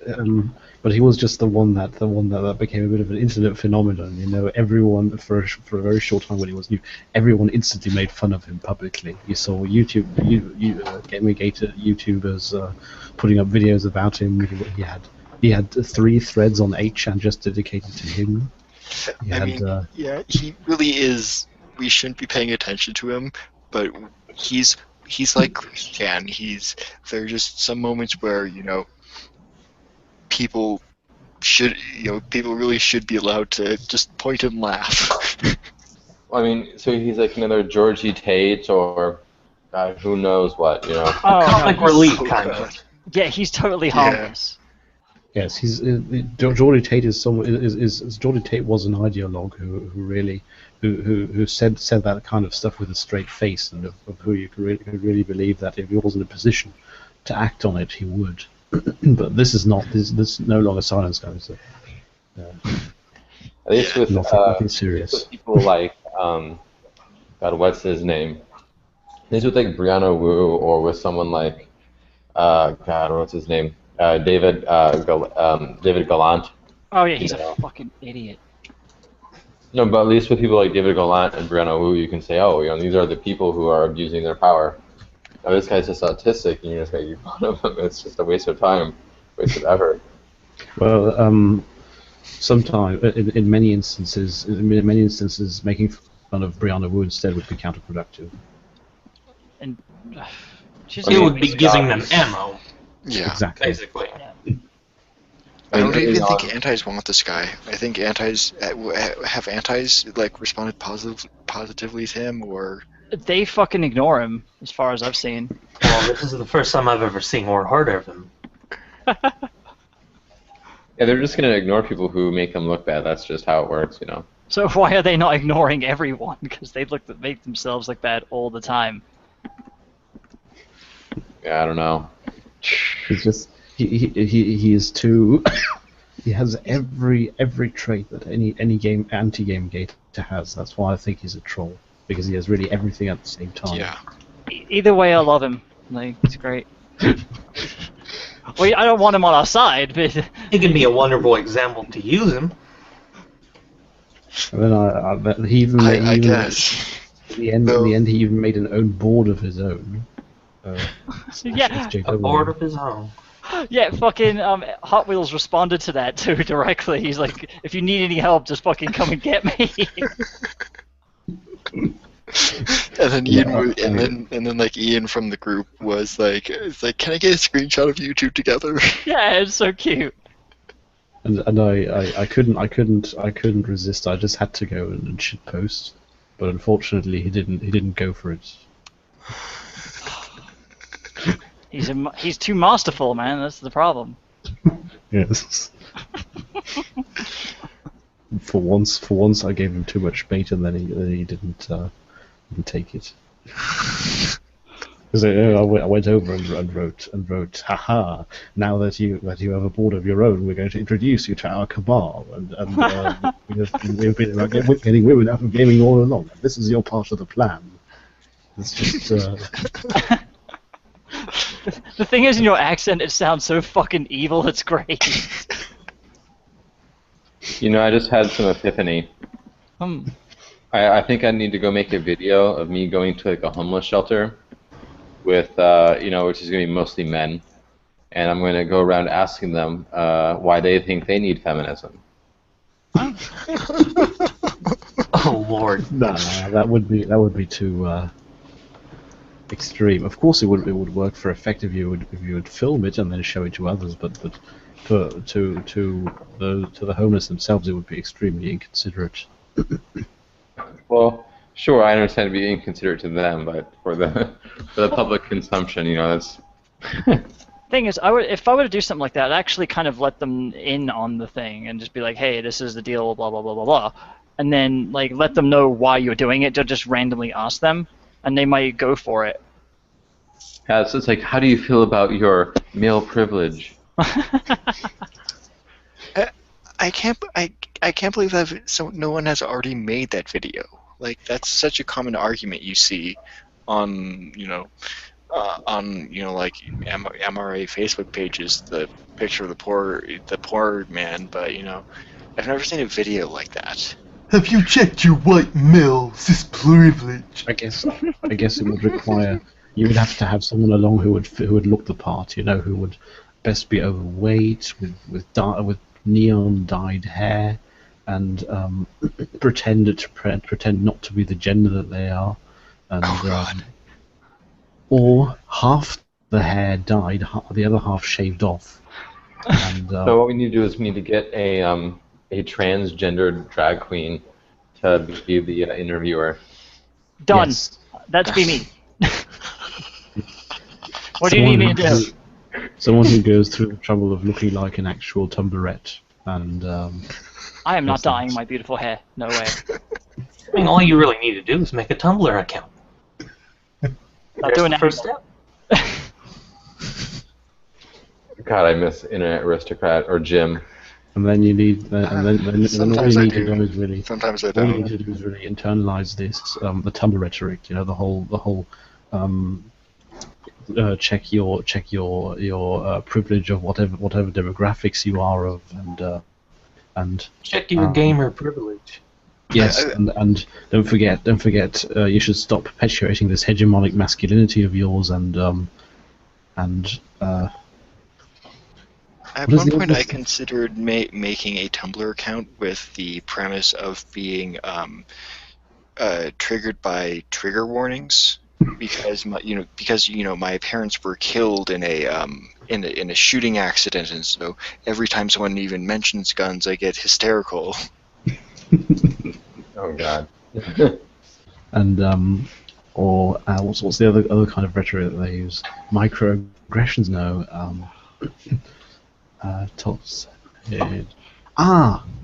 Perpetuating systemic racism and systemic sexism. Exactly. Oh, I found. I don't know if we're still on the air. If it really matters. I've never actually seen your channel, by the way, so I wasn't sure if there was gonna be 100,000 viewers or like 5. But it's really small. Like, I think I have like 33, 34 subs at this point. Okay, well, so there's this wonderful thing where they have the Samsung Gear 2 has like a camera built into it, so it looks like a watch, but it has like a little camera built into it. So you don't even have to go to the extent of like holding up your cell phone looking like a dork. You can just like point your arm in the general direction, and just film that way. I think it's great. If I get some money after this month, I'm going to be probably investing in some new tech gear. I might end up just getting one of those, just so I can go around like filming the feminists doing their crazy shit. Yeah, it's cell phone video has been the Tumblr most doing their effective so crazy far. shit. Wasn't that the Tumblr Kong or something that people got scammed at? Dashcom. Dashcon, that's it. There's someone pissed in the fucking ball pit. The ball pit and the bouncy house, I believe it was. Yes, and Yeah. they couldn't let everyone in because they didn't have enough places to. They didn't have the permission to use to allow too many people in, and then they had to gather up several $1,000s more on site from the people who were there, so that they can then spend another hour in the ball pit. And, Covered in someone's piss. Oh, don't worry, they're very colorful. That's the point. I mean, have you? Okay, so have you guys ever heard of Portland or Portlandia? Yes. Okay, so you understand where I live, right? Like, I'm gonna Unfortunately, post a video the in only- chat. The only stuff I really ever pick up on Portland is from a TV show on animal people disguised as human beings. What? The It's called fuck? Grimm. It sounds grim. Is this the feminist bookstore? No, this is real life. This is a real life video. It's actually more embarrassing than Portlandia. I've seen the Portlandia one where the fucking the dude's trying to get up on the ladder and they fucking just keep having a go at him. No, this is an anarchist feminist. Oh, I've seen this before. Oh no, anarcho-feminists. Yeah, the Anarchist Law and Disorder Conference, Portland State University, Smith Memorial Union. Students for Unity and the Jericho movement. Like, God. I have so many. This- Yeah. No, I've gotten so many of this like salacious stuff I've saved on my computer. This is completely confusing. I mean, what? Oh God, and I wanted to go to Oregon State University at one point. Yeah, you know they have a fat studies department at Oregon State University. They have a.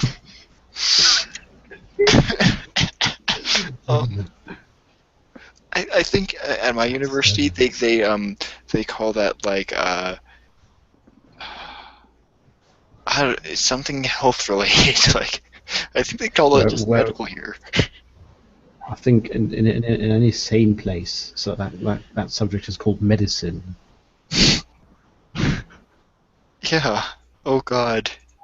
Fat studies. I'm gonna have to chew on that one for a little bit. Really, the chant. You're gonna have to chew on it for a long time if it's fat studies. Oh yeah, true.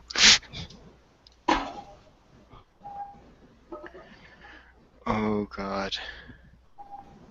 This is why I don't want to have I'm- fucking children. I swear. Like the future we're leaving for poor fucking bastards is just fucked. I don't want to die and then have to relieve them in this crap. No way. No, if I ever had children at this point, they'd be put inside a house, showed Facebook for any social needs, and said, no, nothing else. Go outside. It's far too dangerous. These people you meet online, they exist in real life. Just fucking scare the shit out of them. This is just confusing, and people who call themselves anarchists it just evolves in your old gender feminism stuff, as it's nuts up all over again. Yeah, no, I know. It's ironic. People who are anarchists saying that you shouldn't be allowed to say things that hurt my feelings. Not my feels. I'm not so big on anarchists. Who's gonna? I think Yeah. they're the- If you're an anarchist and a feminist, who's gonna stop me? While they scream, "We will not be silenced by the by this. We will not be silenced in the face of your violence." It's just I find this contradictory. You can't have one and not the other. It's just Violence. Are people going in on the room and hitting them? No, disagreeing is the violence. That's the thing. Like, I dread the thought of seeing instead of the SocJust news site cabal a anarchist news site cabal, and then you'd have Stephen Molyneux type stuff all over all games news sites. So here's a question. You know how universities get accredited, right? Yeah. Uh-huh. It would have to be. Well, Well, it is there doesn't a have way to that be, we but- can get rid of feminism as an accredited degree program? Apparently the gender studies programs have started to be cut because they're not economically viable, as it turns out. You mean you can't get a fucking career in bullshit? No, apparently not. Who the fuck knew? But yeah, there's this, or at least in one university that's happening, and this gender professor is like, I saw an article where she was going off about it. It's like, this is complete injustice. You can't you can't do this. This is sexism. It's like, lady, I understand. I'm in a degree that's not considered economically viable either, but no, it isn't sexism. Go away. Well, if it's supposed to be gender studies about like non-binary genders and shit, how the fuck is it sexist to then defund it? Like, you'd be fucking oppressing all the genders. Dipshits. That's something that even outside of all this SocJust stuff we have to start to apply, and that is the absence of obsession doesn't mean rejection. Yeah. What I mean is, for instance, currently we see that with SocJust types. Anyway, right now, that their belief is that if you're not obsessed with demographic-oriented social issues, then you must be racist or sexist towards those oppressed groups. Oh God. No wonder the stuff like in places like the GDC they talk about that kind of stuff. If bringing up games, yes, if it's bad enough, you might be talking about games on the games conference, and so under the constant threat of being called a sexist, you're forced to be constantly talking about women's issues, and then similarly with other demographics. This is just getting out of hand. Man, want to be careful. You don't want to make Tim pull his sock puppet out again. His wank sock. It really is a wank sock. It's not a sock puppet. It's what I mean is we really have to start allowing people to think about other stuff and not be called hateful for that. Yeah. There is nothing wrong with not being obsessed with some minority being oppressed, even if they were. What I found the most annoying when I first came in contact with all this stuff was after being pestered over and over that I'm not being aware enough. Then I start looking into this stuff and I think it's just bullshit. Most of it is just bullshit. Yeah, it really is. I mean, it's. I didn't decide to oppress blacks by being when I was born. That's not something that's not something I ever did. Yeah, I mean, and it's sins of the father. I mean, sins of the father, sins of the son. Right now, I'm doing this native studies class, and I mean, for one of them, it's a higher level class. It's like a near graduation class kind of thing, and we're reading this one book on Native American revitalization, and oh god, it just sounds like the guy ripped it straight from Tumblr. So really? It's like Virginians too. It's like, yeah, it's like the Euro-American settler government has come in, ripped our heritage, destroyed our land, and we must take it back through non-violent, violent resistance. It's well, like, okay, to a certain extent, the first part is true in a way. To isn't an it? extent, but yeah, if I had the book on me, I could read passages and be like, no. Yes, it sounds kind of because for instance, the colonies, the African colonies, those inhabitants didn't have to be killed en masse. The empire just retracted from there. Simple as that. Well, in those cases, the empire retracted, partially because because the local populations there were already doing it to themselves. Like some areas, they didn't even have a clear picture of what was going on because they didn't want to govern those areas too badly, because they were already doing everything that the British wanted. No way. I just find it with some countries, I find it sad that things just in the long run went completely to shit. Oh yeah, definitely. The bandits and warlords and other groups preventing infrastructure from being built, because whenever whenever you try to set up some power lines, you have to worry about those being destroyed by some tiny group that is hanging around somewhere. It's just it's the difficult part of international politics. Always has been. I think in terms of in ethnic social issues, that's the stuff that I have more understanding for, not this white privilege stuff. Yeah, and at least as far as Tumblr is concerned, there is no third world. That would explain a lot.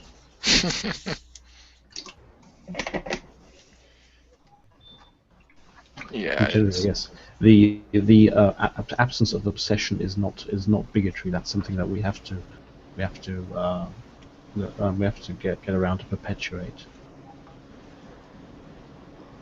Yeah. That might be one of the reasons why the SOCJUST types have so much leeway and so much opportunity to push that sort of stuff on devs, and the devs can't ask, well, what does this have to do with our job? When does the video game part start here? All right, I have a question here. Yeah, go ahead. What websites do the four of you use to get the message out there, mainly with GamerGate? What websites do the four of you frequent the most? I'm mostly on Twitter or Facebook. Same. And All YouTube of a them, little bit. except Yeah, I mean, I have too much shit. I've been trying. To be honest with you, I go to conferences. I've been to several Intel meetups, like Intel hackathons or conferences, where I talk about GamerGate. That's, I mean, if you can do that, that's fantastic. That's probably more that's good. That's probably more worthy in the end. Foot in the door, kind of deal.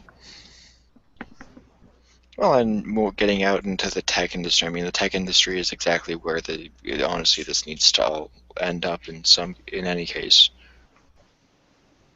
Well, if you have the opportunity to do that, of course, that's great.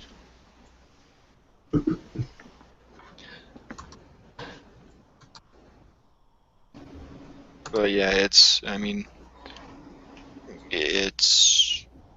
least for me, at least I'm more on the. I mean, this is as much service to the cause as I end up getting to do. And other than Twitter, tweeting different things.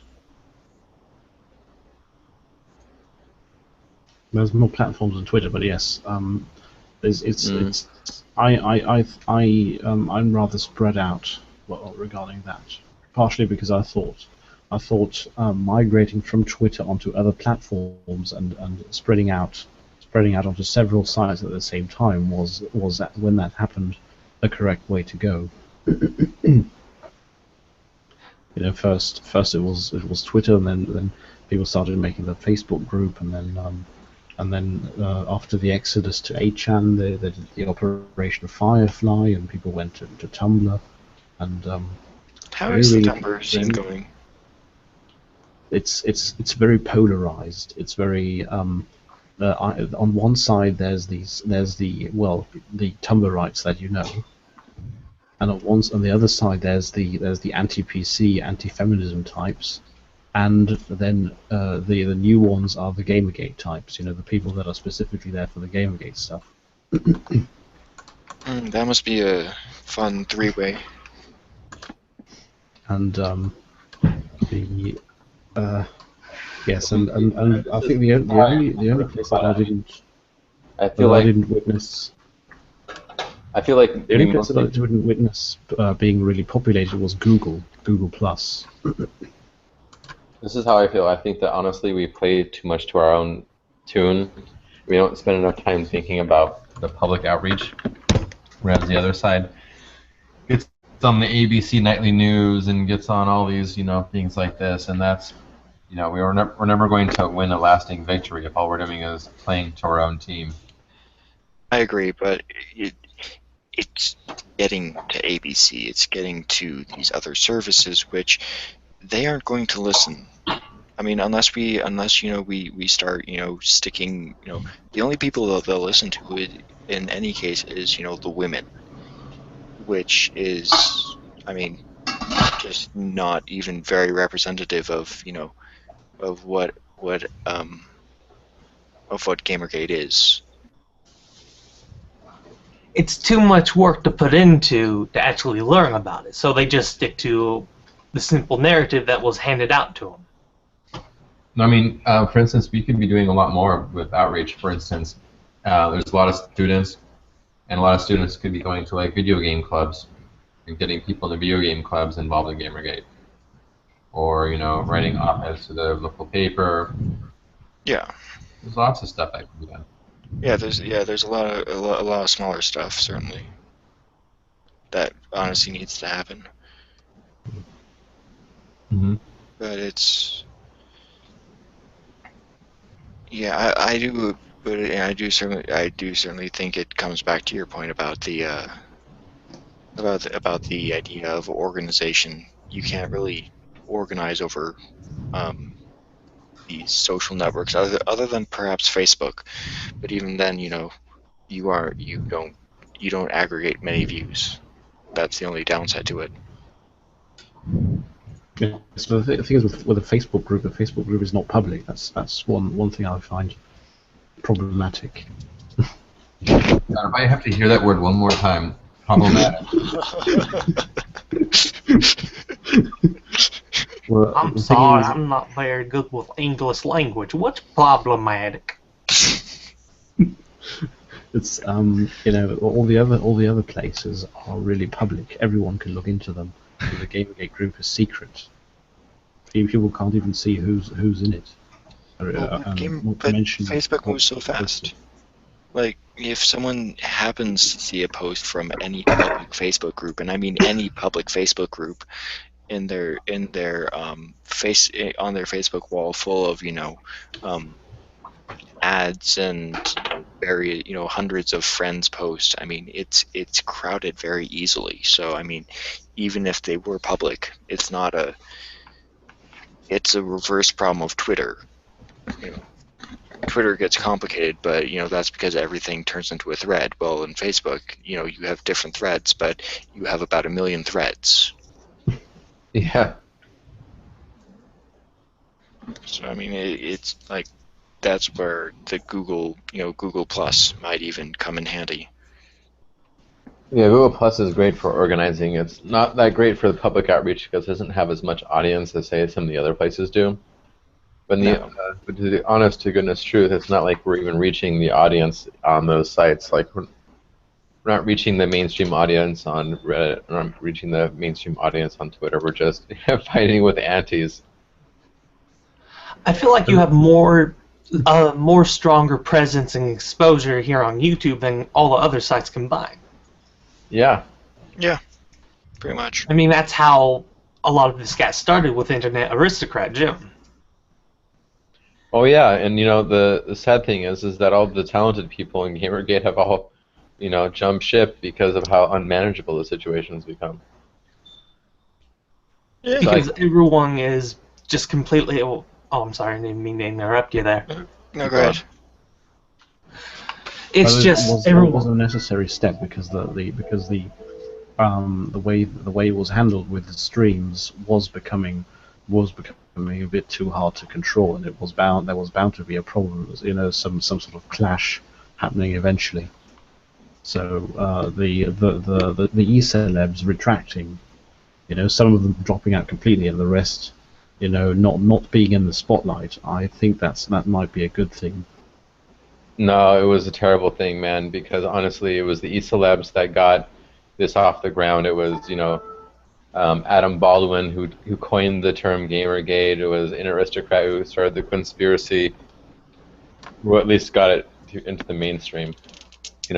People have to have fun. You have to give them that fun trick, and then for everyone else, and then lead them into some action. That's kind of the thing. Like what's happening now is like Gamergate isn't fun. It's just like a brutal war between two very pissed off camps, essentially. And the side that gets sympathy in the war is the side of all the women. Whereas if it were to be a spectacle, a circus in the right sort of way, you might at least get, if you have some controversy, you might actually get some people to look at you. But we're not getting people looking at it. The side that with the women isn't necessarily the side with the women. If you look at the where's the list? Well, Here it is. Yes, here. Samantha Allen, Brianna Wu, Chloe Segal, Catherine Cross, Matty Bright, and Anna Anthropy, Grace Lynn, Caroline Petit, Sarah Butts, Chris Chan, Ethno Video Games, and Christine Love. Does Christian count? Are the Chris Chan. women of Anti-Gamergate. Does he count? Wait, hang on. He's counting under the women of Gamergate? Dude, I look way more fucking femme than him. Yes, but he counts. He counts as as far as I'm concerned, he counts as one of the women of Anti-Gamergate. Just don't mess with Sonic. Oh god, gotta move fast. Thing is, it really depends on what you believe. Are trans women really women? Because if the criterion is so loose, then I could just put on women's clothing and say, "No, I'm a woman now too." That's the thing. Has Christian even started hormones? Like, if he's started hormones and he's diagnosed with transgenderism, fine. But to my knowledge, he's just confused, and everyone's just egged on his confusion to the point where confusion is his only identity. Well, if it works for him, I mean, he's bound to be the woman when he went to fucking jail. Okay, that's true. Respect my gender and check your privilege. Oh god. Oh god. I probably. Oh god, I don't even want to say it. Fuck it. What I mean is Anti-Gamergate has a lot less actual women than they claim to. They only have so many women if you let them. Well, it's because they have their army of white knights, and most of them are actually white. Well, and I mean, you also do have to. I mean, you have to sort of. Their women have more prominence, is the thing. It's not number. It's airtime. Yeah. There's one thing that was quoted multiple times when the antis turned on Brianna Wu was she's a fake feminist and she's a fake woman. So the antis don't really believe that either. Oh yeah, if you don't go with the narrative, they denounce your trans status. I've had them try to do that to me several times. The thing is, with transsexuals in general, a common theme that emerged early on that never really stopped is that all the anti-transsexuals. Huh? I see. Are you saying that the? Hold on.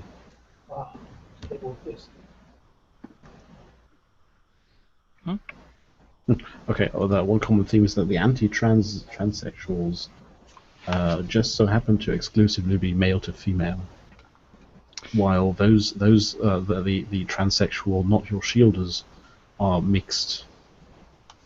And Yeah. one common thing, of course, with the antis is that they're feminists, and feminists have a trend of growing up as children, as children being, boys being told over and over that men are violent creatures that are constantly just about to rape a woman and want to punch women unless they're stopped physically from doing that, and that looking at women means that they're raping them and so on and so on.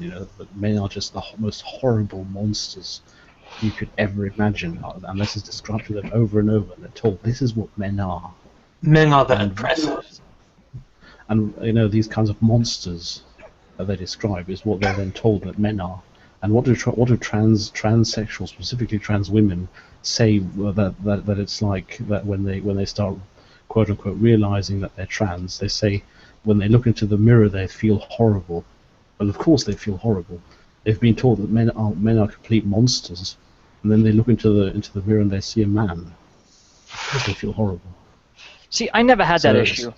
I never once had that issue, but I was never raised to be a fucking feminist, so I guess So the implication is, of course, that a lot of these anti-trans women, the transsexuality really just stems from I hate to say this, internalized misandry. Well,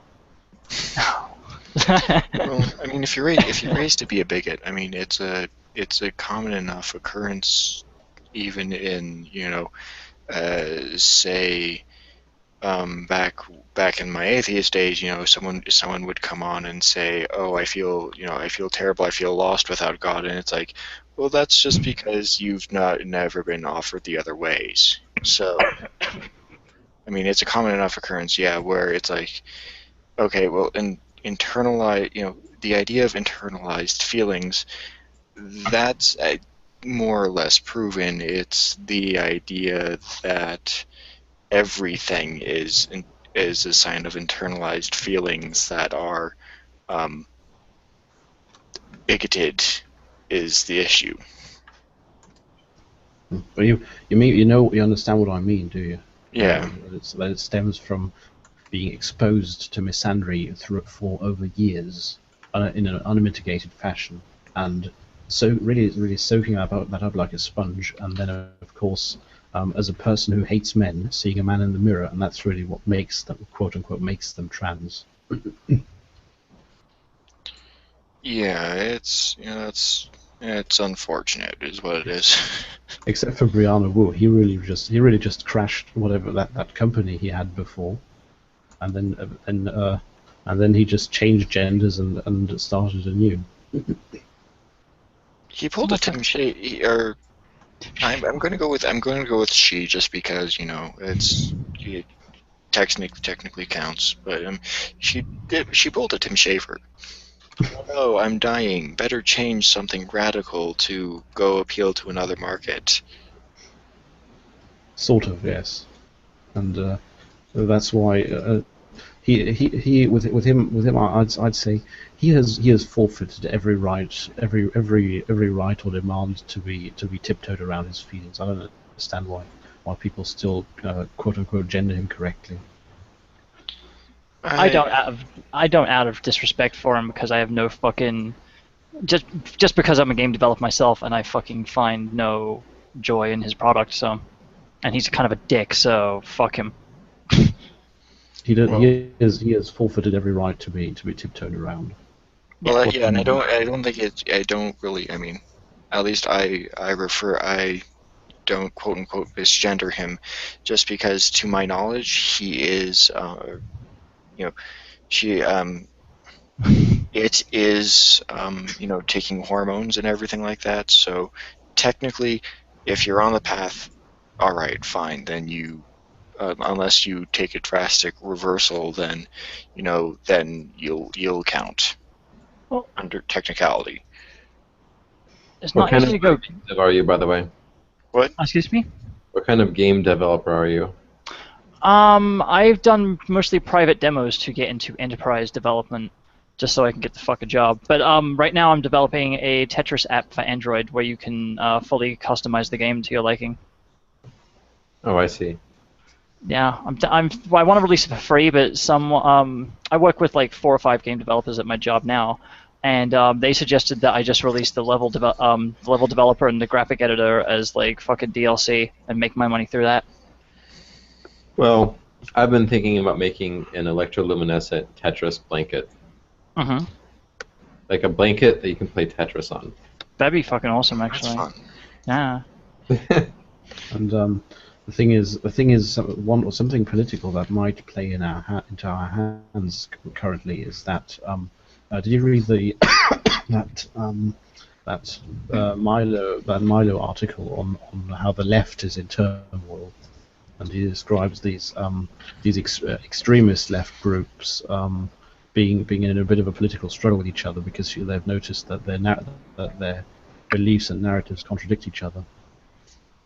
I haven't heard of I didn't read that one, but just generally I don't read Milo because I think at this point he does a lot of clickbaiting, I think, with his articles. So. Well, of course, that's the business model. But, basically that's something that's happening outside of Great Britain as well, and that's that the feminists mostly believe in gender feminism. You know that a group of white men about 300,000 years ago decided to socially construct the notion of gender, and that gender and gender identity are just artificial and socially constructed. Oh, and, yeah. On the other side, you have the LGBT community who believe that transsexuality is something that people are born with, that they're born with the wrong gender, and you can't be born with your gender and have gender be a social construct. So they're starting to get into each other's hair on that.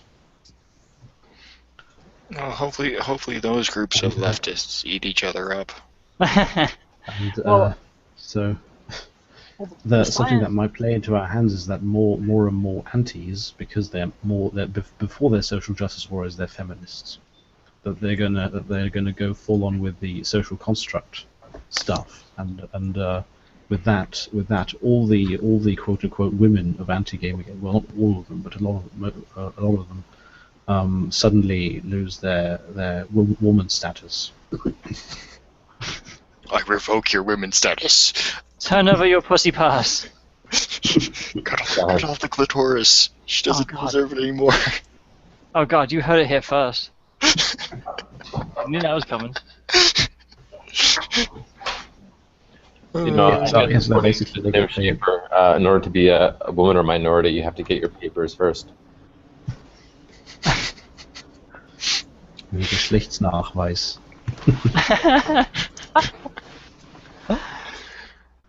Oh god, yeah. Yes, but yes, that's basically what I was getting at. They're getting their woman card revoked by their own people. I just find it hysterical, like that they just fucking started eating that bitch alive.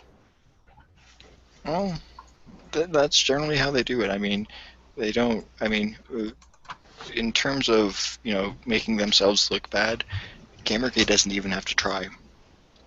But you'd think she'd fucking know better. Like, oh yeah, let me just go fucking collude with the enemy as far as the social justice crowd is fucking concerned. Of course they're gonna like lynch mob the shit out of her. She helped fucking set that up. Yes, there's what I found confusing was one discussion that was going around that a lot was that the argument that the antis have that it's such a horrible thing that what happened, having a cup of coffee with Brad Wardell.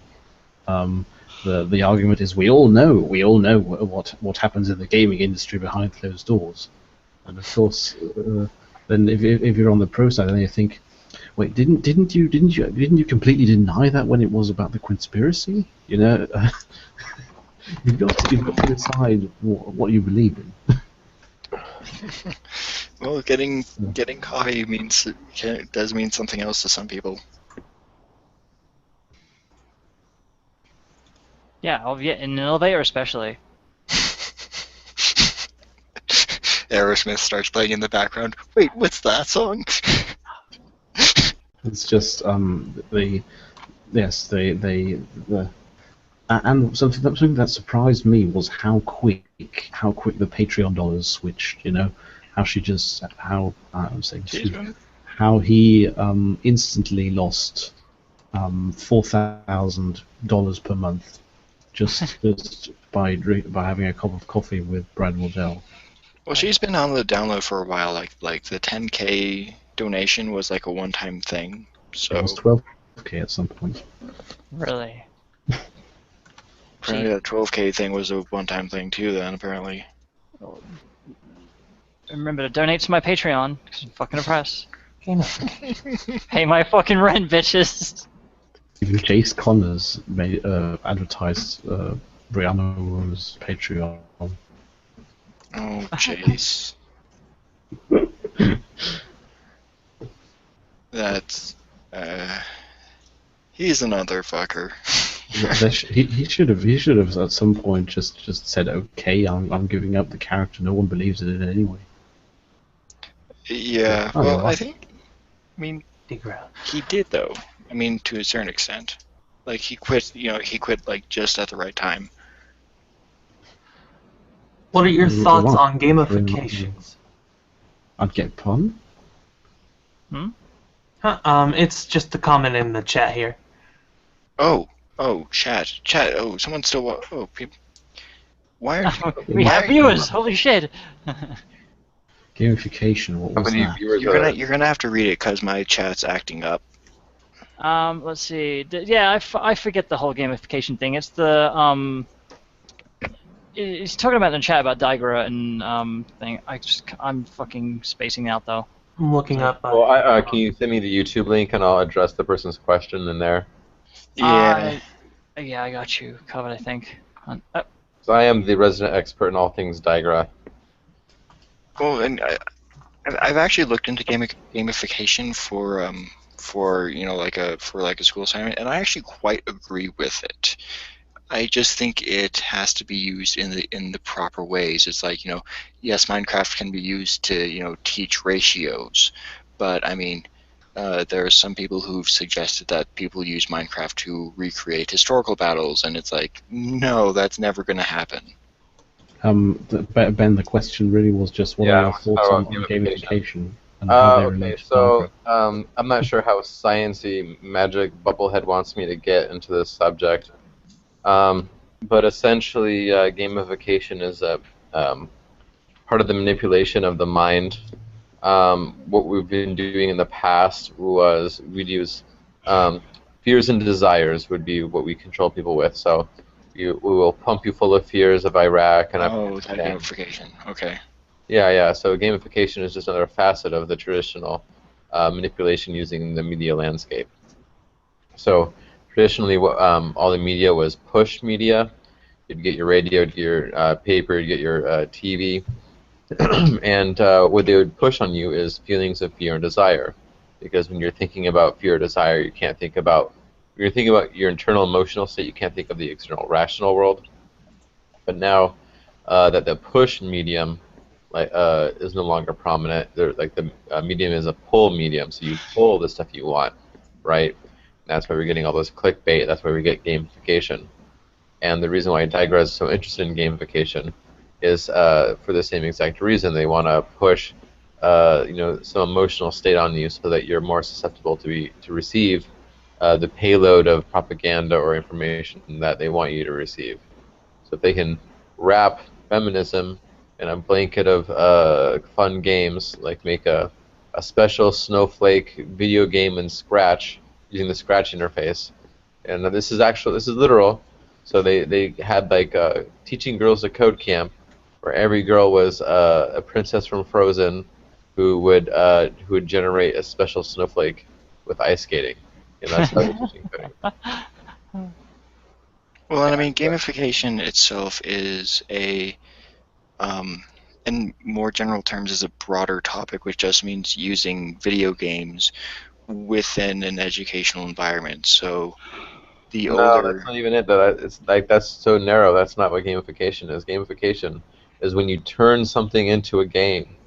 Like, it doesn't have to Right. be. It doesn't even have to be a video game. It could be, let's make a bet. Who's gonna bag more women? That's gamification. Well, right.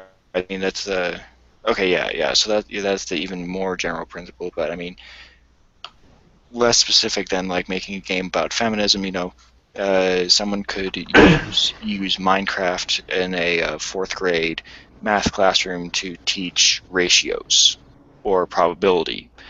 That's another example of gamification.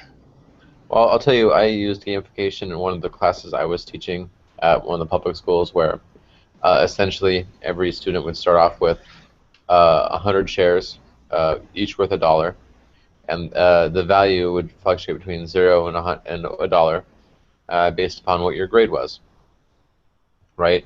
And you could trade shares with each other. And in essence, what it did was to incentivize the good students to trade their high-priced shares with kids that had shitty-priced shares, and then pump up their shares by getting them better grades. You could make more than $100. You could make, way more than $100. You could make $200 or $300 if you did it right. Yeah. Yeah. I mean, I mean, it can be a lot more general, but I mean, I've always ever since the Common Core has come into GamerGate, that's been another issue I've been having, where people haven't been realizing exactly what the scope they've been talking about. So they'll talk about something like feminism rather than the broader implications of it. Yeah. It's a deeper topic that's actually really worth discussing, because there's some things about it that are good, some things about it that are bad, and honestly, whenever you're talking about something like Common Core or whatever, it's more or less a tool. It's not a narrative within itself. Yeah. Which, I I'm mean, going if you don't. I'm going through this stuff in chat. I didn't actually see the stuff that was in chat.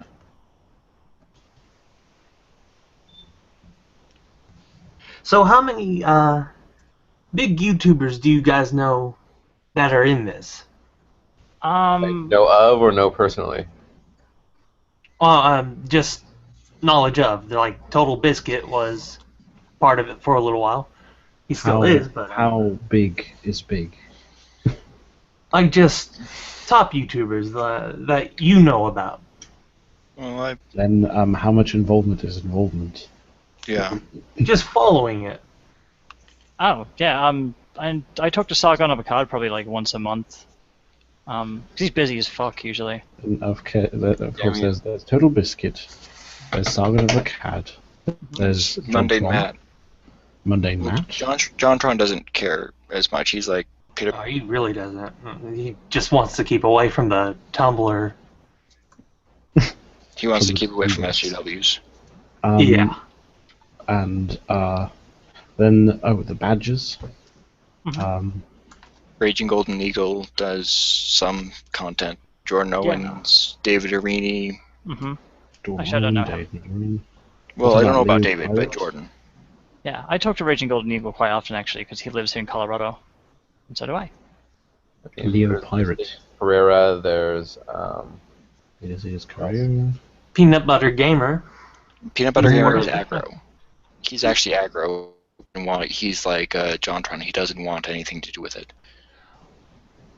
Yeah, he made a statement about Tim and his little sock puppet routine.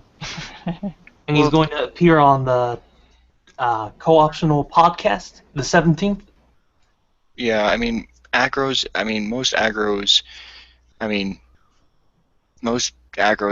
Tim Schafer is a bad name right now, just among everyone. So, I mean, Sarah Butts questioned Peanut Butter Gamer over the GDC, and he told her to shut up before telling another GamerGater that he was against GamerGate still. So.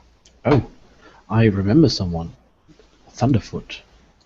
Thunderfoot, yes. Oh, I poor only man. know him. I only know him through proxy, but Poor man. I do hope that hope he you know gets through the entire cancer situation soon. mhm. Because either way, it's not him. It's not him having the cancer. It's his dad. Yeah, it's his dad, but he's at risk. Why that? Was it like Because- genetic or some shit? He's Yeah. a full-on scientist. He has a stable job and everything. Why is he at risk? Thought they- Because he can get it's his father who has cancer, so he possibly will get cancer too, and he was talking about it, and it's like you have to catch it early or else you are screwed. So that's what he's doing research in right now. Actually. Okay. So he's gonna fucking cure cancer too? Fuck's sake. Yeah, He's a hopefully. biochemist, so who knows? Who knows? Let's see, but, Mr. Repsion is also involved. Yes. Barely. And I believe PewDiePie is following this a little bit. PewDiePie only comes in when Kotaku mentions him, and he's like, "Shut up, bitch," and then goes back to being fabulous. Oh yeah, well he's following Christina Summers. And Mr. Yes, Rep- Christina Summers. She Christina, is. yes. And the thing. Speaking of which, there was who did you mention before Christina of Summers? Mr. Mr. Repsion. Mr. Repsion, yes. Then Peanut Butter. No, not Peanut Butter Gamer. Investigamer. And there was another YouTuber that I forgot in terms of the name. Wild Gaming Party or whatever, has done some good videos on Gamergate. I know. Oh, of course, yes. PewDiePie is probably silently one of the anons, as I would guess. He's silently I'm- judging everyone. I suspect that Markiplier is one of the anons. Well, absolutely. He's friends with, like, I believe, Egoraptor and Ego few others. Yes. Ego Raptor is aggro, to be sure. Egoraptor is full on aggro. The thing is, he is firstly when Gamergate came up, he was actually setting up connections with people like what's that actress that has nothing to do with Gamergate but decided to chime in anyway. Felicia Day. And that somehow dissolved suddenly. And in his videos, he's a clean record. He always discloses everything. And And so does and Angry he Joe, uses- but Angry Joe is. he uses still- he uses certain words sometimes. Sometimes when he doesn't watch out, he uses 4chan lingo. Yeah, stuff like oh, it's Trap Boy again, and so I sometimes suspect you're just watching out, but it sounds a bit like he sounds a bit like he's concealing something. Maybe. I mean, Are there any known double agents? That's what I want to know. Like, Oh yes, yes. Possibly. There's double agents. Nidrin. uh-huh. Angry Joe was. I had a feeling like for the time that Angry Joe was in it, Angry Joe was a double agent. Angry Joe is one of those neutrals that is actually pro, but he's just a complete spineless coward. No, Angry Joe uses SJW language, is a listen and believer. I mean, he's more or less for ethics, but he's no friend of Gamergate. He And was. I'm not just he saying was that just full on- because I got in a fight with him. there's when it neutrals was- and there's double agents. I'm not sure if you that should be a distinction or not, because neutral is someone who's like who may be in the middle, but a double agent is someone who like works both sides. Yeah, there's a distinction there. Okay, well, yeah, true. thing with Angry Joe was just that during Dorito-gate, he knows that Dorito-gate was part of what built up what then culminated in Gamergate, but at Dorito-gate he was absolutely at the front of all of it. Contacting that journalist multiple times and just getting blocked off. So people were actually hoping that he would chime in as a shining figure of Gamergate, and he just let his fans down. Yeah. Complete spineless coward. But when you listen to his video, he's like, these women were harassed and everything like that. So that's why I don't really think he supports Gamergate. Oh, he's got to say something, otherwise they're gonna fucking jump all over his ass if he's pro. I mean, The thing is, he is affiliated with Channel Awesome. Wait a minute. yeah. Okay, so he's affiliated with Channel Awesome, and Channel Awesome is a bit of a group of massive social justice warriors, and they can be very harsh. If they contact you and within 15 minutes you're not available, and you don't have to know that necessarily beforehand, you're already fired. They had instances where that happens. They have absolutely zero tolerance. So if he pisses them off the slightest bit, he's instantly they instantly cancel every affiliation they have with him. I personally think he could manage perfectly on his own, and everything keeping him from going pro Gamergate and doing all the stuff, all his own stuff on his own, is really just weakness, psychological weakness. Maybe not. He's just. In any case, I do have to agree with you that he's spineless. Yeah, isn't the stereotype supposed to be that Hispanics are big and intimidating, and then there's this guy. Well, that would be racist, my dear friend, and Cultural appropriation as well, probably. Yeah, just Baylor, read the list of charges of buzzwords, please. Cultural appropriation of American stereotypes. No, no, but it's just, I was really disappointed of him when all this started. Highly disappointed.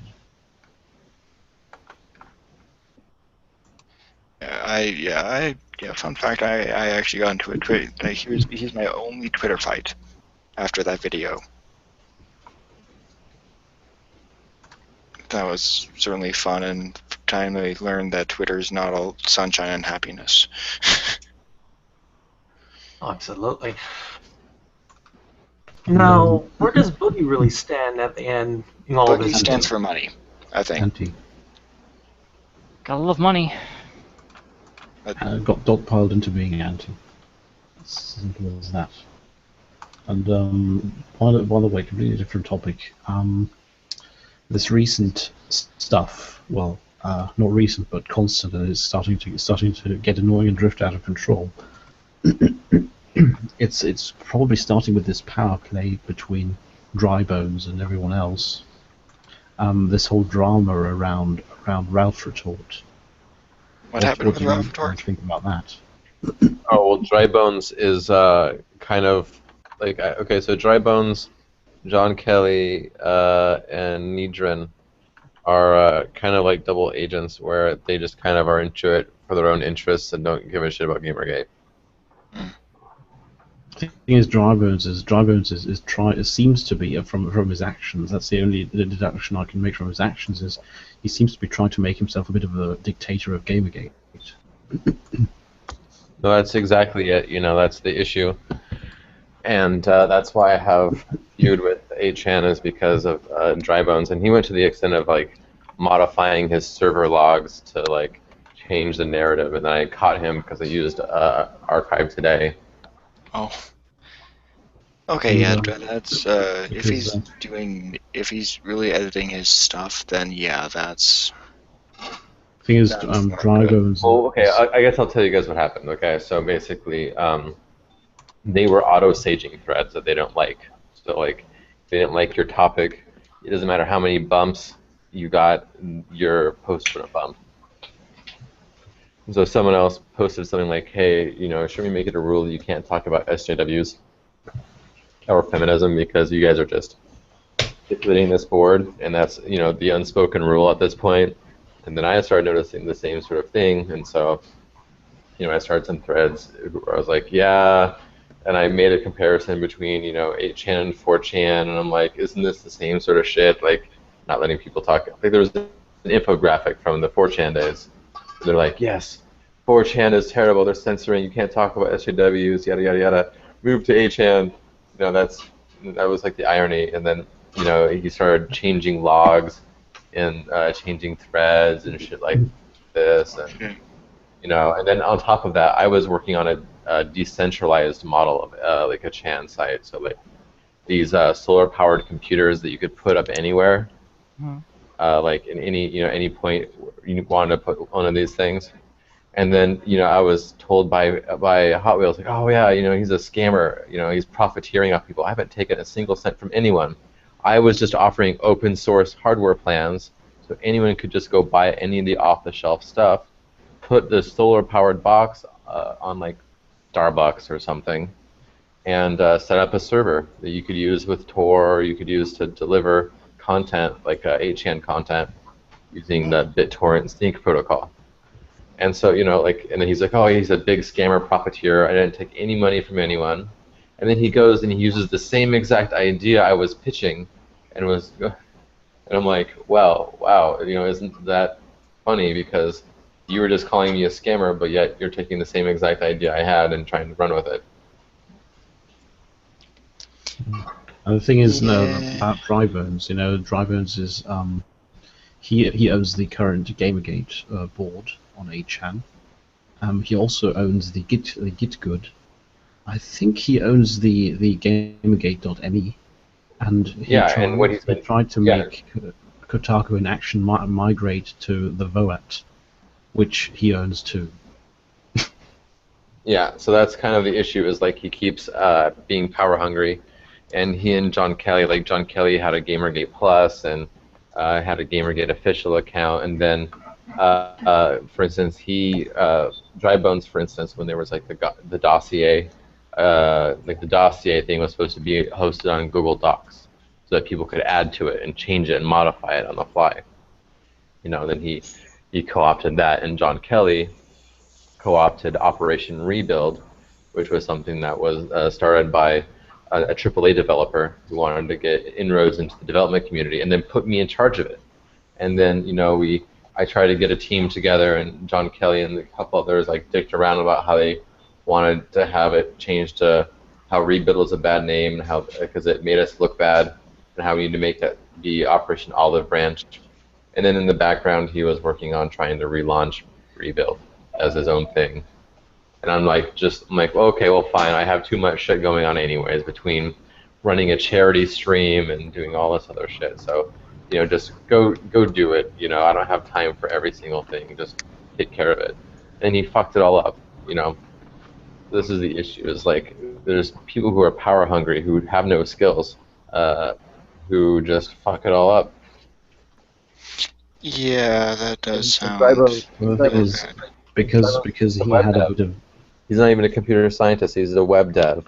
He takes like some package, some open source package, he modifies it, he puts it up, makes himself, him and Hot Wheels make themselves out to be like some, awesome programmers or some shit. Like, Thing is, he has had multiple fallouts with the Ralph retort, which led to him even going so far as to putting up a rule of archiving Ralph retorts links, and on regular time frames, there would be on Twitter, for everyone to see fights and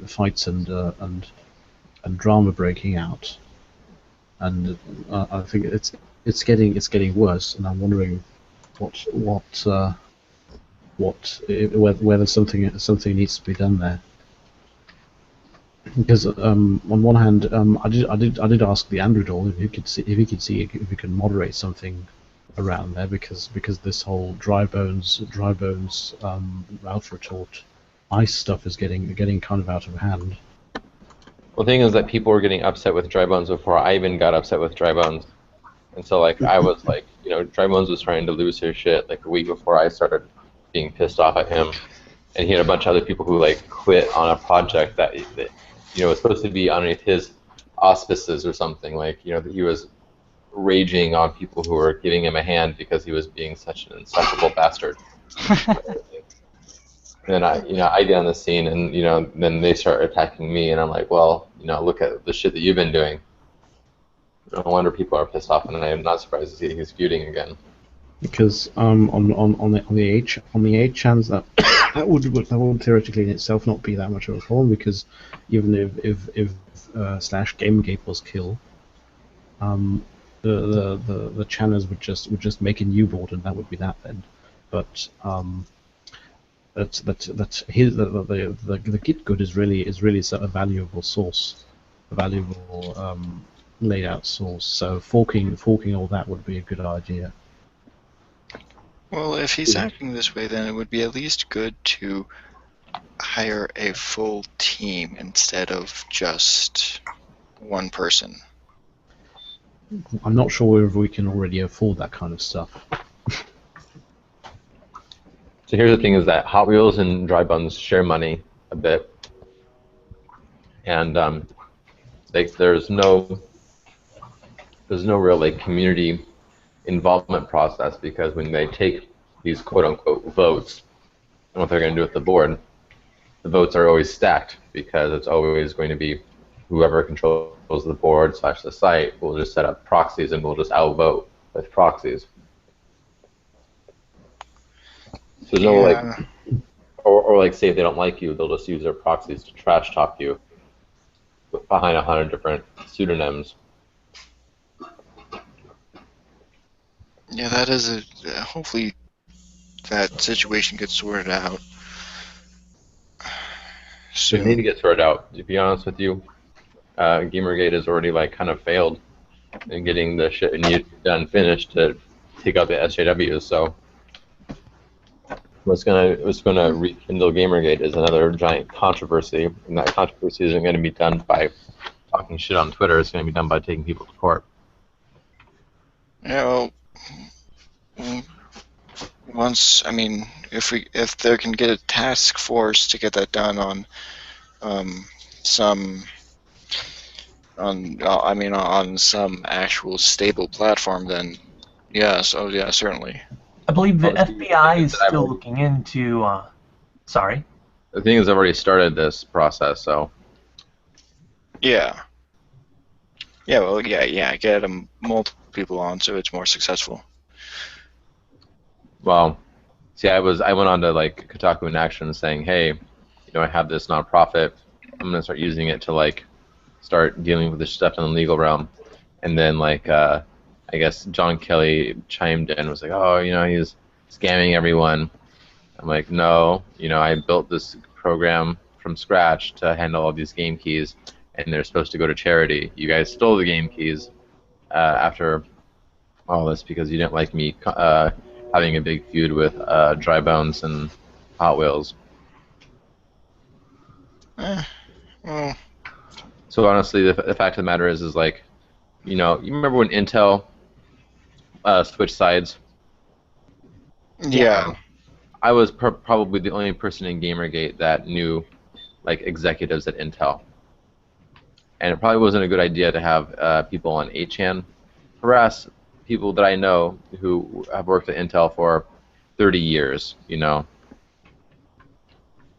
Oh yeah, kind of shit. No, yeah, definitely not. That happened?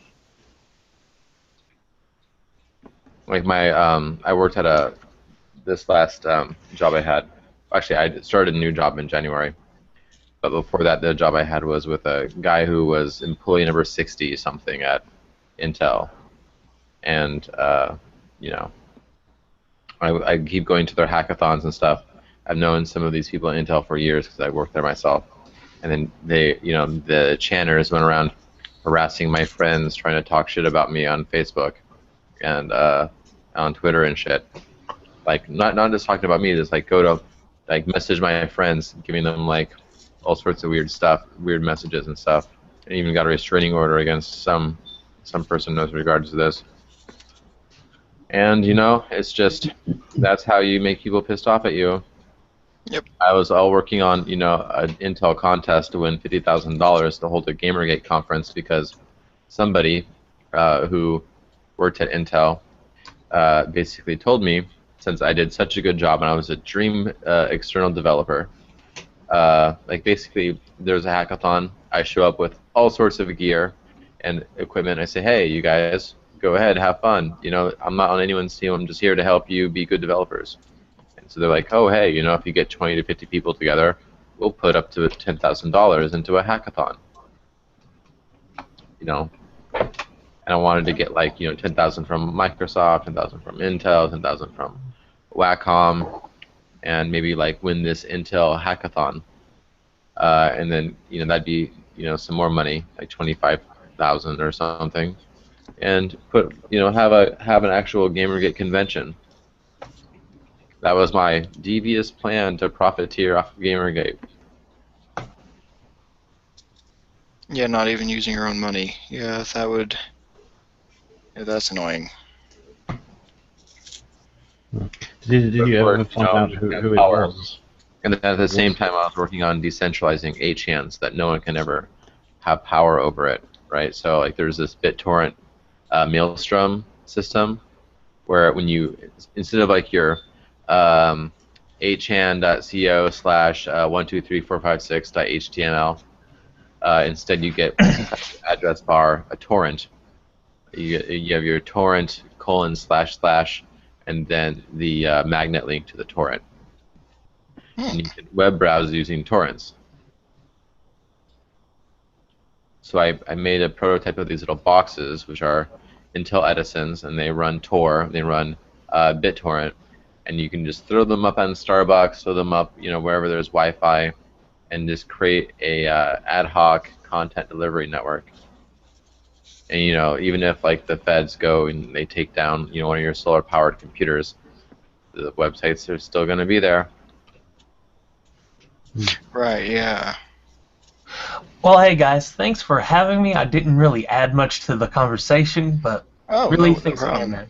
It was good to have you on, Alex.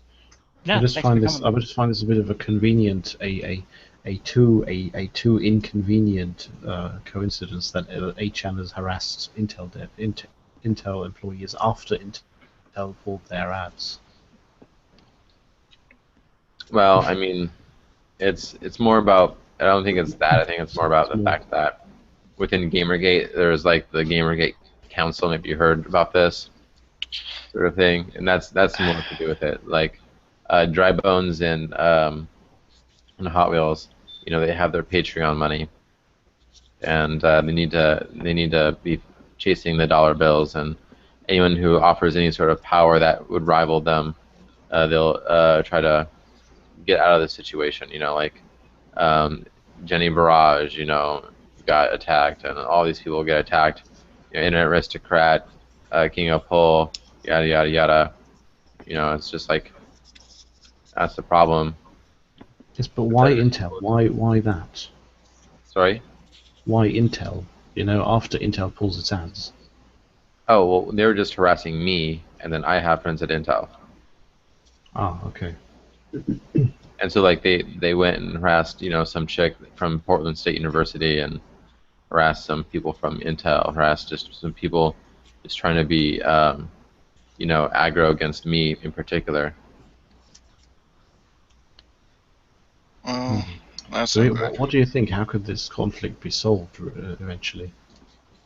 I mean, to be honest with you, I'm telling you that GamerGate didn't accomplish what it needed to do, and it's going to just go stale. It's like stale bread. The bread's still there, it's just stale. So the only thing that will make it better is that something can make the situation rise from the staleness. And the only thing I can think of to do that is to take these people to court and win in court, and that's what I've been doing, is submitting government complaints about these activities. And what I've been told from the tech community, because I've been kind of out of GamerGate, but I'm still in the tech community, going to a hackathon tomorrow. I've been told from the tech community is that people are trying to avoid the crossfire, but are really, really happy that someone's starting to actually go do something about this nonsense. Which nonsense? I mean, the in-game nonsense. Sorry. The feminism takeover in tech. So okay. They shut down this guy Scott Kevington's talk because they called him a rapist, even though he hasn't been charged and he hasn't been convicted, just on a mere accusation and lawsuit in civil court. Yeah, when that happens, I think what's not done enough, regardless of how serious that topic is they need to be mocked more. People need to adopt more of a "did he really" stance. No, what I would love is to get media is not going to do that. Charges. Because didn't you just say that he didn't even get charged? Not even the judge listener believed enough. Yeah, I'm saying that Scott Kevington, which is like a specific guy, but it's a recurring thing. Like one guy got fired from the Drupal Association because he fell off of a mechanical bull, and his friend called him a pussy, and he dared defend his friend's right to call him a pussy. This is the sort of thing, and so a lot of people in tech are kind of pissed off about this whole nonsense, and so they're not going to jeopardize their careers over it, but they're secretly rooting for me. Are they more annoyed at the hypersensitivity or at the whole SOCJUS stuff itself? It's the whole hypersensitivity. It's the whole pandering to feelings. It's the whole when they had some talk that was for women only that was called "How to Get a Job in Tech Without an Engineering Degree." Yeah. Okay, that stuff, but I mean, how do they stand to all this stuff like people just saying, well, there's this widespread misogyny in the tech industry, or microaggressions from male employees, and that kind of stuff. Meritocratic misogyny. Yes, exactly, the systemic oppression of meritocracy. See, I never hear that because from any female employee at all. Never. I've never once heard that bullshit. I'm lucky to live in a country where people have a completely different language. But the thing is that PC stuff exists too. Only that there's less social justice warriors. Oh God, where's I hate to say this. This is a terrible thing to say, but where's Margaret Thatcher when you need her? Dead. Well, she would do an equally bad job. She just go the other way, too much the other way. I have a bit of an unusual cycle, but I live in Germany, and we've got Merkel. She at least doesn't play the because I'm a woman card, and she's of the parties that exist, she is in the moderate right wing party. And sadly, feminism is actually gradually even coming here. Even here, they're enforcing a by now more extreme version of affirmative action now, where top ranks in certain companies have to abide a 50% or above rate. That's just a ludicrous thing to demand. I mean, where are you going to find these fuckers? Well, the obvious implication is, of course, that they're going to hire as many qualified women as they have, and fill up the rest with idiots. I just want to see what happens when they have to fire a dude. Do they have to fire a chick as well? It's all right, bitch, you're gone. Just fucking get out. That used to be in the initial draft, because the initial draft actually included that there would have to be a 50-50 measure in top places, but they undid that, and instead it just has to be a 50% or above measure ratio for women. I think that what we ought to do is we need to start making sure that 50% of the soldiers are women. Yeah, 50% of deep sea fishermen. 50% Well, of the officially, soldiers. No, you've got to think in bigger dimensions. Sins of the father and or in that case, sins of the mother and all that. Thousands and thousands of years of only men being soldiers. Where's the payback? You know. oh yeah. Well, it needs to be like Warhammer 40k, where we have the Sisters of Battle. It was 100% fucking women. Yes. Yeah, go for it. Only that. And the only training that, armies of Slanesh. Only that. For instance, in Germany, the draft doesn't exist. There are no one is forcing anyone to join the army. So that's not going to change anything either.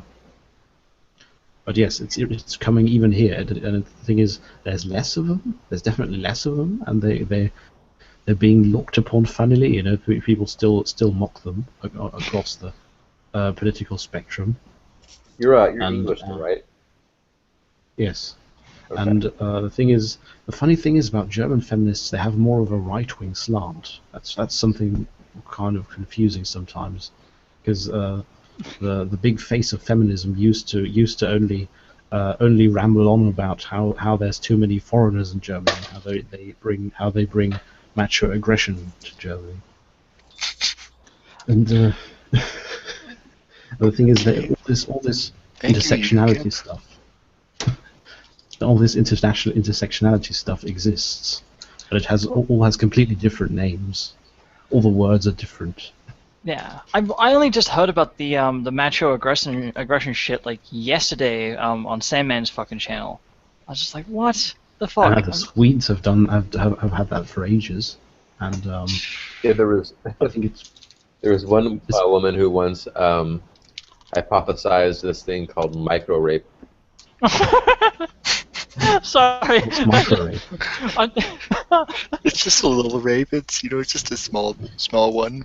Was that when Micro Machine Man rapes people? If I remember correctly from memory, it is defined by the prurient interests to penetrate a person's emotional security with the intent on what is it?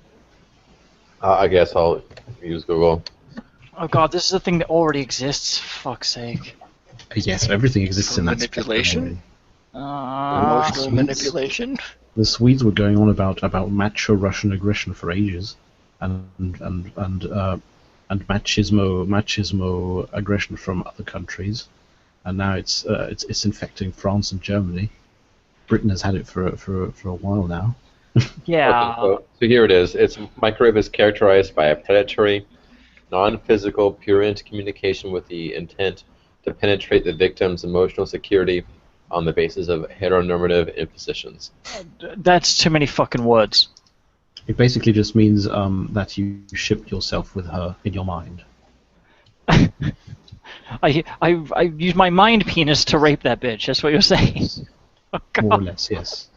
And thing is, if the feminists get leeway, they push to make that something legally applicable. You know, that a woman then can just claim you micro raped her, and then you have to pay a fine or something like that. Mm-hmm. And then no one is going to look for evidence. No one is going to scan your brain or something like that. They're just going to listen and believe. How the fuck would that even work, like scientifically? Alright, your brain sends out penis-shaped waves towards your victim. No, but the thing is, humans have an erection center, and probably that could be scanned by knowing where that is, and then putting the alleged victim in front of you, you know, in your field of vision, and seeing whether you micro rape her when you look at her. Oh, so this basically the male gaze. That's but yeah. Yes, it's given an even more extreme fucking moniker. Fuck me. I mean, actually, don't fuck me. Don't micro rape me, please. Sorry, Frozen. I'm already doing it right now. No. That would be theoretically possible. But, that avatar. I'm gonna have to call the German police on you. I don't know. The Germans aren't putting that in place. That's the Swedes, if anything. Oh, okay. Well, then they're fucked. Alright. Swedish only police. have this I heard they didn't really have a. I heard Swedish police prison is really nice. So go ahead. Swedish prison is just hippie party. Party with balls. That sounds worse than getting anally raped. To be fucking honest, I don't think I could deal with that. It's like dealing with hippies or fucking surprise butt sex. But at least women's prison exists in Sweden, or do they? I don't fucking know. They're trying. How many countries are trying to abolish, or at least there's advocacy Britain. for abolishing? Britain Yeah. did. Yep. They're trying to do it in France, but they're not succeeding. And Were they trying to abolish? Women's prisons. Oh yeah. I'm for the measure. You know, Don't do it. Don't just abolish equal numbers of men prisons as well. Focus on rehabilitation. I like the idea of rehabilitation. Sheeple. yes, but the thing is, they do the rehabilitation thing gender specific. You know, men still go to prison. Oh. Yeah. You forgot the demographic oriented ideologues. You're the evil to them. All right. Well, Oh man, I have so much cringeworthy stuff to show you guys at some point. Like, I have a thing where at University of Oregon, one of the feminist professors was having a debate as to whether or not a woman should have to go to jail for murdering her child. Oh, that's just totally a question. yeah, that's totally debatable. Why do I? It was not really her fault. It was the patriarchy that drove her to it. The thing Wait, is, does that actually say that in there, or is that you just add that for fucking comedic effect? No, like, okay, I'm basically trying to boil down like an hour-long debate into about an actual case that actually occurred, where they were going to give this woman like the death penalty for killing her own child, and they were having just a public debate about it, and there was like some guy from a law school and this feminist chick who also went to law school, and they're debating about it, and she's like, yeah, well, you can't really blame her because we're all subject to our environment, yada yada yada. You know, basically the patriarchy did it. No, the patriarchy socialized her into a role where she had no choice other than to rid herself from her child, and therefore she had to kill it. But the thing is, yes, you're still looking at this from a too positive standpoint. I say they make it so easy to go Godwin on them for a reason. Okay, they manage to have conspiracy theories that out anything the old Poles say. They manage to top with their patriarchy theory, especially with third wave feminism patriarchy theory. Oh god, it's unfalsifiable, so it's almost amazing. But the thing is, what I find more confusing is that there's men who are willing to support a movement that perpetuates that belief. You know, I mean, they are people who are supporting the movement that perpetuates that believe in that. They believe that there is across men of the whole world conspiracy that implicably they would be involved in too, but for some reason they don't know it, to maintain gender roles artificially. And yes, I mean, if you're involved in a conspiracy, wouldn't you know about it? Well, they don't go to the fucking patriarchy meetings like I do.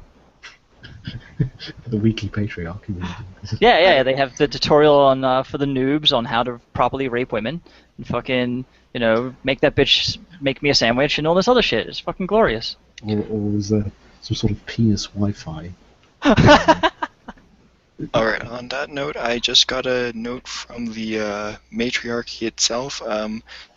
She says we've been going for a pretty long time, and it's and my roommate has to go to bed, so Okay. This has been fun. Thank you everyone for watching. I certainly think that we need to do something similar to this in the near future. So To be honest, I did this a lot when I was more involved, and we were like, and basically I would sit on Google Hangouts while working on operations, and it's a great way to be productive if you have the time. I think this one went a little bit too long. Like, if you want this to like be a good regular show, my opinion would be to like get in touch with have a small team that does like some interviews with some different developers, or like a Bill Maher type sort of thing. That's what I think would work. yeah, something like that. Yeah, I think these that's things fair. can go along, I know. Yeah, when they're this long, like, people don't pay attention because the information they want, they have to spend so long to try to get the information they want. And you can condense like your entire point, your entire show into like 30 minutes, and make all that 30 minutes count, in a serious way. You'll have a lot more reviews. You'll have a lot more people show up. Yeah, I probably will actually be wanting to contact you further. I mean, for some advice and everything like that. But for now, for this evening, we have to call it. We unfortunately have to call it quits. So, good night, everyone, and we hopefully, if you like this content, we'll see you all next week. Right. See you.